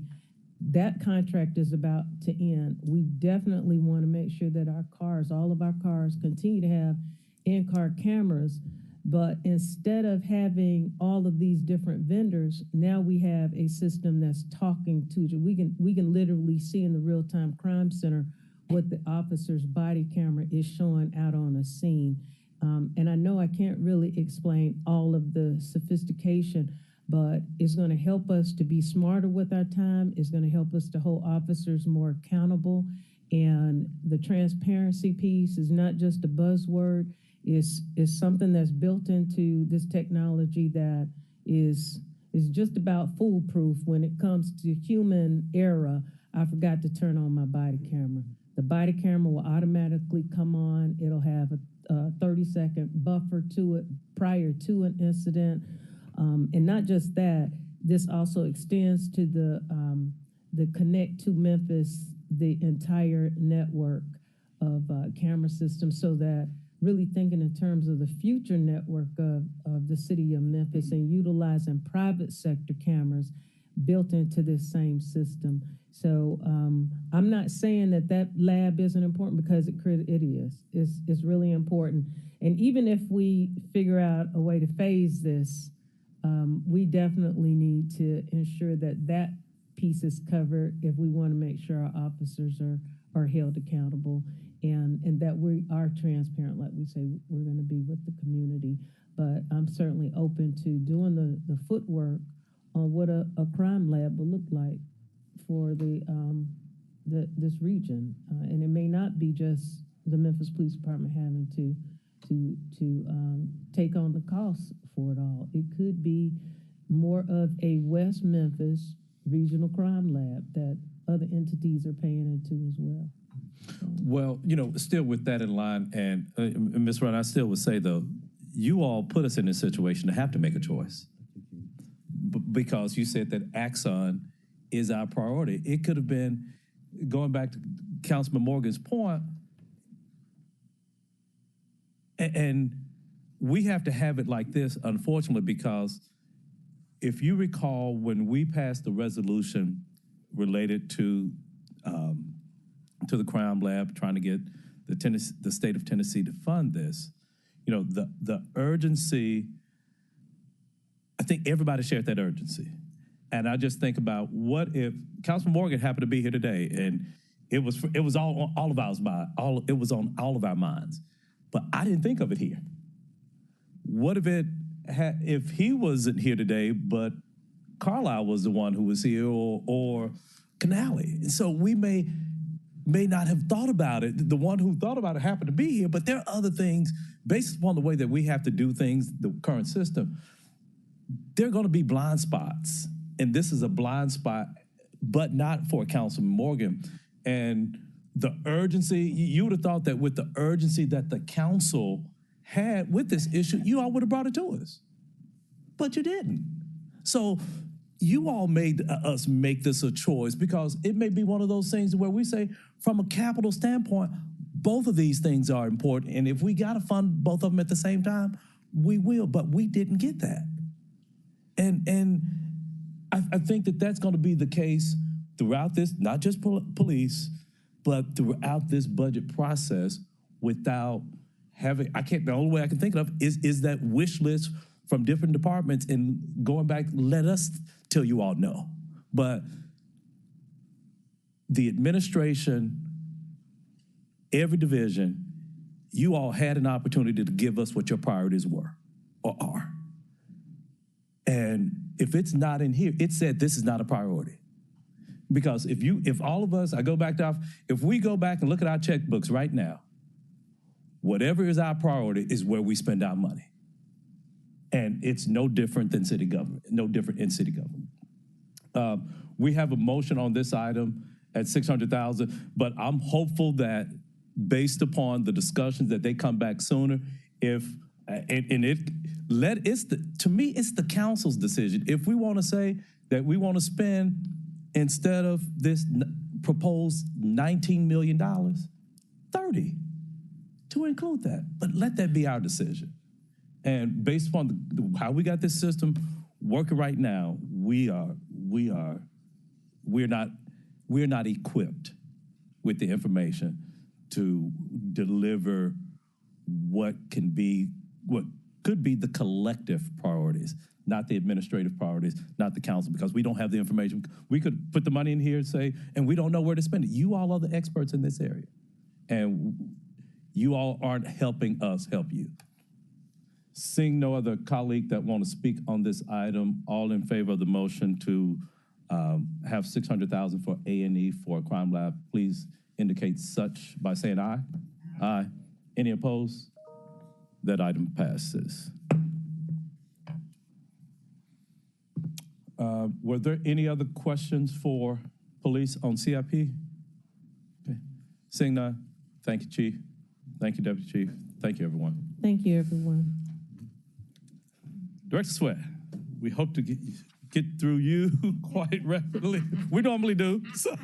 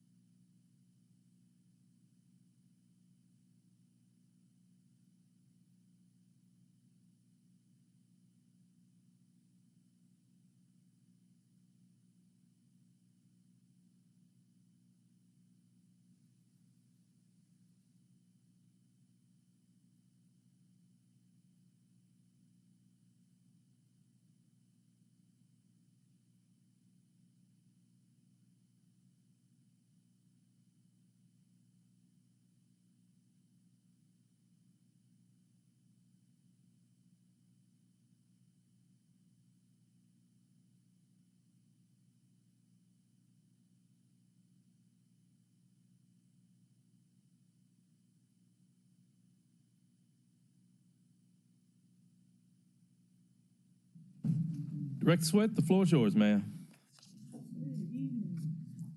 Good evening. Chief Ford is pulling up our budget.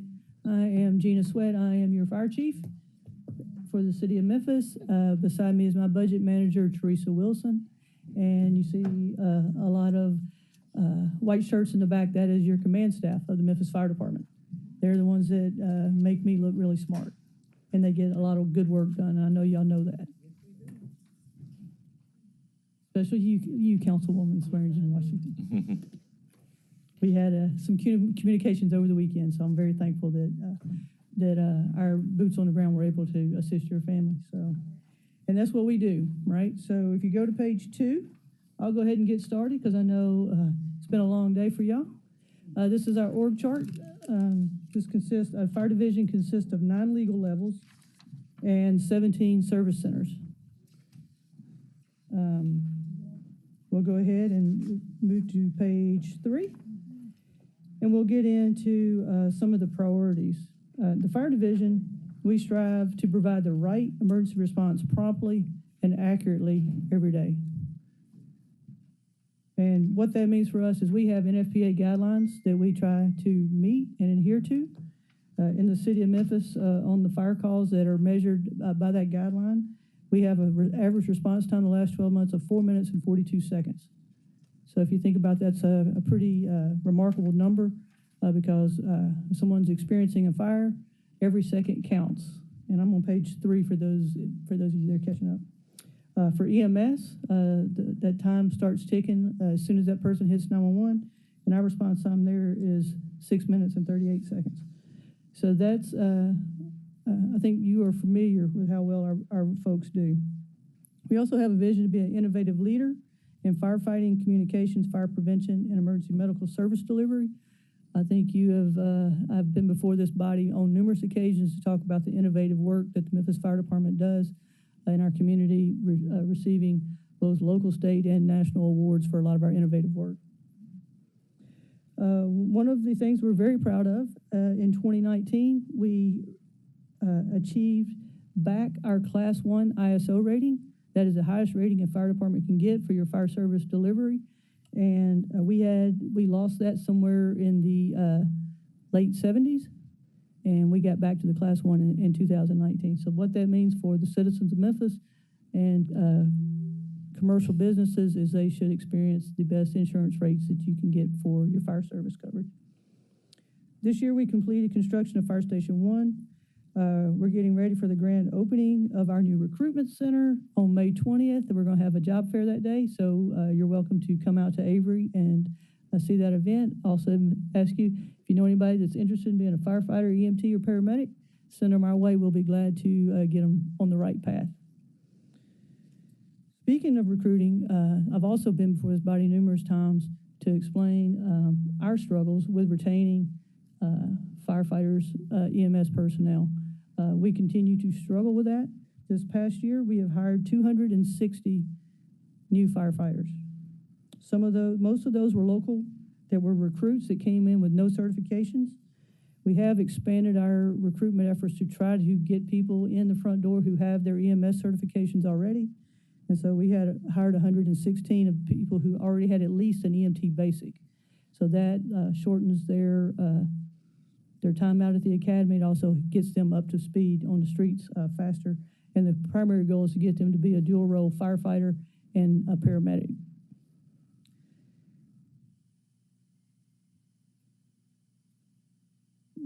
Most of you are also familiar with the work that the Office of Emergency Management does.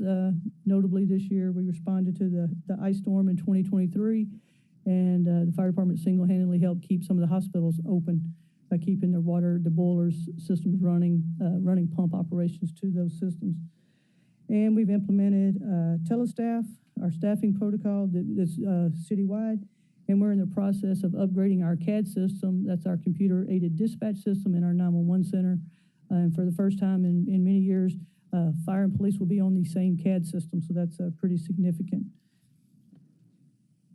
And if you will go ahead and turn to page 5, we'll get into our bridge from FY23 to 24 request. You look at our FY23 adopted budget for personnel services, that was $171,798,416. Our FY24 request is $180,609,993, and you'll see that is a 5.1% increase. That increase, the bulk of that increase is the 5% raise for the firefighter. The additional 9% raise is showing in that personnel recovery line, and I believe Chief Ford explained that earlier for the police division, that's coming from the referendum money. Materials and supplies, our funding our adopted budget for FY23 was $22,668,370. We had an encumbrance roll forward, and the $1 million you see there, that is for the CAD upgrade. So that's a one-time expense, and that's not a recurring revenue that'll be coming in. So our FY24 request for M&S is $25,848,670. That's a little over $3.18 million increase for this year, and we will break down those where those changes are later in the document. For overall, for the fire division, our FY24 requests versus our adopted 23 budget is $11,991,877 increase. If you will, we'll keep moving forward to page 7. Shows this is just our legal levels, and this just shows how that budget is distributed amongst those different legal levels. At the end, you'll see this is a 6.2% increase, our FY24 request versus our FY23 adopted budget. And we'll go ahead and move to page 8. And this explains the breakdown of the where the reductions came and where the increases are to provide our overall budget. You'll see at the top is that's the sales tax referendum. That's where the 9% raise will be. That's where the recovery comes in. In police, they talked a lot about the difference between full-time salaries and overtime. We have, following the NFPA guidelines, we have minimum staffing. That means every fire truck, every fire engine that you see on the street, for it to be fully capable to perform the duties that they're required to do, they have to have 4 personnel on board. Every ambulance has to have 2 personnel on board. When we don't have staffing available to do that, then we have to call in overtime. So that's where we generate a lot of overtime. So when our staffing is down, then we have to call in overtime to fill those positions until we get our staffing back up. So you'll see every year we look at the full-time salaries and the overtime line in conjunction to get a full view of where we are on our personnel. You'll see some minor adjustments in the other benefits that go along with the salary line. A little bit of an increase in OJI injuries, 526,896. Increase in pension ADC funding. Increase in health care. And then you see the potential raises of $20,184,142 at the bottom of the personnel services line. As far as M&S, we're going to a couple of reductions, minor reductions in textbooks and seminar trainings and education. The other increases include additional money in the lawsuits line, professional services, which I'll break down later, computer software, which a lot of that is, some of that is computers at our training center and at our fire stations. As we become more reliant on technology, our firefighters have to have those devices in the stations to be able to complete their reporting. Also, that's some software transfers that came in from IT that for our CAD software that we'll be maintaining in the fire division. Medical supplies, our medical call volume continues to increase. And as y'all know, the pandemic did us no favors as far as medical supplies. That is the cost increase there of doing business, as well as fuel charges. When we operate over 100 fire department apparatus on the streets every day, big trucks, they use a lot of fuel. But we have done some programs to try to reduce our fuel usage on, especially our ambulance. of note, I'd like to just mention, we started speccing out a idle mitigation piece that goes on our ambulances. Now we have 12 of those on our ambulances. And just since January, we estimate we've saved over $25,000 in fuel costs and engine hours on those ambulances. So as we move forward speccing our new ambulances, we will have these devices on all the ambulances, and that does help reduce not only fuel consumption, but also it's better for our environment to not be putting all those contaminants in the air. Our city shop charges went up $998,783. And again, that shows the net change at the bottom of just under $12 million. If you'll follow me to page 10, we'll go ahead and look at the bridge to our revenues. I'll just point out at the bottom, we anticipate an increase in our revenue, FY24 of $1,788,770 over our adopted budget in FY23. So we'll go to the next page and I'll break that down for you a little bit where we anticipate those increases. The bulk of it is $64,000 in permits. That's through our fire prevention office. Ambulance services, we're hoping that it starts to continue to normalize after COVID, an increase of $600,000. $500,000 increase in SAFER grants. We had a new grant come on board. Those of you that have been around for a little while know that the fire division has been very aggressive in going after grants for staffing. I believe this is our 4th SAFER grant. Some of the other ones, most of them last for 3 years. This will be the 2nd year of this grant. So it's a little bit of an increase next year in that. We've also got an application in for another grant, and we won't know until the fall whether we'll get that one or not. But we continue to be very aggressive in seeking federal grants to help with staffing and other things. The International Airport, they pay us to provide fire protection at the airport, and this is basically a reimbursement for our costs there. So that's basically a wash at the end of the day as far as revenues go. Some other miscellaneous revenues, transfers in, and some sales tax referendum money that was transferred in. So that accounts for our net change of $1,788,770 in our revenue changes. If you'll follow me to page 14. This just shows our adjusted complement. There is no change in our complement this coming year. Our fully staffed complement is 1,773. We currently have 11 vacant positions, and 10 of those are posted, and 1 is about to be posted. So we anticipate most of those are civilian positions. We actually have 2 overlapping recruit classes going on at the current time. So we are slightly above complement with the recruits. They anticipate being right at complement by the time they get out of class the end of May, and then the second group in June. So as we talk about, I'll just go ahead and I get asked a lot about the recruiting. The retention is where we don't have as much trouble getting them in the door. What we have trouble doing is getting them through all of the certification processes. They have in the neighborhood of 4 years to be able to come all the way up to be a paramedic so that they can practice paramedicine. And quite frankly, we have some that we hire, they're just not capable of getting through that process. So we do lose some there. That's one of our retention problems.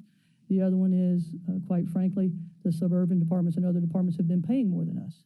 So that's why I'm very appreciative of this body and this administration for trying to get the salaries competitive with all the other jurisdictions that are surrounding us and are basically stealing our firefighters and paramedics after we get them trained up. So I just wanted to say thank you for supporting us on that. We'll go on to page 16, and it says a breakdown of all of our major M&S expenditures. City shop charges, is at the top at $7,668,949. These are big fire apparatus, big ambulances. They're on the streets. We run them, especially the ambulances. Some of them run and do not shut down in 24-hour period. They're running constantly on the streets of Memphis. Put somewhere, just to give you an idea, an ambulance, we put about 40,000 plus miles a year on it, and that's running up and down the streets. Our partners in GS help work with us really hard to try to keep them on the streets and keep them running. I don't know if Antonio's still here, but it's just a shout out to them. They do a really good job of trying to keep our fire trucks and ambulances serviceable and in operating condition.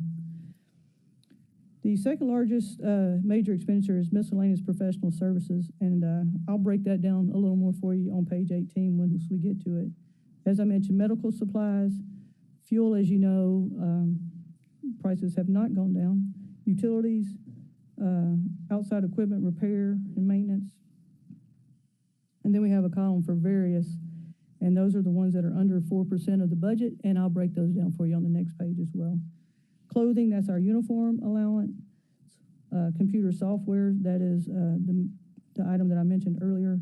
Lawsuits, household supplies, outside supplies for doing repairs, seminars, phone and communications, internal repairs, maintenance, materials and supplies, miscellaneous, and rent that I'll cover. We have one building that we rent for our logistical warehouse. So you ask, the next page, what is that various column? What is all of those things? So there's a lot of small items that add up to quite a bit of money at the end of the day. Minor for travel, claims, outside vehicle repair, textbook, furniture and fixtures, pipe fittings, and a couple of different items here where we have to, where we repair our fire hydrants, medical for our veterinary for our comfort dogs. I think many of you may have met our Dalmatians or Gracie or Wilson. So those are our comfort companions. And they actually stay, some of them work at the fire museum, and they actually stay very busy visiting the fire stations and providing comfort to our firefighters. So from there, we'll move on to look at our professional services line. The big ticket item there is Digitech. That's our ambulance billing service. So our revenues, you saw those, we expect those to come in at $24,600,000 next year. And this is the cost of them filing and doing all of the billing and collecting for us. The second big ticket item on professional services is something you should be very familiar with, is our radar program, our healthcare navigator program. This is the doctors that actually contract and provide that service for us. Morris and McDaniel, that's our promotional testing company. They also do our entry-level testing for fire recruit. And next year is a big promotional year. This coming year, one of the things that I committed to and Mayor Strickland committed to is providing promotional testing every 2 years for all the ranks to get them back on a regular cycle. That improves morale. It just keeps everybody in their books and keeps everybody fresh. So this is a big year. We'll be testing for fire and EMS lieutenant, fire and EMS battalion chief, and our air rescue chief position. So we'll be testing for all of those in the fall. Fire decks is our turnout maintenance contract. Our gear, our ensembles, many of you have heard me talk a lot about their exposure to carcinogens and the likelihood of firefighters experiencing some type of cancer that is job related. So much so that we have the state passed presumption in the city of Memphis covers at least 10 different cancers that firefighters are more common to get, and those are covered under OJI. So that's why we have a program for cleaning our turnout gear on a more regular routine basis so that they can get most of those carcinogens out. Rebound is our injury rehab program. Your firefighters and paramedics, we treat them like occupational athletes that they are. What they're doing is very physical work. And this program, once they sustain a ortho injury, this program gets them in to see a doctor within 48 hours and gets them to treatment faster and gets them back to work faster, which is better for everybody. And then there's some various small contracts, TriTech software, that is our current CAD system, and then our medical director, our paramedics have to work under our medical director's license, and that's the contract for that. On page 19, the other smaller professional services that make up that various line, there's our current, we're having a crossover between our current vendor for entry-level testing, fire extinguishers to fill up our fire extinguishers, janitorial services, air gas, that's to provide oxygen for our EMS supplies, exhaust systems, that's to hooks up to the fire and EMS apparatus inside the fire station to remove the exhaust fumes from their living quarters, lawn care for some tree work, and Republican service. Page 20, you have we have one lease. This is for our logistics warehouse, and that's $100,800 a year. We do have a long-range plan when fire apparatus maintenance, when general service, once they get fully operational in the Coca-Cola plant, and the fire shop moves there, to move our logistics warehouse to that building, then we'll be out of the leasing business altogether, hopefully. We also have a grant application out there, hopefully, to provide some of the work to get that building up to snuff. And then last but certainly not least is our MWBE spend. This year, this is through December, we're at 28.21%, which is pretty significant. I look back to March of 17, when the first year I presented this budget, that number was 12.62%. And the comments were made that there was no opportunity for the fire division to do better. And I think our team has really, they've dug in deep and they found ways to do better. So I'm really proud of that number. And I think that's pretty significant considering we do have a lot of opportunities that we don't have any participation before, and that we've really been able to up that number. So with that, I tried to be mindful of your time, and thoroughly cover everything. So I'll be welcome to take any questions. Colleagues, any questions? Councilwoman Johnson, microphone, please. Question, I think this is to Chief Ford. How did we come up with $200,000 for the airport? How did they decide to pay $200,000? You said airport. I can answer that.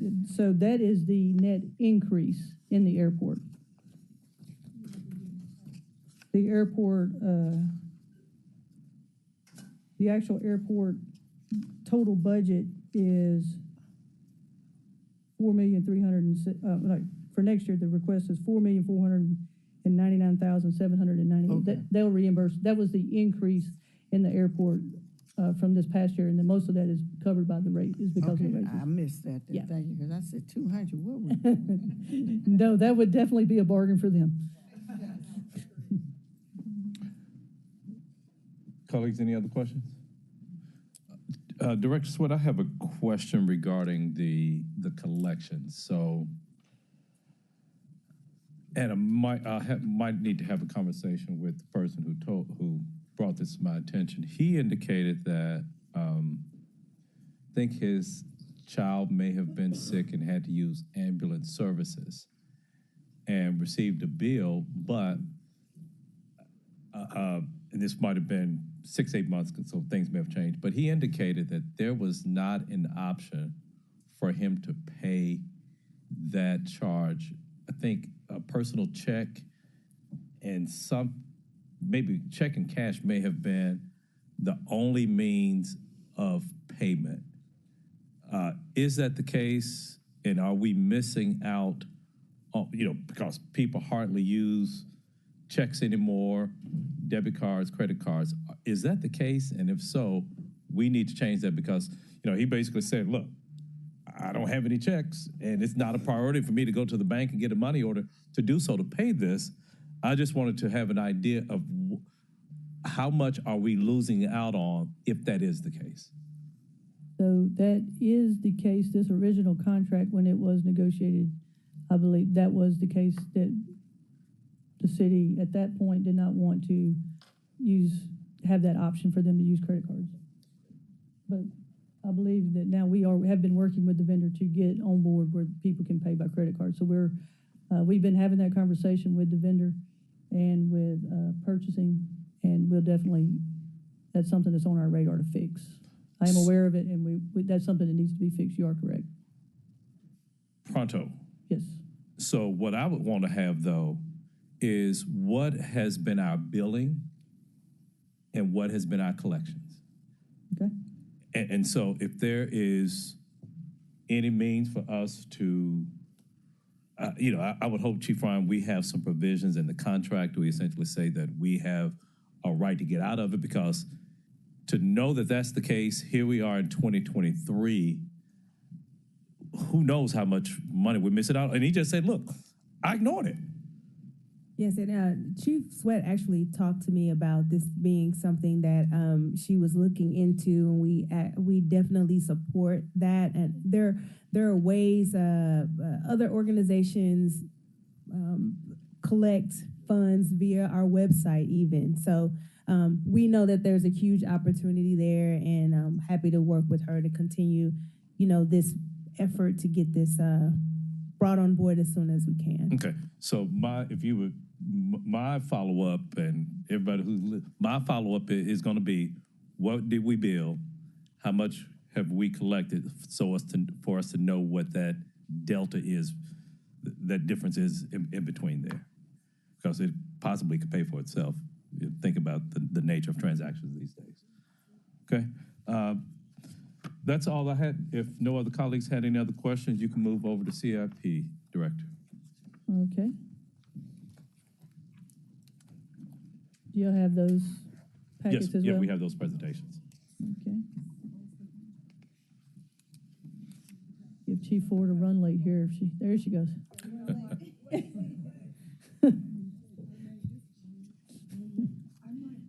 Yeah, and in case you were wondering, running late in the fire service is a bad thing. We don't allow that. Yes. Thank you, Chief Ford. All right, so on our CIP budget, I'll just basically focus on the summary page, which is page 1. Here we go. So as you see, this shows our FY23 adopted budget was $3,771,200. Our proposed budget total budget for FY24 is $4,427,000. With that, we will, some items that are really just necessities.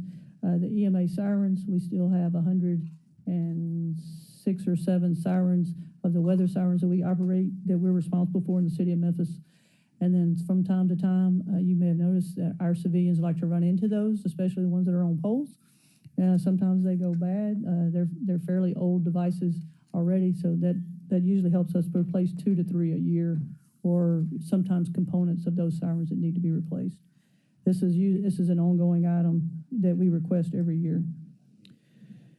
If you recall, last year I brought you the drill tower is the large original training tower that sits behind the new headquarters on the fire campus. We started the design of that to make that a fire department. It's on the fire department site, but all city employees will be able to use a wellness center where we will locate wellness initiatives for our firefighters. To be fitness and wellness initiatives will be in that building.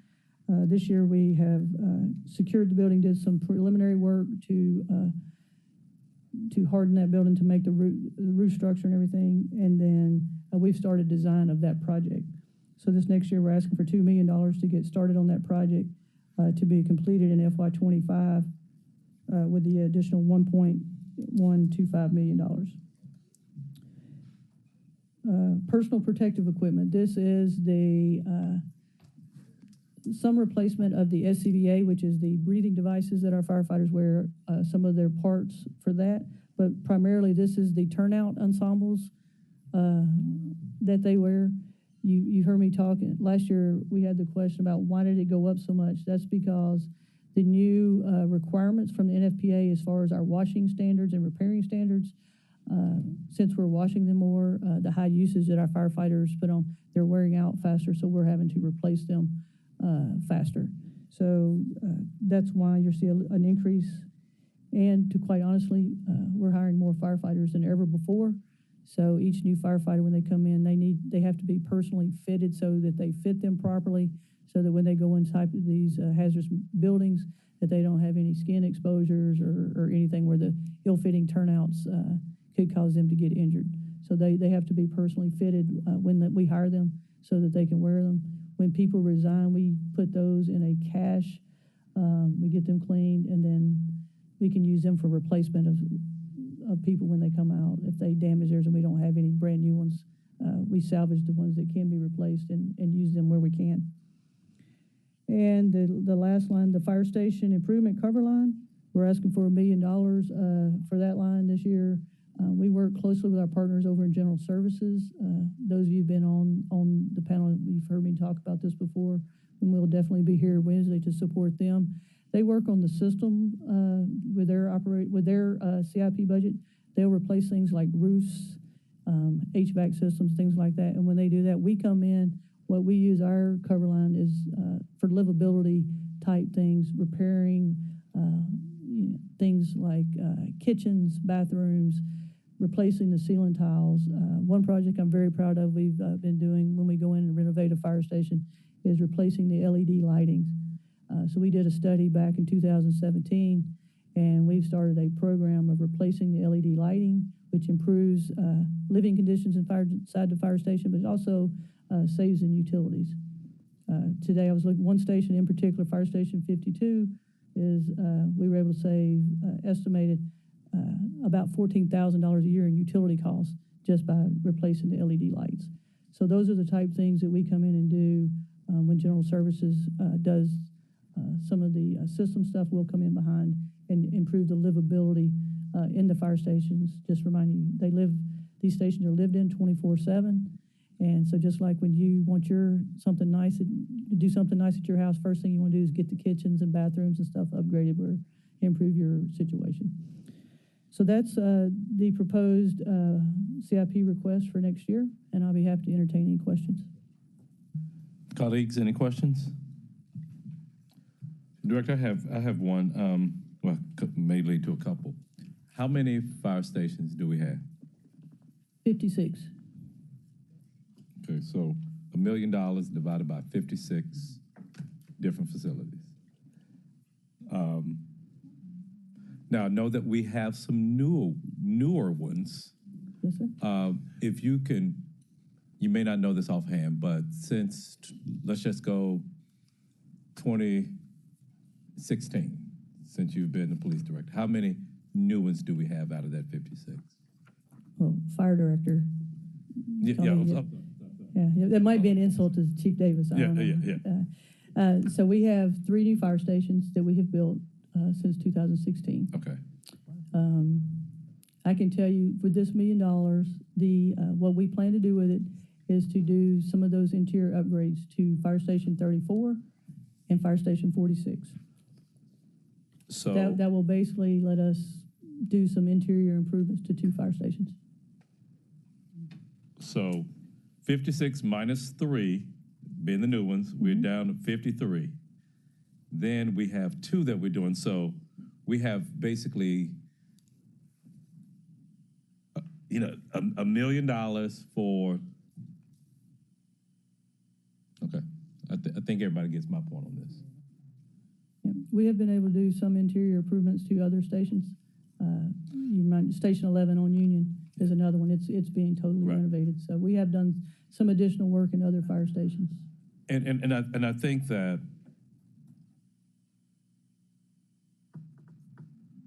I'm looking at it from the standpoint, we probably can do some small cosmetic things, perhaps with 20, at 20.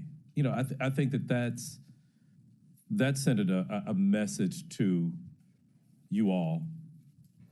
If we're talking about livability, we're talking about people who have to be there 24/7 and want to make it as comfortable.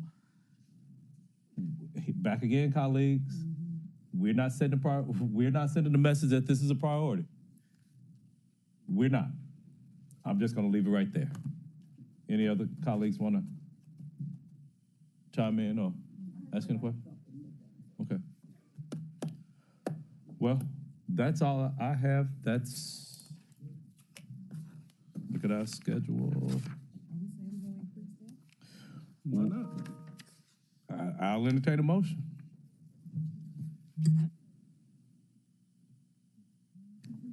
Chairman, I'll make a motion to increase that. Double it. What you Okay. think? Double it. Ooh. So for that, How much is it? so let me, it's $1 million right now. Right now, each station would only get $18,000.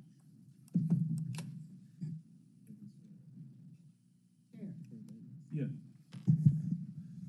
I know that people are interested in it, but let me tell you something. These firemen are very, very crafty. They know how to make major repairs. They're going to maintain their properties, trust me, at the various fire stations. So unless we know of something in particular, let's ride by, go in and check on some of them, see if they need some help.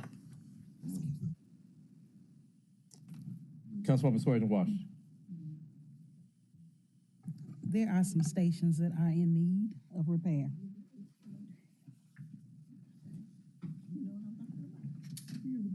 Okay. So when was the last time that we had a facilities report or to take a look at what our deferred maintenance needs are? So, thank you. I can help you with that. Okay. We are in the process of an entire facilities reports, not just for our fire stations, but for our police stations, our libraries, our parks, our community centers.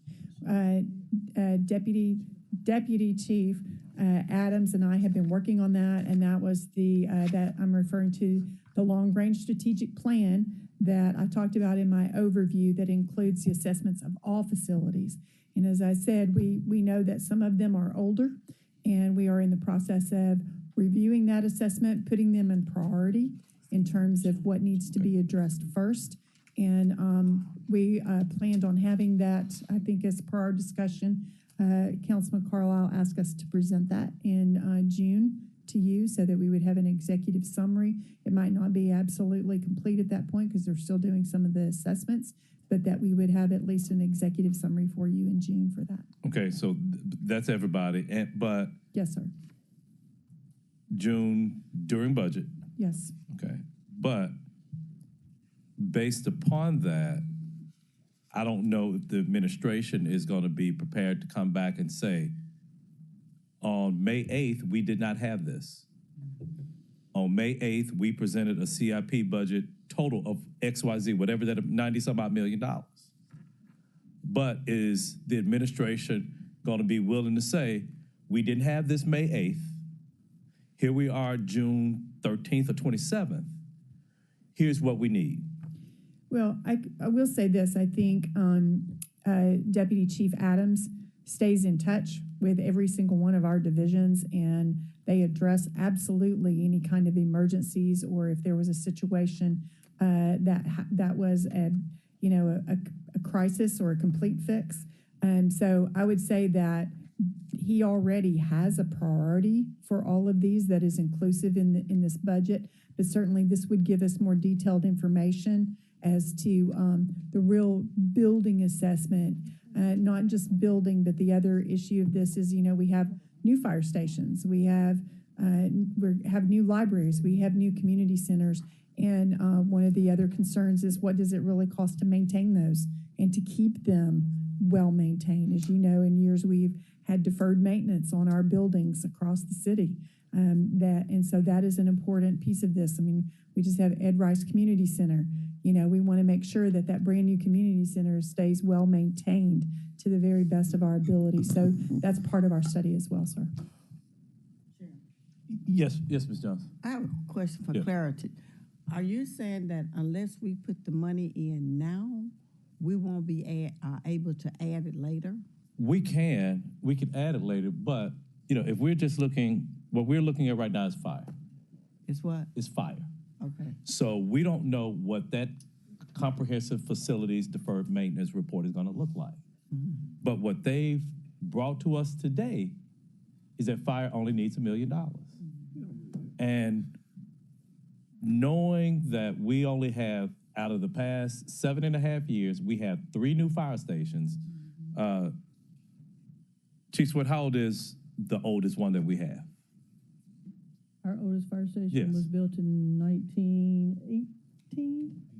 Fire station 18 was So, built. of course, we've I had can some tell you this, renovations of that one, but our if- average fire station is over 50 years old right now. Right, so over 50. So my thing is, even if, going back to your point, $18,000 at each one of those facilities, that's not accounted for in this budget. Only 2 are accounted. Now, it could be some others, but what's been stated is that most of this $1 million will be eaten up by 2.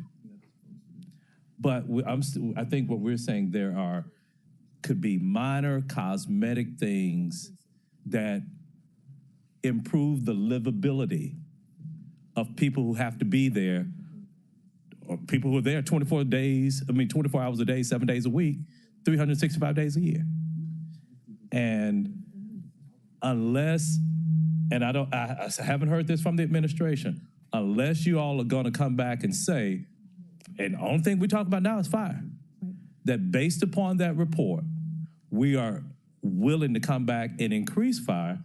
I think the motion that Councilwoman Swearinger Washington is about to make is going to be appropriate.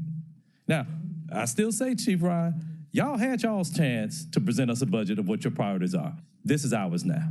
Sure, yes.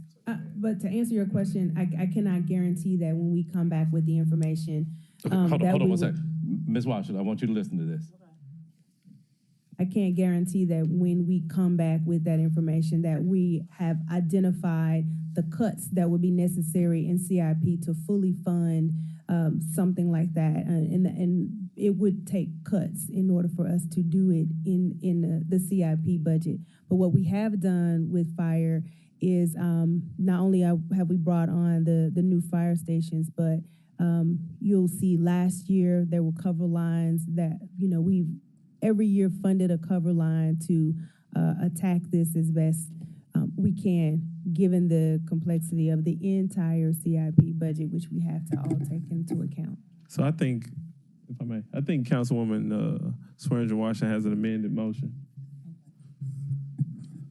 So instead of $1 million, Chair, we'll start with 1,120,000. So that's an increase of 120,000. Increase of 120,000 or 1,120,000? No, increase of 120,000. So there would essentially be, I think, each station. No, look at your budget. The budget right now is $1 million. Yes, and then she's adding $120,000 to that. So the total, I got you. The total is this. This is the total. $1,120,000. So $120,000 divided by 56. 20,000 per station. Okay, so you said that's what she's saying. Yeah. You was confusing me, Jones. Well, because it looked like before you walked in, she was talking about doubling that amount. But then it seems like there was a cautionary tale of what happens when we double it. So we always have the option of increasing it if they come back and say, I guess deferred maintenance is much more. But I think this goes to showing that the council is concerned about the deferred maintenance at the particular fire stations, the need to address it. And if administration comes back and say they can't find $120,000, I think we go back to the drawing boards. Or if we hear something from the administration saying there's much more needed, we go back to the drawing boards. But we should show, in my opinion, the best public safety organization in our city that we care. And it's your motion. I'm here to support. Councilwoman Swearinger Washington, the motion is yours. I honestly believe they'll be able to find. Well, so let me. Y'all ain't letting me finish. Go ahead. In order to come up with this, you can either increase revenues or you can cut. So I don't want to, but it's the council's purview. I think you have support. We can say we want to make it 250, 500,000. The initial recommendation of the administration is what it is, $90-some-odd million. it may be costs that are associated with that, but cutting is not the only option. We can increase revenues And I do in order to address that. Yeah, and to pick up where Chairman Jones, we have the authority. It's within our purview to make whatever motion we deem necessary. But as Councilman Jones said, you got to be able to count to 7, and I believe you have the support to increase it 120,000. I think when you get into $1 million, that impacts the budget differently, and it may be difficult. But I do think you have support for 120. Okay, so we'll go for that. I make a motion to increase it 120,000, so that'll make it 1,120,000. Second that motion. Okay. Any comments on that, colleagues? That goes on the wish list. Yes. Okay, But the capital. So we'll have a capital wish list. We'll have an operating wish list. Councilwoman Square to Washington, would you accept a friendly amendment of 250,000 total increase? I would. Okay. Is there any objection to that amendment of 250,000? So on our wish list, the increase for capital for fire for the fire station cover line, there's no objection to the increase of to 250,000, or an increase of 250,000 on top of the $1 million that was recommended. Sounds better. Yes. Okay. So seeing no other council members to speak on this item? Yes. And thank you for that. And I do want to commend Chief Sweat that when she looks at this budget every year to try to figure out where the items are needed. And so, for instance, in FY23, our budget was $1.5 million. And as of March, we had only appropriated about 160,000 of that 1.5 million. But there was a bid out, I think, on a big project for one of the stations that it just took a long time for the bid to come in. So I do know that sometimes it's easy to hit the small ones and to get those done, and for the ones that are larger. But we do have right now still $1.3 million that has not been appropriated out of our FY23 fire station cover lines yet. But I do believe there is a bid for that. So hopefully before the end of the fiscal year, you would have an appropriation for that amount as well. But there is a big project out there, and I'm sure Chief Sweat can explain more about what that $1.3 million that hasn't been appropriated yet looks like. Well, and I don't, unless any other councilman wants to hear from her, but I think that we know that the needs in the fire station are greater than 1.25 plus another $1 million. It's greater than that. So I think that it's a moot issue. Not seeing any other colleagues who would like to speak on this item. All those in favor, please signify by saying aye. Any opposed? That item passes. Is there any other business to come before the Budget Committee? Seeing none, we are adjourned.